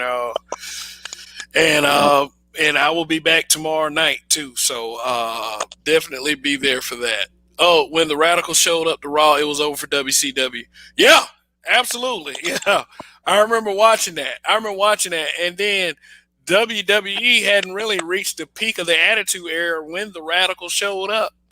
I really hate that they didn't do anything too much with Perry Saturn, but definitely Dean Malenko, he was about at the end of his career, so it was on it was on Eddie Guerrero and Chris Benoit for real, and them motherfuckers went and clowned. Yeah, I mean, too bad what happened with Eddie and with Chris.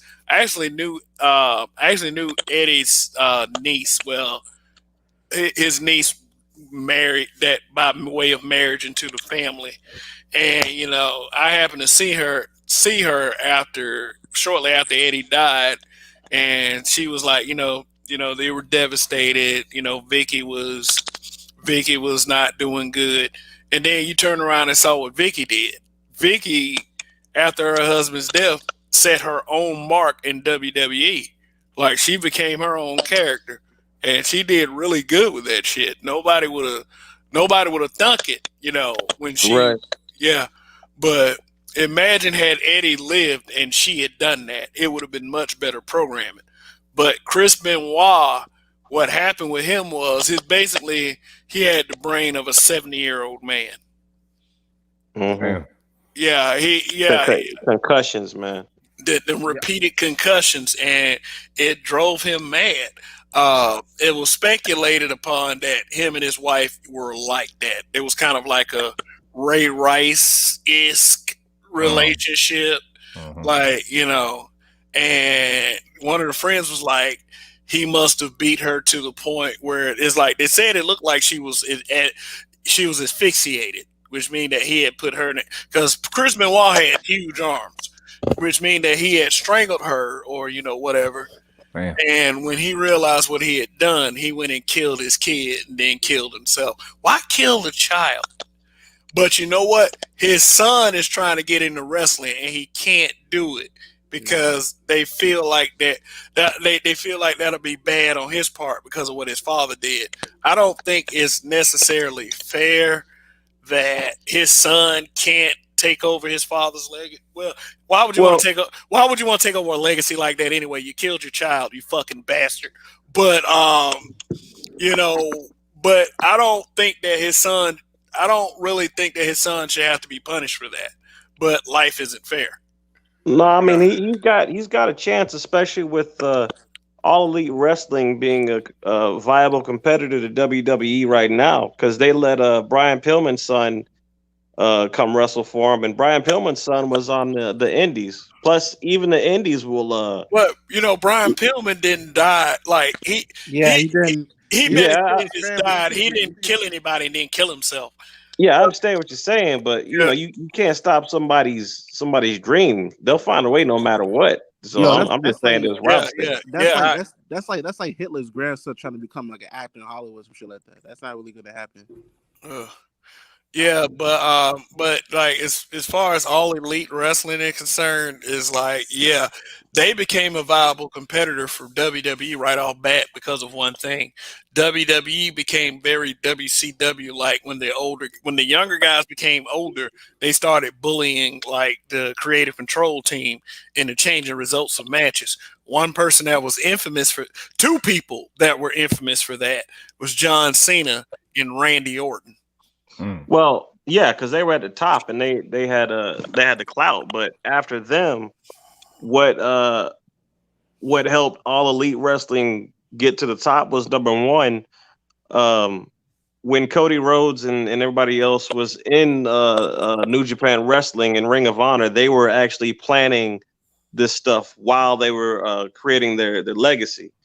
But around that time, WWE was pushing Roman Reigns to they're literally shoving this dude down everybody's throat to the point where nobody really cared anymore. And the storylines kept changing at the drop of a hat. So 1 minute you got a feud, then the next minute the feud ended, or the feud didn't even go anywhere. And then they're just starting all this other stuff without tying off the knots.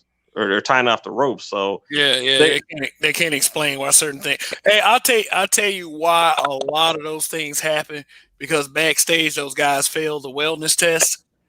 Yeah, like I'll give you an example. When William Regal won King of the Ring, they were going to push him to championship success, and the way he was doing his character was perfect, but he failed the wellness test, and they jobbed him out to Mr. Kennedy, and then they put him out for 60 days.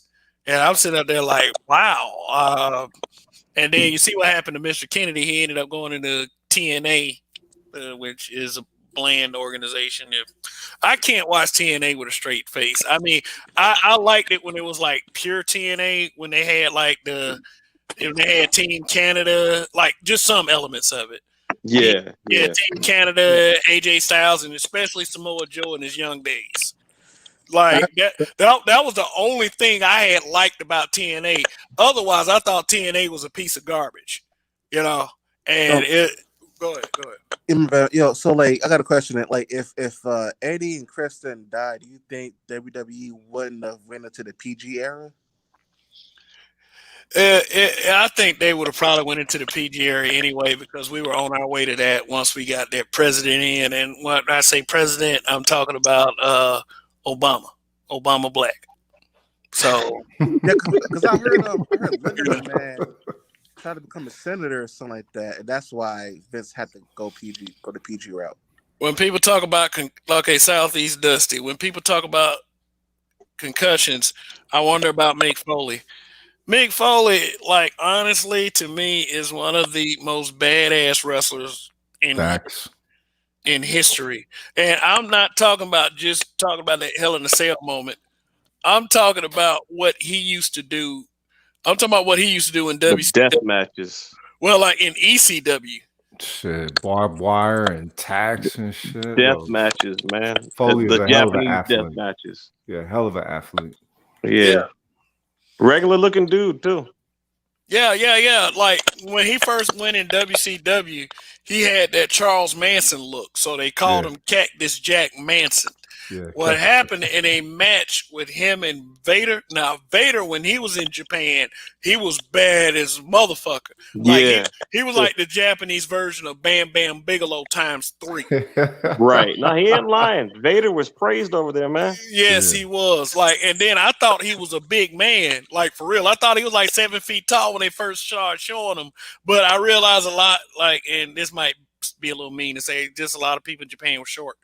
But like, what really did it for me, and then Mick Foley, was the fact that him and Vader were in a WCW match. They ended up getting banned from TV, but they did show the footage later. He ripped that man's ear off. Yeah. Yeah. Okay. Everybody like rest is fake. Rest is fake. I mean, you can't It's a fake. predetermined outcome. That's it. It's a predetermined outcome. But Edward up here. What's up, Edward? Edward. No, what's Okay. up, y'all? My phone was acting stupid. Okay. What's going on, man? Peace, No, peace. not much, not much. I thought you went from pro blackness to wrestling, but Yeah, yeah. it kind Well, of. hang on, we can turn it back. So check No, this no, out. no. Well, it's cool. I was just saying that, but I know about the Rocky era, the Stone Cold era, the Rock era. Yeah, that's what I grew up on. You know what I'm That's saying? the era. Like, And then after the Stone Cold I era, grew I up on got off like, the bus.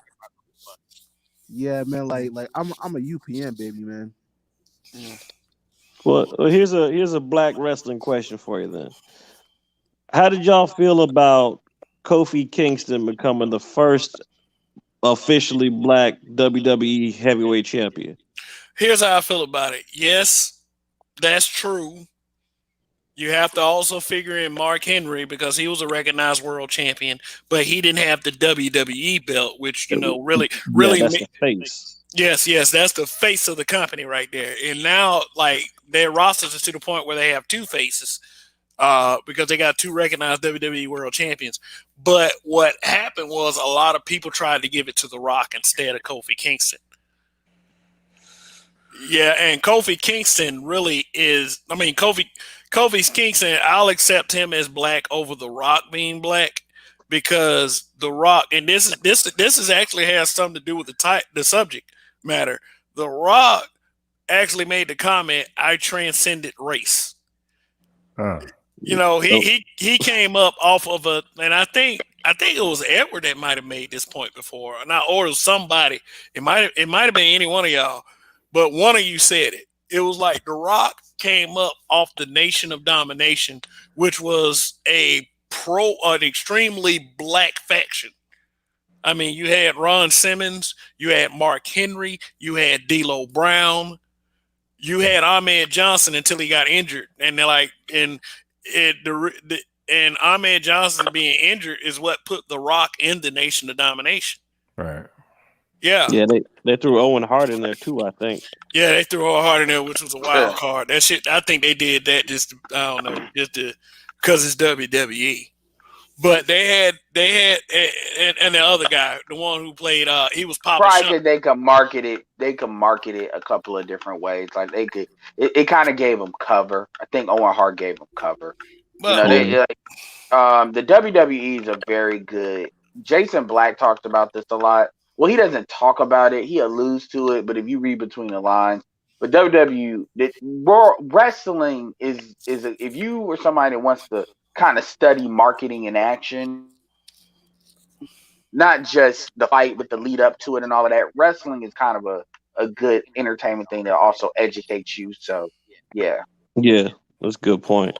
Yeah. But my thing that always got me was the fact that way before Kofi, you had a lot of talented people that could have easily taken that spot. Because when Booker T transferred over from WCW, he had the face belt, and they were actually calling him, I think, the People's Champ at the time. If it wasn't DDP, so I never understood. Well, other than them being WCW people, I never understood why they wouldn't have given Booker a chance up until when Triple H came out and they had that match and it got real racial.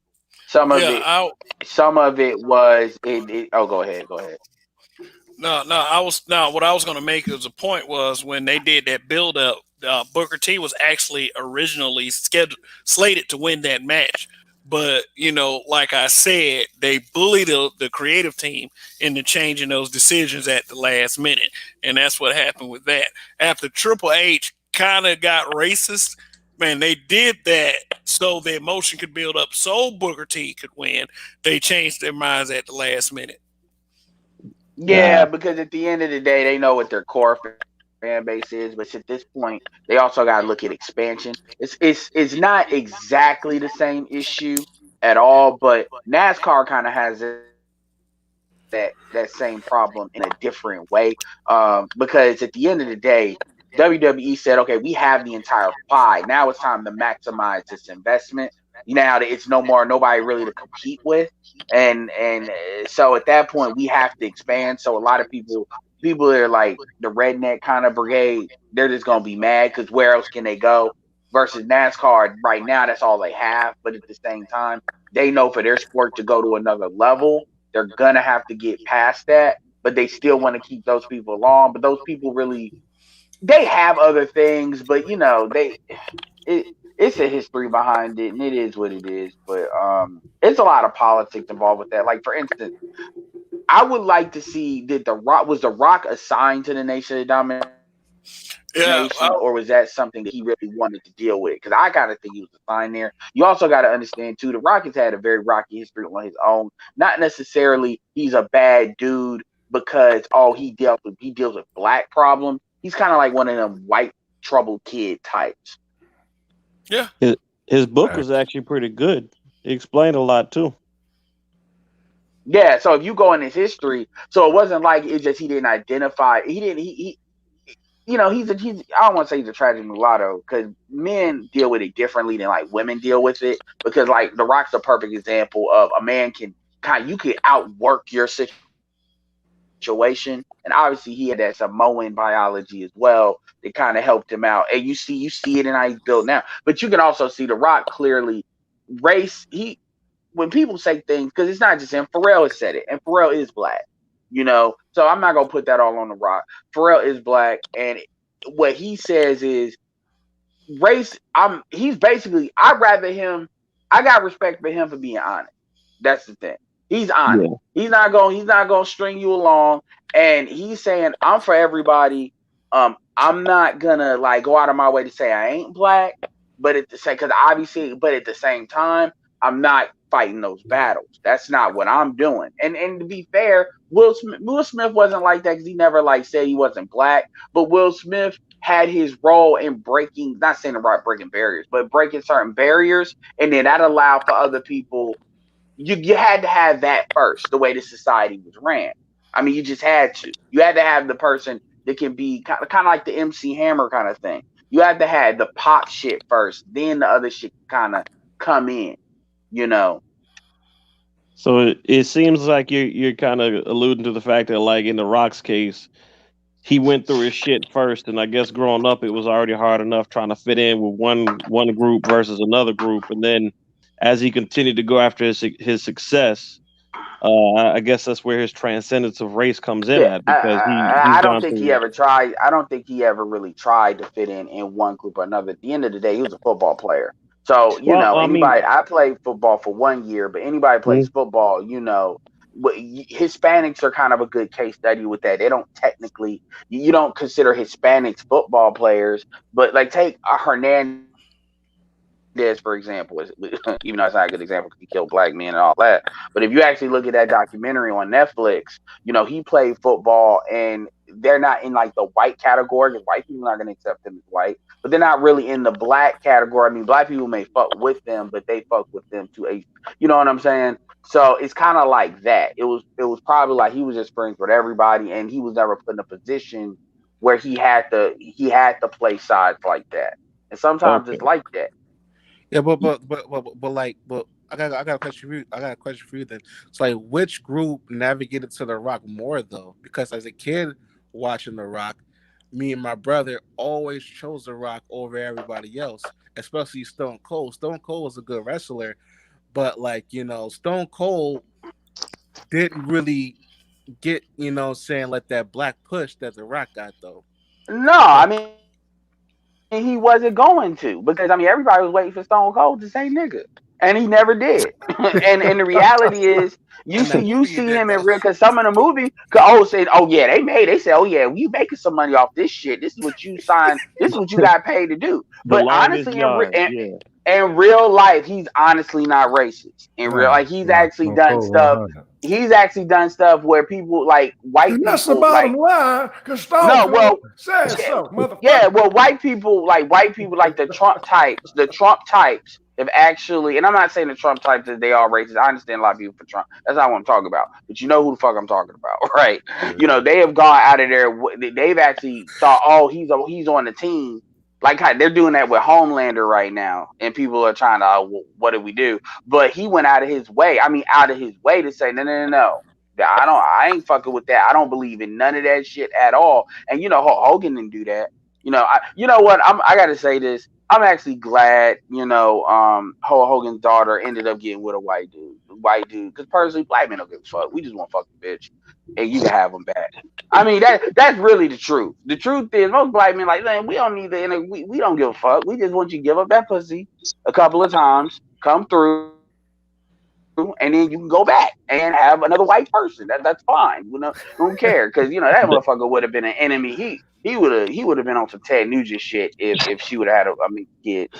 I got to get going. Y'all got me laughing too hard. I ain't gonna be worth shit tomorrow, tonight, Yeah, I know today, how that whatever day is, it is. Yo, man, I nigga. gotta stay up. I gotta stay up till 9 a.m. I'm at work doing graveyard right now, so I mean, it's my first Okay. time.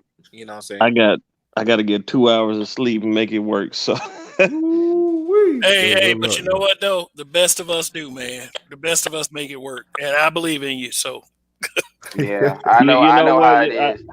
I appreciate it, but right now I don't feel like that belief is gonna help me out. So Yeah, you believe it till you wake up. Then it's like something holding you down. You know. yes, it's called your own ass because you should have taken it to sleep. Mhm. Yep. I'm the same way. That's why I'd be like, yeah, man, I need to get. I'm almost done. I'm almost completely out of this 9 to 5. The only reason I'm fucking still here is because I work from home. If this COVID shit wouldn't happen, I say, you know what? Since I'm working at home, all I'm doing is telling motherfuckers what the fuck are you doing, in chat, them passive aggressive emails. Because I learned from the best white folks with that. When you CC certain people, I like, you motherfucker, you trying to CC this motherfucker and call me out, huh? Okay. But like, Okay. when we going back on live though, I got so many questions. Like, I mean, I'm a man without ego. I mean, I'm not, saying I'm the smartest dude alive. You know what I'm saying? But I do have a lot of questions about right now, especially voting, because a lot of people always tell people that I'm not voting. Everybody try to look at me like I'm fucking like an alien or something like that. Like, how come you But you not know what? voting? But you know what, Premium? I'm doing a show about Obama and basically reflecting on what Obama said. And generally, it's going to be a show about politics. So actually, your line of questioning would be perfect for the show.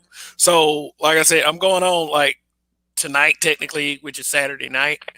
And come by. Like just like just Uh, Yeah. look for me after 9 o'clock I tell Eastern. you what.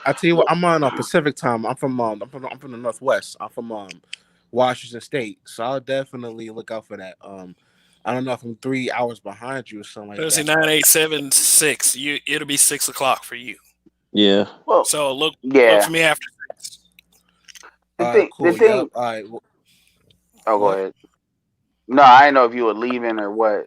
Yeah. If y'all don't stop being Obama black and say what you trying to say, No, well, you know me, I can suck up a lot of oxygen in the room, so I'm trying to act right, until eventually I go full bore. Somebody tried to donate $25 saying Bernard shit saying, yeah, just to get Edward off the thing fund. And I said, congratulations, you fucking played yourself. Even Bernard said, yeah, man. And if I ever do pull him off, we'll split it in the back. I said, y'all stupid. Like y'all really. I said real talk. I said some of y'all, and I'm not trying to act like I'm like a certified dude, but I put shit in. Like some of y'all motherfuckers, I can get y'all wrenches removed because y'all ain't nobody. It ain't that I can do that to anybody. It's just some of the people, they think they got a wrench or they come up on a panel like they actually saying some shit. And I'm not one to say what nobody ain't saying, but there are a couple people where it's like you ain't saying jack shit. Like you just wanna be seen, with what you perceive as cool kids or some shit. And whatever. But anyway, getting back to the rock. My thing is, oh look, my man. bad, y'all. Later. Oh yeah, peace out. Okay. Yeah, that's Oh what I was man. saying. But anyway, Meghan Markle's a perfect example of that. Like Meghan Markle has never, technically, her mother is not even her mother's mixed. So her mother's, I think, half and half. So you already know what path they're on. They're on that I want to be white track, and it's like it is what it is. She ain't got no roles from nobody because she could pretend to be black. She ain't that she, you know, she has never said she's black. She already said she's biracial. What black women did, elevating her, that's on them. She did not ask for that. They did that. Because I used to watch that show Suits way before, all that Prince shit. Because it had Gina Torres on there. They had a couple of black people come through. Wendell Pierce from The Wire. They've always treated black people with class. Like that show has been very good. And black men, they didn't bitch up black men at all, and I'll give them credit for that. Um, and basically, that's the show she came from. So they elevated her, and that's on them. They do that shit. It's the same thing with like wanting to elevate Kamala Harris, but Tyrese's wife. Oh, now Tyrese's wife, you call her Black Queen, you crying. But I'm like, she looks like a younger version of Kamala Harris. Literally, she could be Kamala Harris's daughter. So I'm like, what the fuck are y'all talking about? And so it's that. But that's the same thing I put the category the Rock in. The Rock ain't really said everybody ain't got to take on that mantle like that. They got a right to live their life and do what they do. Now at the same time, if you ever get in trouble, start asking black people for help. I'm like, okay, well nigga, you said you transcend race, so they know I transcend race when it's good when shit in my ass. But he ain't done that yet. Vin Diesel's another one, even though they were beefing because of the Fast and Furious shit. Vin Diesel's mixed. People forget that shit. And they didn't really get the advantage of getting like roles because they didn't look black. Vin Diesel didn't look black at all. So he couldn't get like the black roles like that.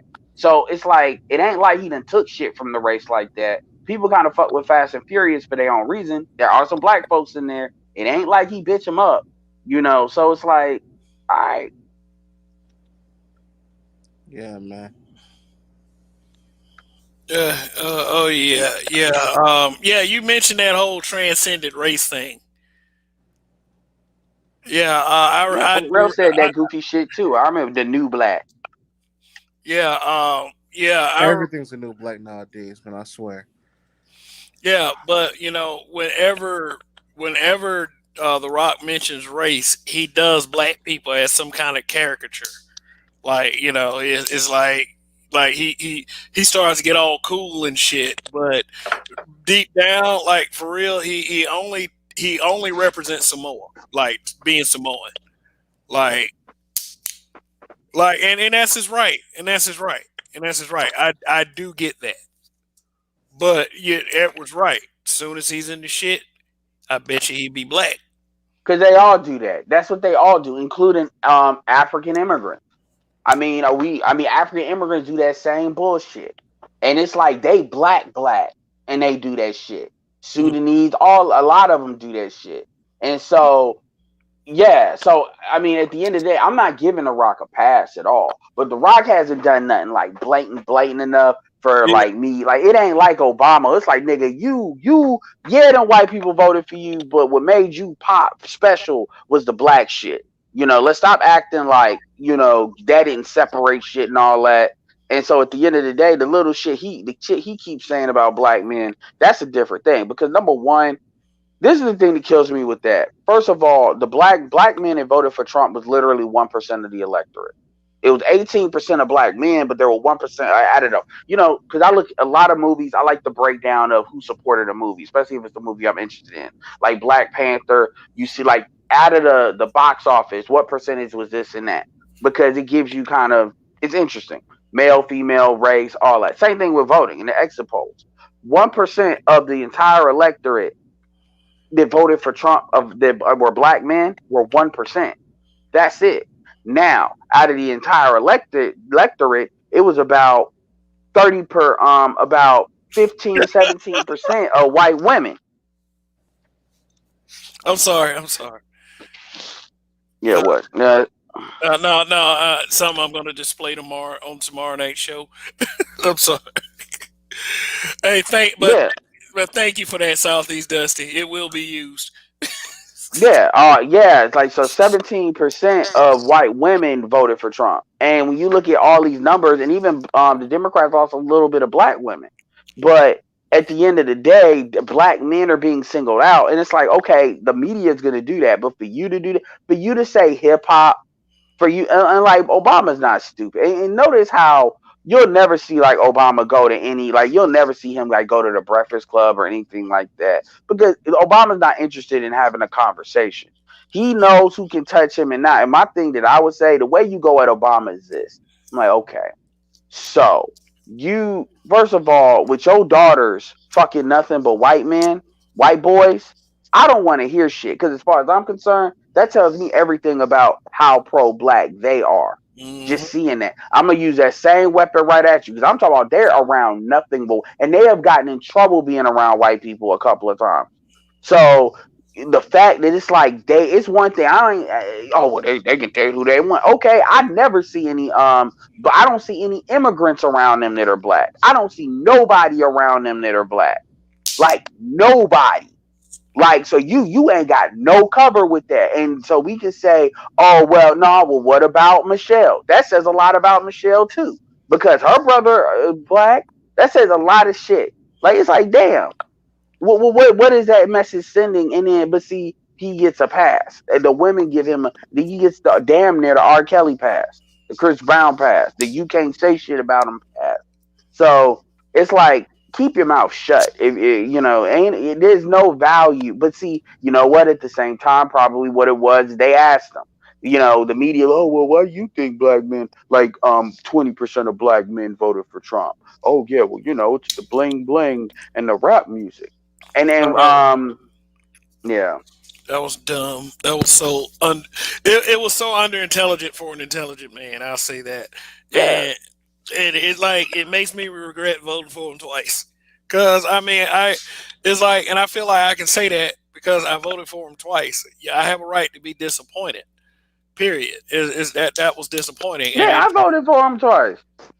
Shit. I say I was young. But at the end of the day, when I look, I would like when I look at him versus the alternative, man, please, come on. Mitt Romney. No. Mitt Romney was just a lot of the shit that people, a lot of the shit, Mitt Romney is just on some elitist shit too much. It's like he just don't get it. Mitt Romney have kids working in child labor camps and try to put a smile like that. That nigga, that motherfucker Mormon. I don't put it past him. And it ain't that I don't not like Mitt Romney, but he kind of reminds me of John Kerry, and that's one vote I should have kept, was John Kerry. I don't know what it's about motherfuckers in Massachusetts recently, but yeah, man, it's going back to Obama. Like, first of all, it ain't even hip hop isn't even bling blinging like that anymore. So it's like, what the fuck are you talking about? This trap shit ain't bling bling. These niggas are broke. You know, at least what they portraying. This is hood. This shit. He sounds disconnected. Like, well, he never was connected, but for black people and the reverence they give to Obama, he would sound too disconnected, I would say. Yeah. Then when you look at rappers that came up, like when in my demographic, you know, when I was in the demographic for it, you know, your Ludacris's, your Nellies, even Jay-Z's, level ahead, even Chameleonaires, Nas's, shit, Ray J. These motherfuckers are doing business. They have transitioned. Even 50 Cent, they've transitioned out. They've done good stuff. So at the end of the day, you can say what the fuck you want to about 50 Cent. 50 Cent is a businessman, and he's earned the right to be that. People forget the vitamin water shit. People forget fuck power. Look at all the movies he's done. He's had movies deals with Lionsgate producing actual movies, showing examples. Nah, it ain't in the big screen, but they used to sell in Europe, and he got a lot of actors on their way out, like Bruce Willis, you know, and others. So he's done shit. And you know, black men got to get credit for what the fuck they do. You know, people remember what people said about Jay-Z and Tidal, how Tidal wasn't gonna work, how it was a big risk. Tidal is still popping, and guess what? You know, T-Mobile bought Sprint. Yeah, I use Tidal.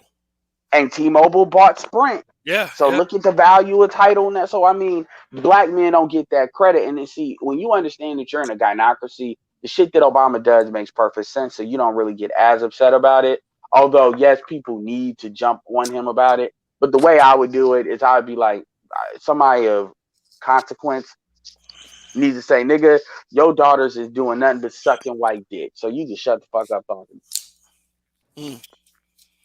Yeah. I mean, in a better way, because he's the president. He'll drop a bomb on your ass. But, you know, put that out there. Oh, yeah, because, like, nobody feels like a black man has betrayed the race more than when he dates a white woman.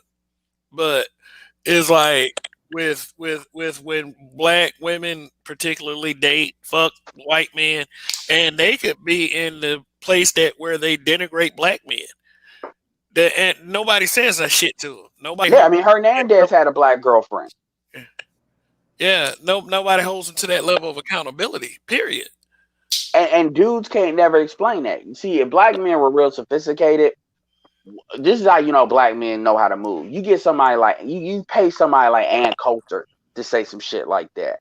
Cause it's like, what the fuck you gonna do, nigga? You know your place, regardless you being a black president. At the end of the day, she'll get some books sold. She's a quote unquote conservative. She could talk that shit. What are people gonna say? They're gonna get mad at a white woman calling out Obama's kids for dating white people, but want to be pro black. That'd actually be funny. Or this is the type of shit Candace Owens. See, Candace Owens would look like a fucking hypocrite if she's with a white dude. But that's the type of shit that she could still say because she's like, Obama gets a pass, but I'm like the worst thing in the world. And, you know, she won't care. Omarosa could say that shit too. There's people that, like, again, there's ways to kind of, you know, tell Obama, like, but it is what it is. I mean, he gonna say what he gonna say. You know, black men are an easy target. It always has been. They're gonna be. But at the end of the day, man, a lot of times, you know, a lot of these people gonna get the last laugh. It's, you focus on black men ain't gonna change your own fucking situation. And at the end of the day, black people, the older, I think the older Obama gets and the more you get away from his presidency, that shit's not gonna age well. It's really not. No, it's Especially not. now that Trump's gone. No, no, not at all. Not at all. It's And I, it's it's not aging well now. Actually, I mean, yep, and you're I starting think to see it. Kamala ain't helping him, and Kamala ain't gonna help him because at the end of the day, a lot of people, it's something about her that that reminds people of Obama, and not in a positive way. And at the end of the day, I personally don't give a shit right now anymore because what's gonna happen is gonna happen. It was gonna happen if Trump was in there. It's gonna happen if Biden's in there. 2021 is coming, and if motherfuckers are playing like all this, like OnlyFans bullshit, that shit is only gonna last so long, and only certain people understand. Only certain people gonna get on with that shit. You know, you're gonna see a lot of cohabitating. You're gonna see a lot of compromising. You're gonna see a lot of motherfuckers playing the homosexuality game, playing the pussy for room and board game. I mean, and then they go act like, oh, well, that's just part of the game, man. That's just what you do. Nah, you motherfuckers are compromising. Y'all just trying to hope nobody just say nothing, which is fine, but. In other words, things are pretty much going to the toilet. Yeah, It's man. been there for a long time, though. That's the thing. You can't cover it up no more. But I mean, honestly, throughout the 2010 shit has not been great. Shit has never truly recovered from 2008. Not really. Yo, I got a question for you guys. What do you so with this whole COVID-19 thing? Like, what do you like in your thoughts? Like, when do you see us like really going back to normal? I don't think it'll ever be normal again. Personally, What? Well, first of all, what do you define as normal? Like, I if mean, you like say having what, taking the mask concerts, off? like like having no, concerts again. like gathering. Like he's basically talking about gatherings. Stadiums being full again, clubs being off the chain, bars and stuff. I say Normal. when they got a vaccine, that starts a clock, and I think that's a 2 year clock. That's a 2 3 year clock. So like no Once they get a concerts for two vaccine. years. Well, not you saying get back to normal, like in full capacity. That's what I mean. They may have some things here or there because you got to remember a lot of people not gonna take that fucking vaccine, man. So it True. ain't like so. A lot of people say I'm taking my ass somewhere. And you ain't gonna tell me what the fuck to do. So it ain't like people just dying to take that fucking vaccine. It has a high recovery rate. I still can't believe that every time I watch the news, I always hear death, death, but like they never really like show like the recovery rate of the Well, COVID-19. people that are recovering. Okay, so yes, some people are recovering, but everybody's not recovering back to 100%. As if there's no trace that you had that shit. There's certain people that are having neurological issues. Now I'm gonna tell you something. My personal thing is, if people should be allowed to risk their shit. provide options for people that are cool with being quarantined, or like I'm cool, I'm working from home and stuff. And then outside of that, people want to risk it. My personal belief is go ahead and risk it. I don't want to hear nobody about crying. Fuck your parents. Fuck your kids. You just I don't give a shit. You knew. People said it. You chose. I don't want to hear no. I ain't talking about you. I'm talking people in general. I don't want to hear no. Well, I didn't know, or they didn't tell me in a way that I would believe. No, no, no, no. We telling you. People are telling you what the fuck it is. You see the numbers. I see the numbers, and I see the recovery rates just like you seeing. You want to do the gatherings? Do it. And because I personally think that'll burn everything. That'll burn it out. That's me. And I think people should be given that choice. Now, I won't hear nothing about the consequences, because a lot of people will be like, "Man, well, I didn't know. Oh Lord, da, da, da. Oh, I didn't know it was this bad." Well, hey, that you're an adult. You made a decision. But but we still had like like the protest, the George Floyd bullshit, and like I I don't know, but like we still had a lot of gatherings. We still had a lot of black men getting shot, and people riding out for that and not caring about it though. So it's like Yeah, I'm so not saying it to tell people what to do. I'm I literally understand that. saying Yeah, if it was up to yeah. me, that's what I would do. Because I would be like, on the back end, we need to build immunity, and if certain people want to volunteer for that shit, then that is on them, and it ain't even about me saying it like I know black people say, but if you want to do that, fuck you. Then no, I'm like seriously, I think people should be given the option to choose. Because I work with a coworker. He's from like Africa, right? I'm a caregiver, right? So he was telling me like how he just drink quinine or quina, that shit that's found in tonic water. It starts with a Q. I forgot what's like the actual name of it, but like he said he drinks that. It's like a little anti-malaria type of drink or something, and like it really doesn't really affect them when it comes to COVID-19, and like there's a lot of ways to combat COVID-19 too as well. You know, a lot of zinc can help you. What I'm saying, from not getting that shit. You know what I'm saying, but it's like they're not really telling us like the actual thing, like the actual COVID-19, like what I'm saying, because like I said before, it's a high recovery rate. Like you said, you can't recover 100% from it, but there's some people that are recovering 100% from it though.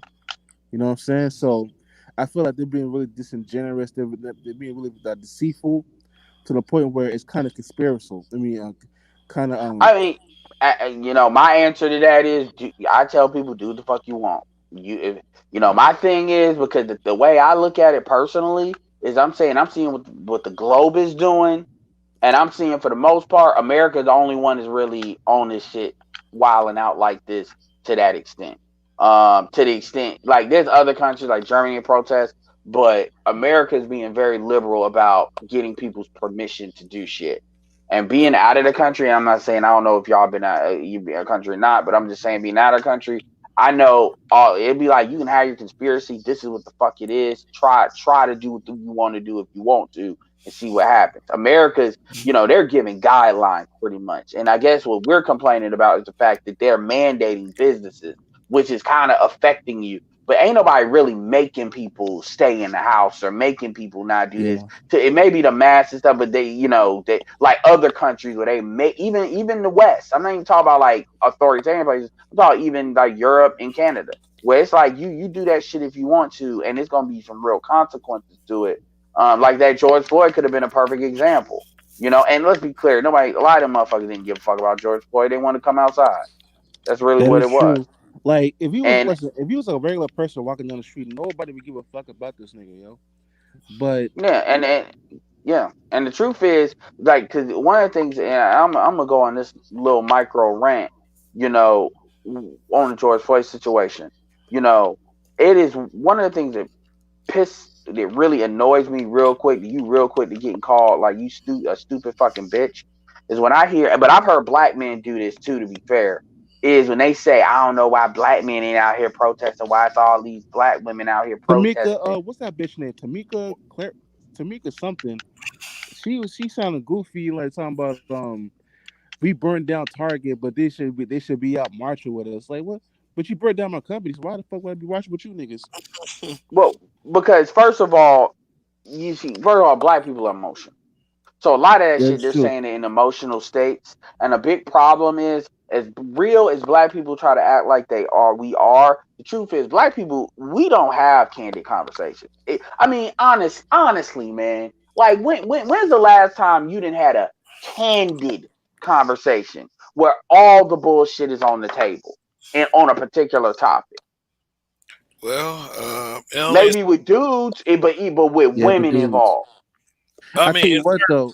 I tell you what though. Like I can have a conversation with my dad, and he'll bring logic into it. You know what I'm saying? I've always have a conversation with my mom. It comes with a Christian emotional type of effect into it. You know what I'm saying? Like I do notice that a lot, and also I feel like us being raised by black women has a lot to play into that as well. Cause like I live with my mom and my dad. You know what I'm saying?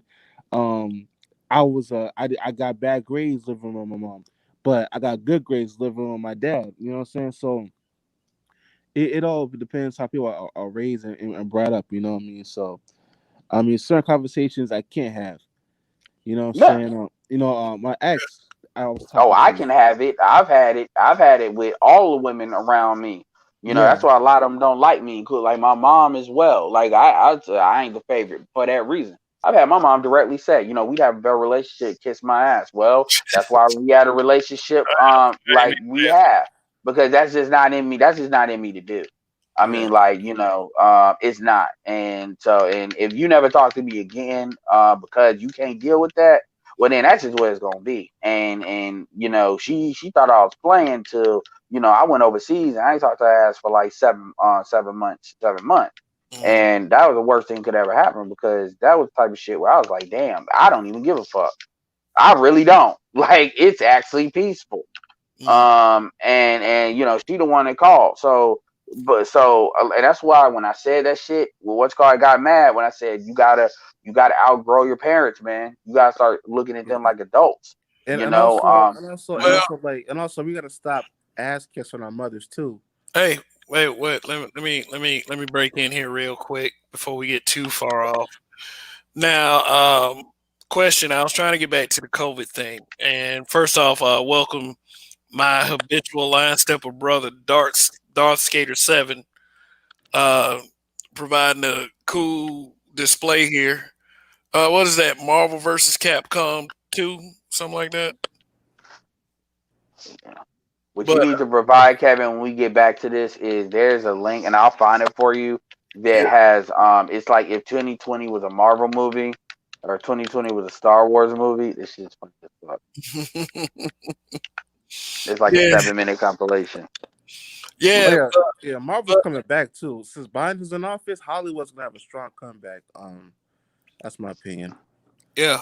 But do y'all think that we're on our way back to a lockdown? Since you're starting to see it in cities and the Oh city. yeah.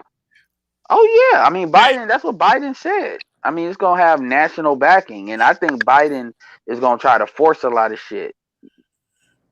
Yeah, and yeah, and like I said, we're on our way to vaccinations. Like, oh yeah, they also the CDC recommended against travel for Thanksgiving too. You know, Yeah. and Lori Lightfoot is. Yeah. Yeah, Lori Lightfoot's been getting roasted, like among all things, for canceling things. Well, black people voted for it. I mean, I don't. They voted for. It. Ain't like, come on, Yeah. man, for her ass to be in this. I don't know why they mad. I mean, at the end of the day, I personally think people people are just getting overly. All right, can you guys hear me? Yeah, I can hear you, Dark Skater. All right, so I'm gonna tell you from firsthand experience. I work on a military base. Yes, we are on our way back to another lockdown because literally next week we're going back. We're going back to 1 week on, 1 week off, and we got a night shift. So for my specific job, I'm an avionics technician. Right. So what I do is I fix the computers inside of the cockpit of the computer of the planes, different planes, fighter jets, other stuff, military. We got a morning shift and a night shift. We're going back to a 1 week on and 1 week off thing. So next week I'm off completely because they're trying to minimize the contact between shifts, and that's across the base. So when my specific state, when our governor lifted the mask mandate, people started going back out, started getting back in public, thinking that life was all simple and back to normal. And next thing you know, the COVID numbers started going back up. So now we're going back to a 1 week on, 1 week off for us, and going back to a mask mandate. We're gonna get shut down again because we can't. Man, like 2 weeks ago, my friend, one of my buddies that was in the Marine Corps with me, both of his parents had COVID. They were both hospitalized, and his father passed away because of COVID. It's messed up. But he had multiple medical conditions. He already had diabetes, so they amputated his leg. But he was also fighting COVID as well, and he ended up not. Okay, so they amputated his leg like way before, or this was in the same sequence? In the same sequence, like literally within the same week. He already had diabetes. Then he got COVID on top of that. So he lost his leg, and then next thing you know, he passed away. His mother, fortunately, and I love her to death. I mean, I look at her like my second mom.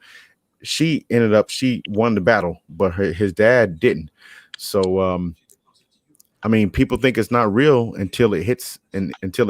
Yeah, until it hits, exactly. And the thing about it is, I'm just saying, and that's horrible. But at the same time, that's what it's gonna take for people. Because I know how, like, this is why I hate that conspiracy shit with the hip hop shit. And you hate this conspiracy COVID, shit with the 5G shit, because my homeboy was like, my homeboy was like 5G. I'm like, bro, 5G, like it don't exist. Like that's not what it's about. He was like, no, but they saying this and that. It's so much bullshit out there that regular people who are not in the know don't understand that it's not some crap that they're putting out there. This is a real fucking virus. Yeah, I understand. I understand it is real. People are dying from it, but the thing is though, then they're just showing death, and like I said before, there's a high recovery rate, and I understand you can't look at Scarface. He beat it, but he got kidney problems now. You know what I'm saying? Well, I think it's definitely a high recovery rate. One of my friends got it here in Mississippi. I talked to him this morning, and he was like, "There's lasting effects." So he's one of the guys that I know that he runs every single day. Like I work out every day, he works out every day. He was like, "Man, I tried to run." He said I was winded because he just got over COVID, but you just don't go back to normal. Like there's lasting effects. Well, my cousin's husband and her son, they got it, and he's barely just regained his sense of taste and his sense of smell. So yes, it does have lasting effects. I have friends that have in-laws that have COVID, and the same thing. It's just if you're not completely sick and run down, there are things that annoy you forever. Like I would hate not to be able to taste my favorite foods. Period. And you don't realize how valuable that is until that kind of thing is gone. Yeah, yep. I've had that gone for a little bit, and I didn't know if it was gonna come back. I've had that happen with some relatives, not because of COVID. Another thing too is but this goes back to what I said before. Some folks are gonna have to lose somebody to get it, and people will take that like, oh, well, black people, oh, you wishing for that. No, I'm not wishing for that, but I kind of know how black people, how we are, and it's not just black people, Americans. This is an American thing. This is not a black people thing. Let me be very clear about it. I'm talking about black people. That's what I give a fuck about. But all that little questioning stuff. It's an emotional rejection of it, and it's like you're seeing the whole globe operate a certain way, and then we're still on this, and that's why I don't argue with that shit, because it's certain, especially with black men. You want to talk about black females get delusional, you get on it. Look, I'm not saying there's nothing to anything. That's not what I'm saying. Like when people bring up the Jews, I'm not saying there's nothing to that, but black people will take it to like that's the like damn answer to the Matrix, or they'll talk about the hip hop shit. And I'm like, you worried about the hip hop shit way too much, because it don't really affect you at the end of the day. But man, this, and this, and then you get to the 5G, then it's like You got to Yeah. remember, there's only so much bandwidth that black people, black men have, and it's like you see dudes shit to this shit, to shit like this, and then they'll really be on some. This is like the answer to like life type shit, and I'm like, okay.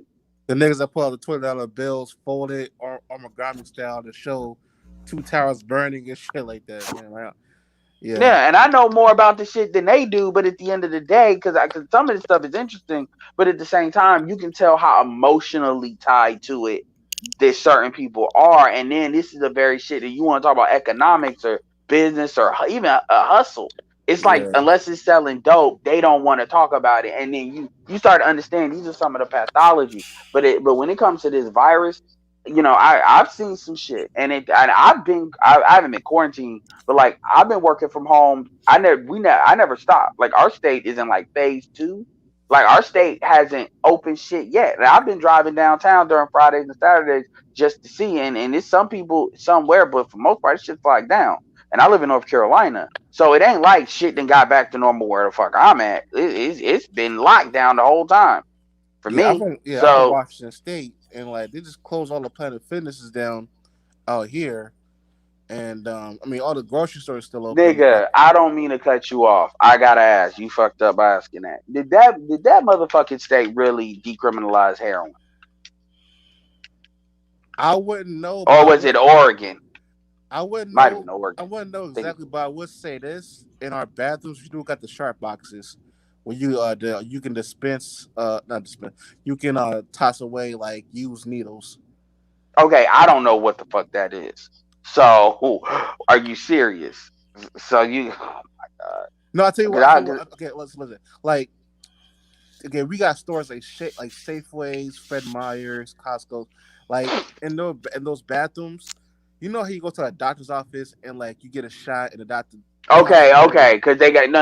Okay. No, I know what you're talking about. Like you can't get a flu shot and stuff. Okay, yeah, and okay. they throw away the used needle into like a box.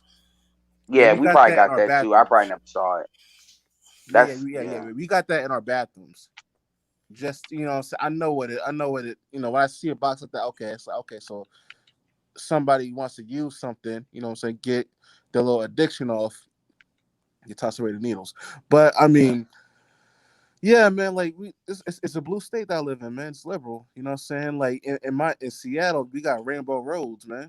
Like we got roads that's painted rainbow everywhere. You know what I mean? And it is what it is. It's So that rural liberal shit. So it's like liberal and racist at the same time. yeah. Because people act like the North West ain't racist, and everywhere's racist. It's really just a matter of Yeah. flavors and degrees. But Yeah, but the thing is, though, I live life like this, man. And like these white people, like none of these, like there's no white person alive that is my oppressor. That's my oppressor. You know what I'm saying? And also, like, I mean, it's like, like for Jews, like there's a Hitler mustache to look to. You know what I'm saying? Okay, he's racist, but like for me personally, it's not just one white man. That's just like the fucking the master P of all racism. So no, I it mean, never is. yeah, It never is. It would be easy to deal with if it was. I mean, there's a reason why when you deal with racism overtly, it's a group sport. Like yeah, it ain't just you dealing with one person, because that usually can end one way. Even with the cops. The cops can be armed, but it's always two or three of them, and then if not, like 6, 7, or 8. And the yeah, reality is that shit's for you. I don't see no white women getting stopped like that. Like that. You can look at a lot of these these white boys that have blown away other white people, white children, and how they've been acting versus how they had that little robot remote control bomb they had for dude in Dallas. Like you can sit like that. And again, people always talk about, oh well, here's the problem. I understand the majority of people that will say this shit, they can't delineate the differences. Like they'll make it like it's an excuse for everything. So I understand why some people come at it by saying it doesn't exist, because that's the only way they know to counter it. My thing is it exists, but black people do a lot of things to make that shit run a hell of a lot easier than it yeah, otherwise would.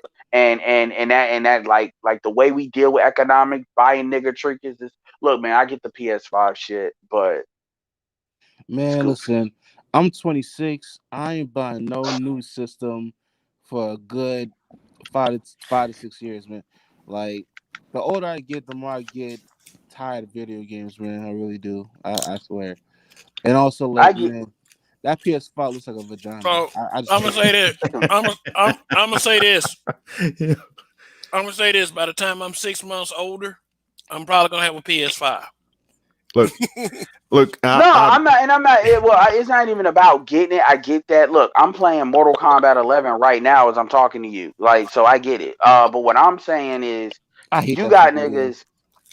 Oh yeah, well, shit. I like. I'm playing. I take it back. Have I you don't seen the hate it. scalpers out there? But some people don't I like don't it. hate But it. No, no, no, honestly, I no. like. Yeah. I don't hate it. I don't hate it. But like MKX is the best Mortal Kombat game of all time. So Everybody, like, people say that, but honestly, man, I like it too for what it was, but the speed. But I'm not trying to shit on people that's got a PS5. That's not what I'm talking about. What I'm talking about though is it's the same thing with the fucking Popeyes thing. You know, nigga, you ain't getting paid. Like, this free fucking advertising that black people tend to do. We gotta stop that shit. Like, for real. Like, it's like that clout shit. And cause that's that how to sell to the Negro. Somebody needs to make a how to sell to the Negro modern era. Because that's what it is. You saw that shit with the Popeye sandwich.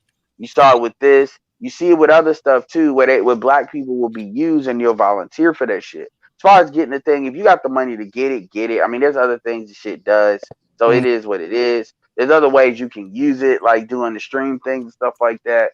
But, if you're a homosexual, how many times you got to make your bitch nut in order to buy you one, yeah, whatever. and what But I really notice about like our own people, like when there's like a homosexual topic that's brought up, there's always somebody try to bring up a disclaimer before talking about it. Oh, I don't got nothing against gay people. Oh, I got gay friends, and then go into the topic. It's like we don't need that disclaimer, man. We don't need a pre-apologetic, you know what I'm saying, speech before you get into the yeah. topic. Yo, when I they mean, go my into the when they go disclaimer into the is do what the disclaimer fuck that you. when they go into the disclaimer, that means they're usually about to say some disrespectful shit towards whatever audience that Well, they're yeah, addressing at that point. they don't want to stand it. I mean, my thing is always been consistent. I mean, do what the But fuck to you want, them, but do though, it the way for me. You know. but it will only be disrespectful. Or it will only be disrespectful to them, now. Right. So my thing is like this. All right, so if you're gonna say, "Hey, I'm not racist," look, don't give me the disclaimer. Just be who you're gonna be. If you're racist, you're racist. Actually, I find that as not an endearing trait, but like I would rather you go ahead and just be as racist as possible. Let's go ahead and get that established. You don't like me, period. Because what? I'm black.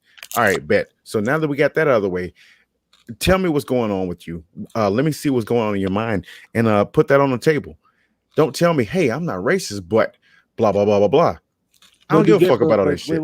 But do gay people say? But do gay people say, "Hey, I'm not racist, but gay is the new black"? Gay people don't give out the same disclaimer before saying shit like that. Yo, or even speaking about the black gay topics. stuff, like that's a whole like man, like I saw a video earlier today, and it was like it was saying something to the effect of a lot of gay people are trying to hijack the plight of Black Americans. You familiar with that concept? Yeah. So they was like trying to put that out there. I'm like, you know what? That's two totally different things, but at the same time, like, yeah, I mean, I see where it is. So only thing I can do is just laugh at it because it's funny as fuck. Like, you can't compare the plight of gay people to the plight of Black Americans. That's asinine. Well, the reason why they're allowed to do that is because of a power dynamic. Number one, it serves it knocks a couple of birds out with one stone. First of all, that's how these people. You gotta remember, these people are European, so this is how they operate. That's number one. It's really them going against the Puritan shit that the country was founded on. So even amongst other white people that they want to rebel against, that's number one. Number two, it further divide. Like, I hate to talk about division, but it gives a lot of black people and a growing number of black people an excuse to basically turn off their blackness, aka Lil Nas X. All these females that on the one side they want to talk about dudes that are not men, which AKA don't make they pussy wet based on their fucking, like ferals. It's almost, the sexuality at this point is almost getting to be feral to a certain extent. But at the same time, um, they want to sit there and then, so on the one side, they want the ultra black masculinity that makes their pussy wet, but at the same time, they want the gay shit, the gay dudes, because that dude represents the control or the collared up of black men. And that's why they have that duality with that. And then on top of that, they have this rebellion against everything. I'm talking black women in particular, No, it's everything. a totally unrealistic duality that they want to Yeah, exist, but it just it's allowed to exist because it fosters chaos within that community, within our community, which keeps us at the bottom, which keeps us serving our purpose of yeah, buying shit, never building shit. you're absolutely right. Because I look at And that, I'm like, okay, so you want XYZ plus you want the thug, you want you want the what was it, the meme that says get you a guy who can do both. He's thug sagging his pants and everything on some pookie ass shit, but then at the same time, like he can put a suit on. Like that don't exist. It does not exist. Yeah, Stop and looking for only that. black Stop women, and trying only black women look for that shit in that degree, or I would call urban minded women, because look for that, and that shows you, and let's be fair here, dudes will buy into that. Dudes try to be that. Yes, A lot of dudes. they will try to be that, and at the detriment to their own existence. I hate that shit, man. I would you say swear. Nipsey Hussle kind of resembles that though? I would say Nipsey Hussle. I didn't know the guy, but I would say Nipsey Hussle was just, he may have been an anomaly, but he never tried to be. Nah, He never tried to be on some business type shit. He was always on some hood stuff. He tried to stay I close mean, to the like, but hood. then again, though, no. like he's a Crypt that read books though. Like he's a Crypt that Yeah, read yeah. some kind of. Well. The thing about it is, everybody that's street. See, there's difference between pookie niggas, street niggas. There's levels to that, because when Yeah, you look at like everybody that's poo. So here's the thing. This is how I deal with it. So there's street dudes, and in those street dudes, you have, like, a blue collar dude can be a street dude technically. Real talk. A barber, a dude that works in construction and has certifications, HR. Those dudes, just like in white folks, you could have like the rednecks with the damn tattoos, and they do IT. A lot of it. It's not normal, but you see it. My point is, the Pookies, the way you separate it is productivity. A Pookie and Ray Ray true. is a nigga that is Exactly. not productive. So that nigga that is on the air mattress, that is that's half fucking Hey, blown hey, up hey. with. We got an air mattress habitual line stepper. Don't like, hey. No, I have an air mattress. Oh, I yeah. have. Well, I don't. my main mattress ain't an air mattress, but I have Listen, an air mattress. listen. They're Me, and very my valuable, but me and my wife, we I got a game room and we bought like a heavy duty air mattress. We've been hiding out upstairs in my game room for like a month and a half on a fucking air mattress because it's quiet as shit up here at the top of the house. So like, but no, back to the subject and everything. well, no. I hear what you're saying. And air mattresses have value, just like hoodies have Yeah, value. Because when you but don't no, I want get what something you're saying though. annoying. But what I'm saying, I need you to let me finish the picture. No, You I got was just fucking with you, man. I got you. a PS4. Now it's gonna be a PS5. Somehow the card's at the house, even though it ain't his card, it's in her name, and Right. that bitch He working dropped her while off he at don't work and work. shit. He You dropped her only off at get work in her car. and she don't want to, and she fucking him, but she don't want to really show him to her girls because she know what time it is at the end of the day Bro, you know and what what that she's doing. is? You know what that is? She's hoping that this Pookie becomes the Tyler Perry image that she hopes that he will He's got become. potential. But the That's thing is, that bullshit. the fucked up thing about it is he doesn't have potential. She hopes that he does, but he Yeah. absolutely does not have Well, that's a any delusion. potential. That's a Because delusion. if Mhm. you're a Pookie type of dude and you find a woman, she could be in a professional status, she could be in a fucked up status, whatever the case may be. If you find one who's going to allow you to sit your ass at home, drop her off at work, and not do shit but fuck her, then of course he's not going to evolve into anything else but that because you're allowing it, and he's gonna capitalize on the situation. So he Well, don't see it. Yeah. and to be Hey, hey, honest, and here's the thing: hey, to be hey. honest, to be perfect. Well, to be perfect, here's the thing that we got to be real about. There's dudes that, just like how women have hoe phases, There's street dudes that they have pookie faces. Like even Allen, all of them will tell you, like they've been in that, they get in that mode, and they may be that mode because here's the thing: You know why? if you can fuck a bitch to where she's dealing with everything, that's some very leisurely shit, and You all know you got why? to do, you getting Because the you ain't best got of to do what you nothing get. else. You know why? Exactly. Because I went through that phase before because I realized like, man, I can get pussy easy as fuck. I don't got to do shit, and boom, if it's easy and I don't got to do nothing, minimal effort, just like show up, bring the dick. What I'm gonna do? I ain't got to do nothing else. Cool. No, it's just like the only, and this is where when people want to talk about the quote unquote game, you gotta. It's like I hate to say it like Dark City is. You gotta say you gotta look at it in all its aspects and see it for what it is.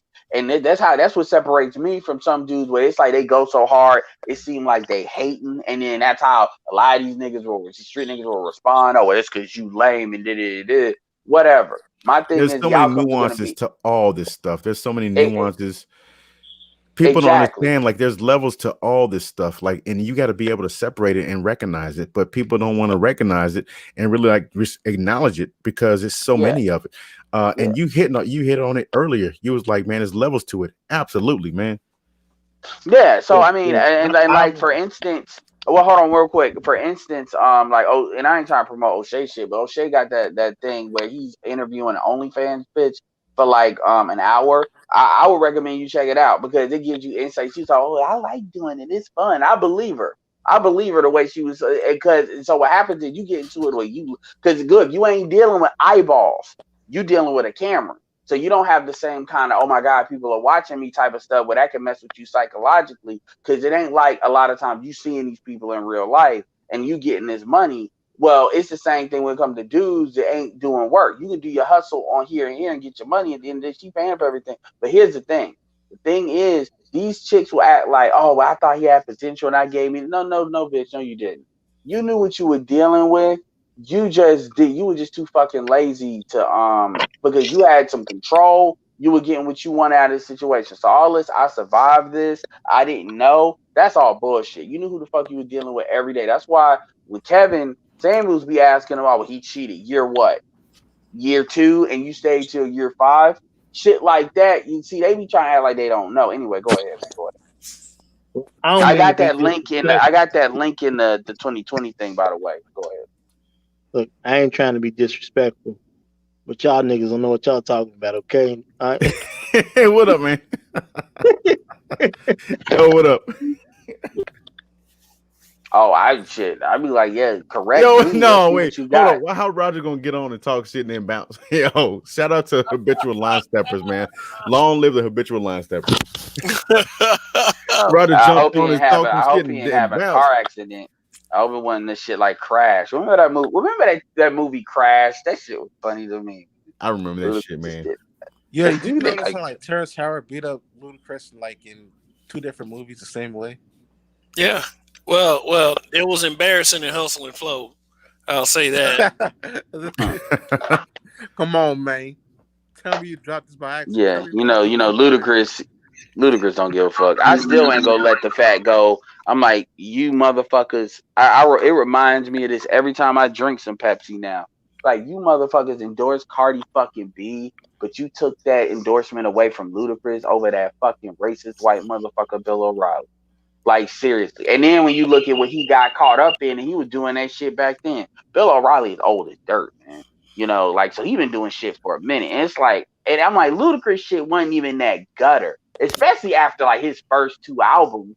I mean, like his first album, outside of that, his shit wasn't even that bad. And it's like, oh my God, we just can't have this. And I'm like, Ludacris don't even got tats like that. We just can't have this. But then you endorse Cardi B. And the thing that kills me, and I just told a chick this the other day. I said, she was trying to bring this shit up with me. And I said, you understand how many hoes Cardi B and Megan Thee Stallion gonna create? Well, it's the same as that. No. Women emulate other women a lot more than they emulate like what men are doing. Because low key, it's saying it's okay. Like, y'all like, hey man, a lot of dudes gonna benefit from the free pussy, man. It's gonna be so much. These chicks are gonna think pussy is meaningless. But and it's gonna make it easier for us, and ain't nobody gonna want to fix it either. Y'all gonna have to work that shit out. I need you to save. Anyway, if you can pull that up, man, pull that up, Kevin, the 2020 thing. That shit's funny. Oh, okay. Yeah, they got one of Game of Thrones and Star Wars. You want to see it? Like I ain't. That shit funny as hell, man. You gotta Hey, see it, man. you guys getting a preview of Call of Duty Cold War right now on my shit right now. Fuck out of here. They do a show of the crack thing. Yeah, man, we're gonna get this motherfucker. If my name ain't right. My bad. Hey, yeah, if you guys have never seen Call of Duty Cold War, I got that going right now. Yeah, like Call of Duty, man. I get them. It's basically the same game with a new campaign that lasts probably about maybe 2 hours, maybe at the most. It's better than 2K, trust me. I get killed too fast and Call it. Them white boys killing me, man. I'm like, nah, man, I can't. I'd be like 3 seconds. It'd be 3 seconds. I was like, okay, I'll fuck this. I'm gonna play. So what do you think? Any predictions about 2021? 2021 is gonna be play this video, and this is gonna be what 2021 gonna be. It's gonna be a lot worse than 2020 in my opinion. Did you send him a link to pull it up? Yeah, it's in the private. Okay. Make sure you got the sound. I see it right there. I see it. I got it. I ain't trying to sound dark or anything, but who do you think is gonna get got next year for our celebrities? I mean, you. Well, no, I ain't predicting death. No, I ain't doing that. But I'm gonna tell you, the housing crisis gonna hit your ass. Probably a lot of these coins are gonna they gonna pop. The housing crisis I already said it's gonna pop. You already see all these the mall death is gonna continue. I'm gonna switch screens for a second. I'm gonna switch it back, but there it is right there. 7 minutes. Yeah, you sure I ain't gonna get no copyright for this? No, bro. I'm telling you. No, because this is how you gonna get a copyright from a montage of shit on another channel? Is it coming from another YouTube channel? Okay. Yeah. Yes, you will get copyright. Well, it'll be a copyright warning. Well, it's a montage. It's like, bro, I'm telling you from experience, when streaming and I'm played somebody else's YouTube video, they hit my ass and cancel my shit. But it is what it is. But you won't get a strike though. You'll get a warning, but you won't get a strike. Okay. Not stopping. And are we? Oh, this shit ridiculous. Yo, why they get Kamala Harris as the fucking Black Panther? They got her out there, bitch. Yo, well, Fox News is Hawkeye. Are you kidding me? Just because. The slaves have armed themselves. I don't like that word. Plain thing. Yes word. Yes word. Sorry, the prisoners have armed themselves. Okay, that's better. That's better. Okay. Drax. Your deepest, darkest secret. Dude, come on. I think you're overreacting. I'm fucking done. I have never felt such So unbelievable. Damn, coronavirus. Oh man. Damn. Damn. All right.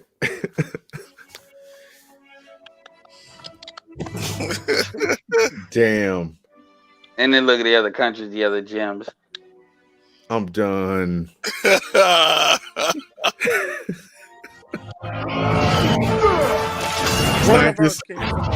Potential vaccine. You should have gone for the head. You should have gone for the head. Damn, hit that snap. Wow. A small business. No, this is funny. Hold on, be quiet. This is funny. Coming up. Oh, shit. Chuck E. Cheese. No.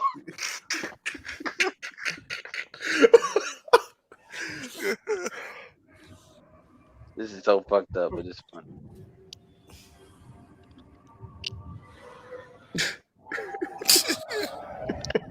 No, this one's funny too. Hold on. No, not this one. Restaurant. This is funny. Look. Oh man. I want to go, sir. Please, I don't want to go.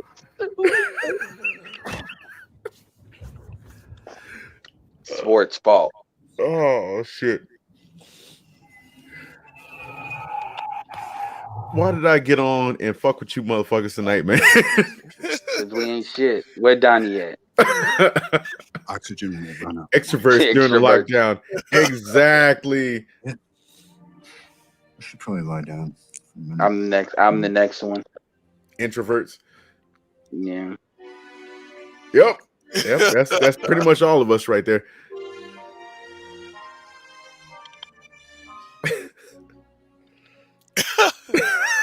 I don't think I won't.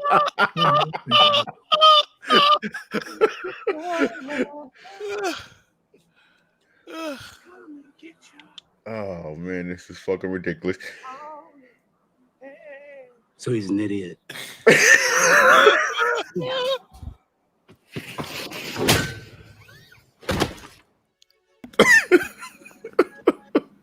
Tesla.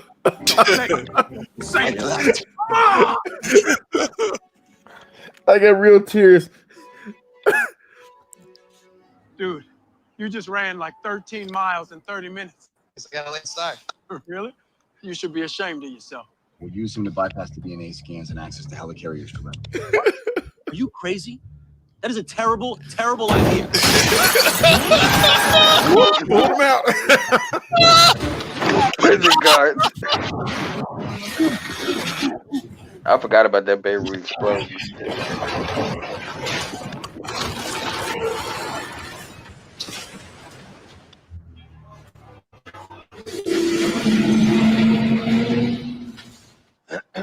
What are you doing? We don't do that here. So how big Good news. To stave off something worse. You keep telling yourself that. You can't say fuck it. Hate to break up the set. You can't like I'm out. You'll be all right. They need to release it on Disney Plus with them 73 million subscribers. Oh look, yeah, people. Oh, you got me shitting me. Murder hornets. 14th floor. Move away from your station. Oh yeah. This is BGS. Captain's orders. You picked the wrong side, Agent. I forgot about this. I'm where you're standing.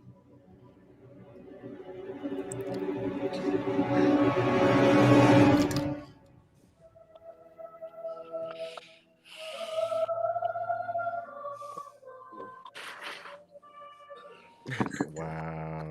Yeah. Shit, they should start it off with this shit. Wow, yeah. We're gonna be okay. Yeah, that one did hit hard. Both of them. Yeah.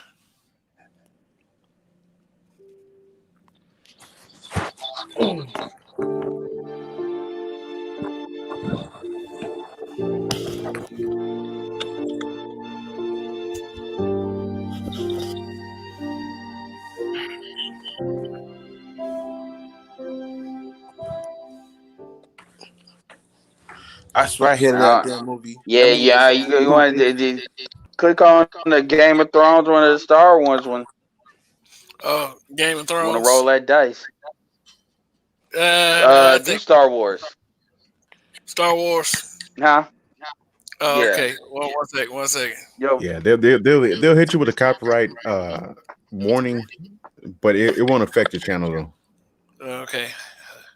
They may stop your stream though, because they did it to me. I mean, it's fine. Well, are you going through Streamlabs or are you going through YouTube? I'm going through StreamYard on YouTube.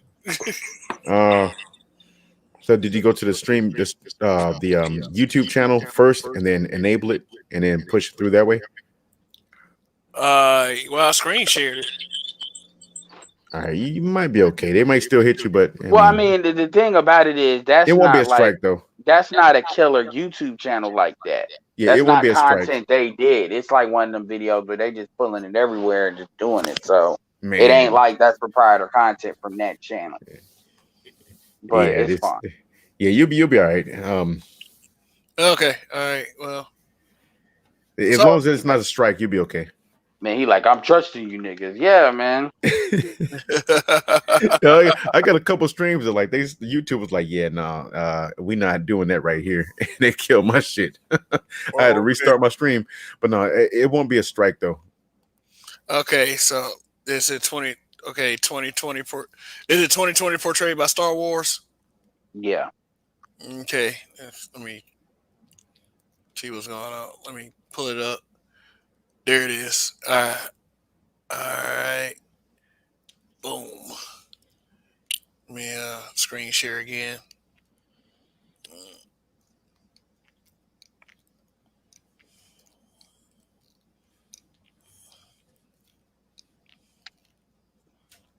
Not Vader. Oh, this is damn.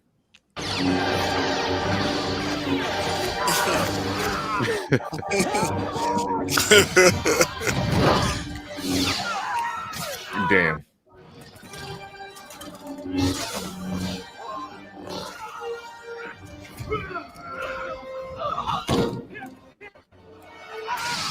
Chuck E. Cheese is a running gag.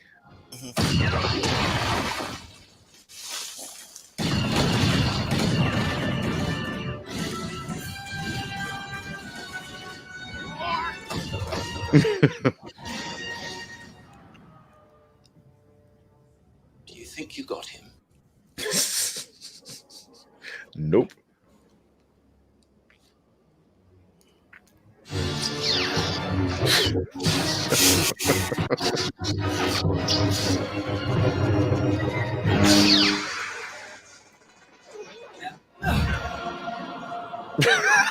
Scared me for a second. Stop it. You know Trump. Get that motherfucker. USPS malfunction. I'm done. According to my information, Checking my package. I hate to say it, but it looks like the system you're searching for doesn't exist. Perhaps the archives are incomplete. If an item doesn't exist in our records, it does not exist.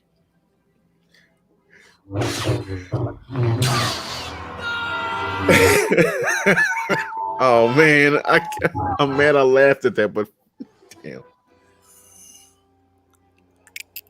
Really went at it. Oh man. Wow. Yeah.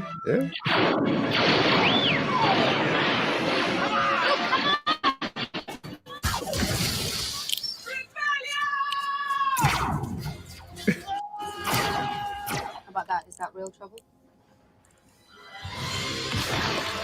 Federal troops helping the police. Oh shit. That an Imperial blockade. What's it doing here? Probably heard about your little rebellion. Hold on any longer. I am going to end this once and for all. You can't. He must stand trial. Wow. Oh, don't kill me. Please. It's not the Jedi way. Damn.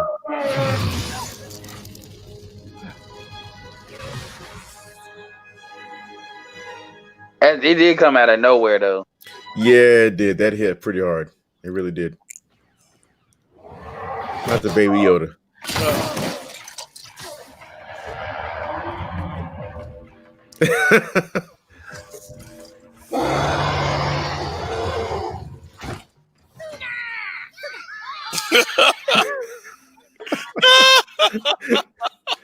Speaking of, I gotta watch the newest episode. Yeah, it was good. It was good. I saw it. I'm glad they brought the Death Watch in, man. That was I didn't expect that.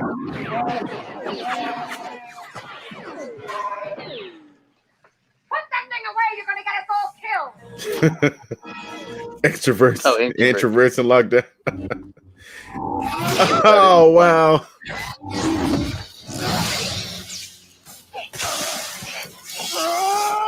God of War Ragnarok? Are you serious? Microsoft. Damn. Bethesda.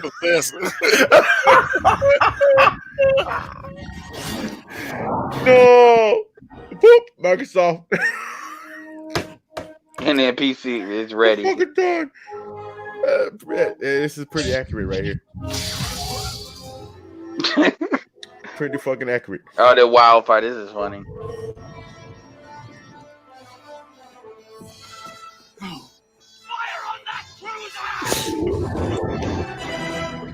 This is a hot scene.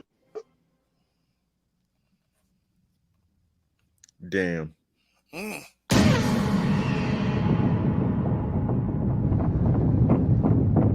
got to know your shit to be able to put those captions on there. Hi, dear princess.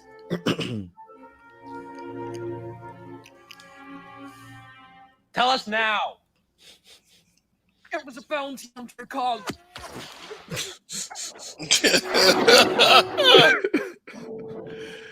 Oh, he gone.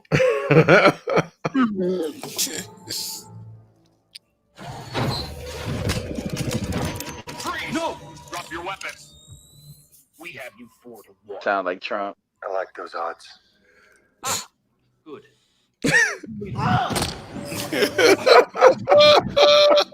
My disappointment in your performance cannot be Nope. Hello there. Murder Hornets. General Kenobi. You are a bold one.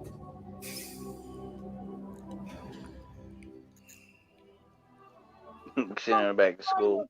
Wow. Ah. Gonna kill all the Padawans. Oh man.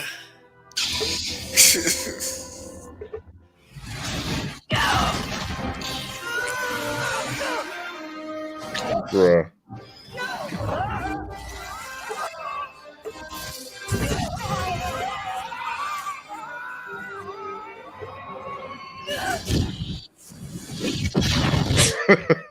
All right, that was funny.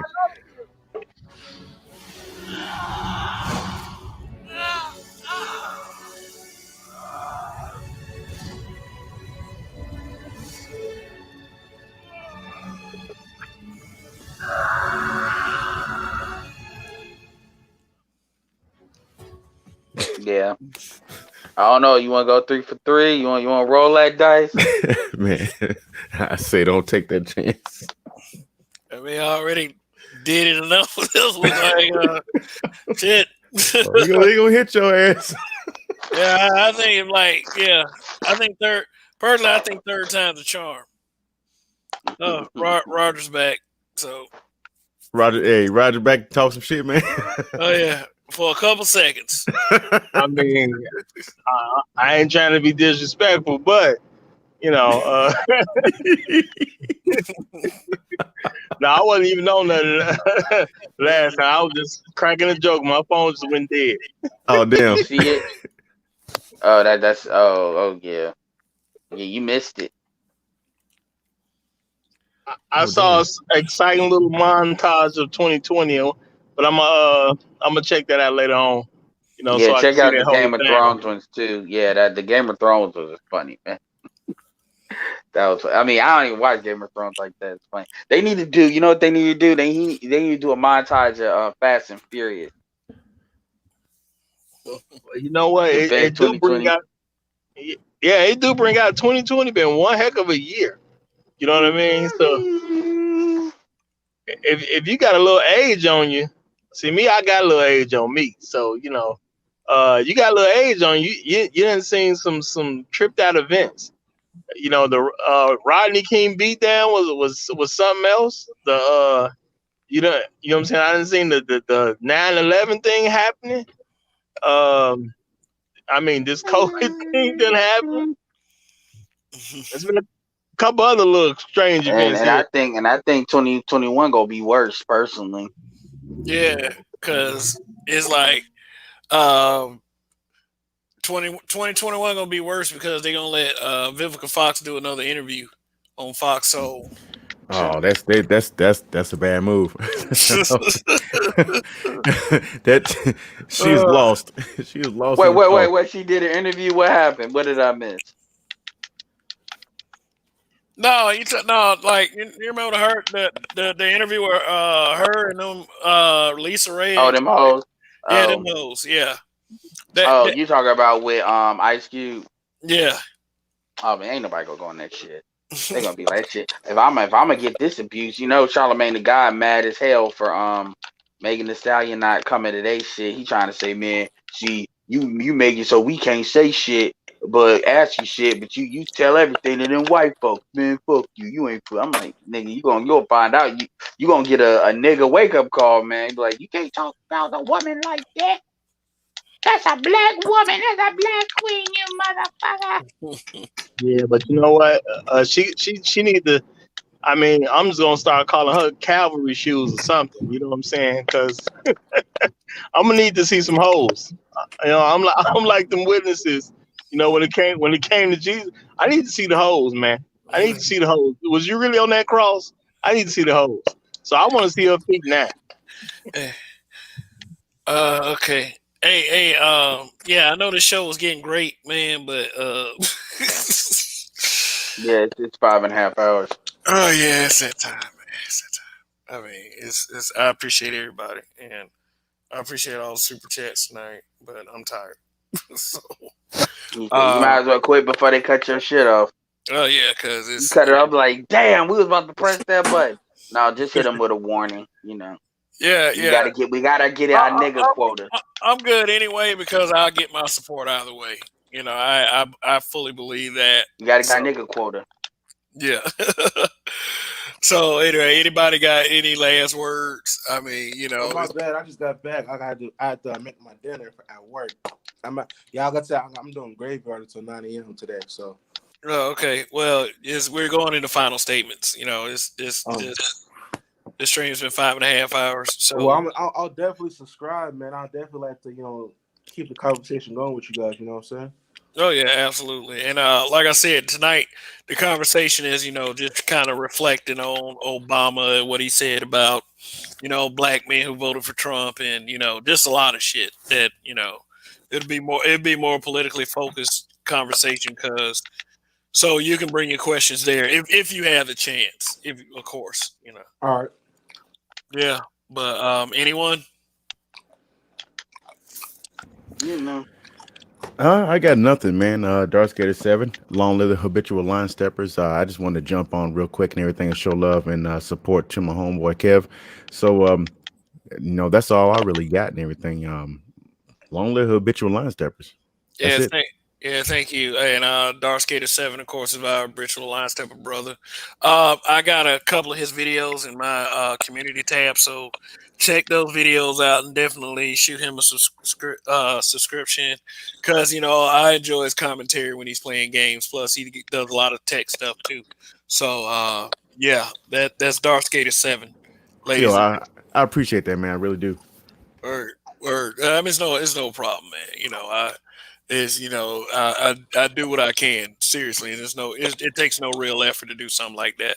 So yeah, so check them out. All right, Roger, Edward. Yeah, no, it's been a great stream. Appreciate talking to y'all. Obama's pussy ass nigga for saying that shit. Gotta be said. What did you say? What did he say? I don't watch the news like that. What did he say? He said the reason why black men supported Trump was because of hip hop and bling bling music. He said that today? And he said that a couple days ago. I should play that Jeezy and Gucci song, the Icy song. Like that's what hip hop is now. 10 years too late, man. And maybe if you get your daughters away from them white boys, you'd be all right.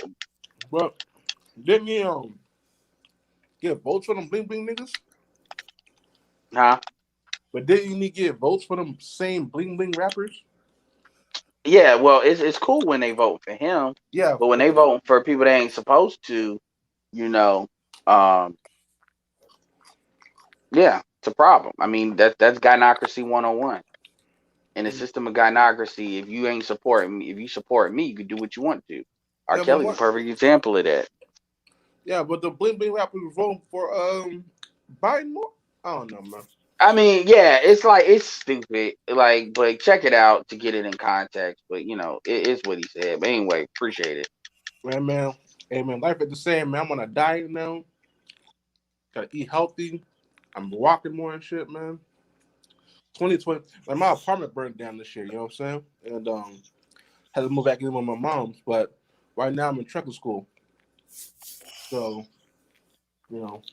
hopefully next year is better than this year. You know what I mean? So I don't know. Who knows, man? It will be, and I mean, if it has to be up to us, then so be it.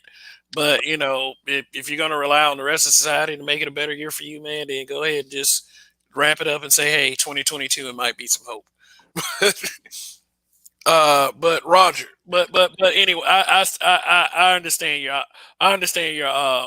quest for optimism, because this is a fucked up year. Yeah. I mean, seriously, it's like I don't. Yeah. I'm afraid to ask it if it can get any worse. But thank Yeah, God. Kobe dying was a shocker to me. I never watched basketball, but when he died, I was like, damn, how the fuck did Kobe Bryant die? That's not the last nigga you think to be.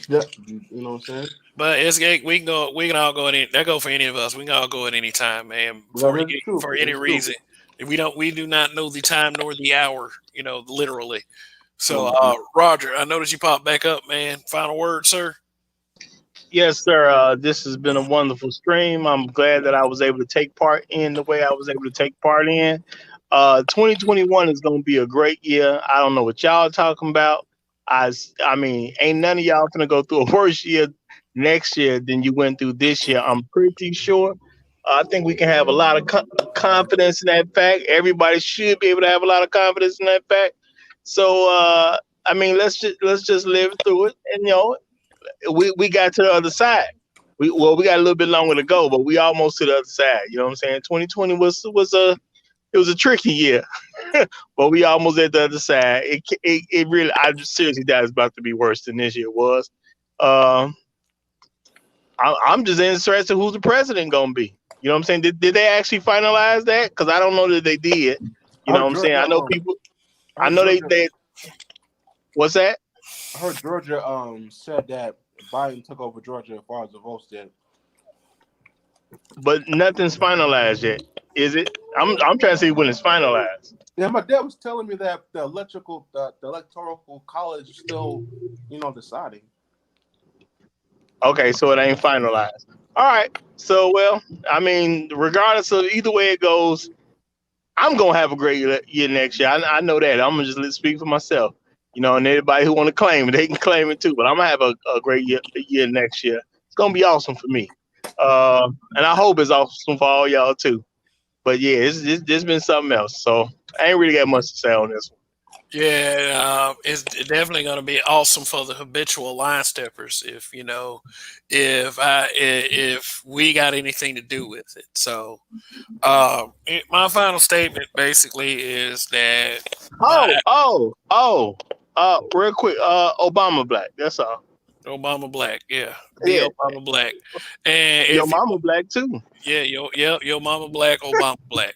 So, yeah, but the tonight's subject will focus on Obama, what he said, and just the many things that black men feel that after black people vote for a party for like decades and give all their dedication, the black men who vote Democrat is still not enough for them to recognize us as a cooperative part of our community.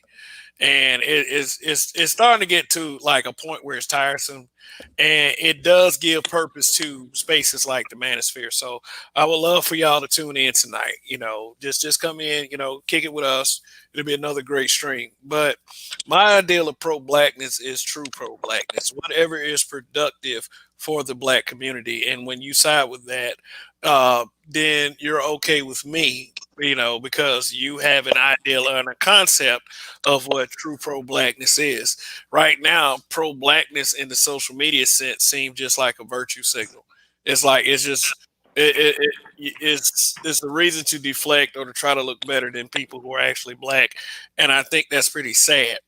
And one thing that I feel like we need to do is we need to get out of other groups telling us what black is, like these little racist white liberals that play like they're the good guys, but just to attack black men that black people generally don't agree with. And that's some sad shit too, believe it or not. Yeah. So, as far as me speaking as a black man, I know shit ain't gonna be easy. And it does seem like the other, like, okay, let me just pull this out. Let me just separate because everybody else is making separations because they think with separations come perks. And the separation I'm about to make is not a perk at all. I mean, it's a perk for me personally because, you know, I'm proud of the fact that I'm a heterosexual black man, but it seemed like the eyeballs are always on us when the emphasis of why the community is doing as poorly as it is. But when we turn around and say, hey, you know what? Well, maybe you should stop fucking doing this, and this, then there's always a problem. You know, I made an analogy at the beginning of the show. We can, like, you can't lead a horse to water. You can lead a horse to water, but you can make it drink. We can literally put up the fucking water truck and, you know, open it for you and hand you a bottle, and you still won't drink because you have that little respect for us based on white supremacist narrative that should have been identified by now. But we hang on to it to cover up for our own failures. And we're going to call bullshit every time. It's not going to be one or two times. And I know there are people out there that don't want to do it or don't want to trouble themselves, and that's okay. But one thing I notice about those people, they'll trouble themselves with coming to tell us to shut up. So I don't think it's any trouble for me at all to tell you to shut the fuck up for trying to oppose me for making sense. And and that's just the way it's going to be every time I want to, and every time any of these other guys want to, because we're sick of the bullshit. If you're going to be black, be black. Don't be a coward about it. Don't be a bitch about it. Just do this thing and stop bullshitting, and let's get on with our community and make this a better place for our kids, period. For those of us who have kids. But, you know, it's going to take every adult and every child. Like, maybe not every adult and every child, but it's going to take a large collective effort to fix this thing. And all of the straw man and the deflection and the pointing fingers and bullshit, that's not pro-black at all. True pro-black, not Obama black. So, anyway, that's where I'm going to end the stream. This is Kev. This is Black Men Being Brutally Honest. I will see you guys tonight around 9ish. And it's been great. Thanks for everybody that came by. Thanks for everybody that supported the channel and the super chats. Yeah, that was pretty good, and I am humbled by it. I mean, seriously, I'm not just saying stuff. I mean, for real, it's, you know, I do this because it's fun for me, and I think it's a very interesting way of getting your point across. But there's still more to do, and I'm here for it. And, you know, I hope it's a great ride for all of us. So this is Kev. Like, share, subscribe. Long live the habitual line steppers. And Kev, we trust. See you next time.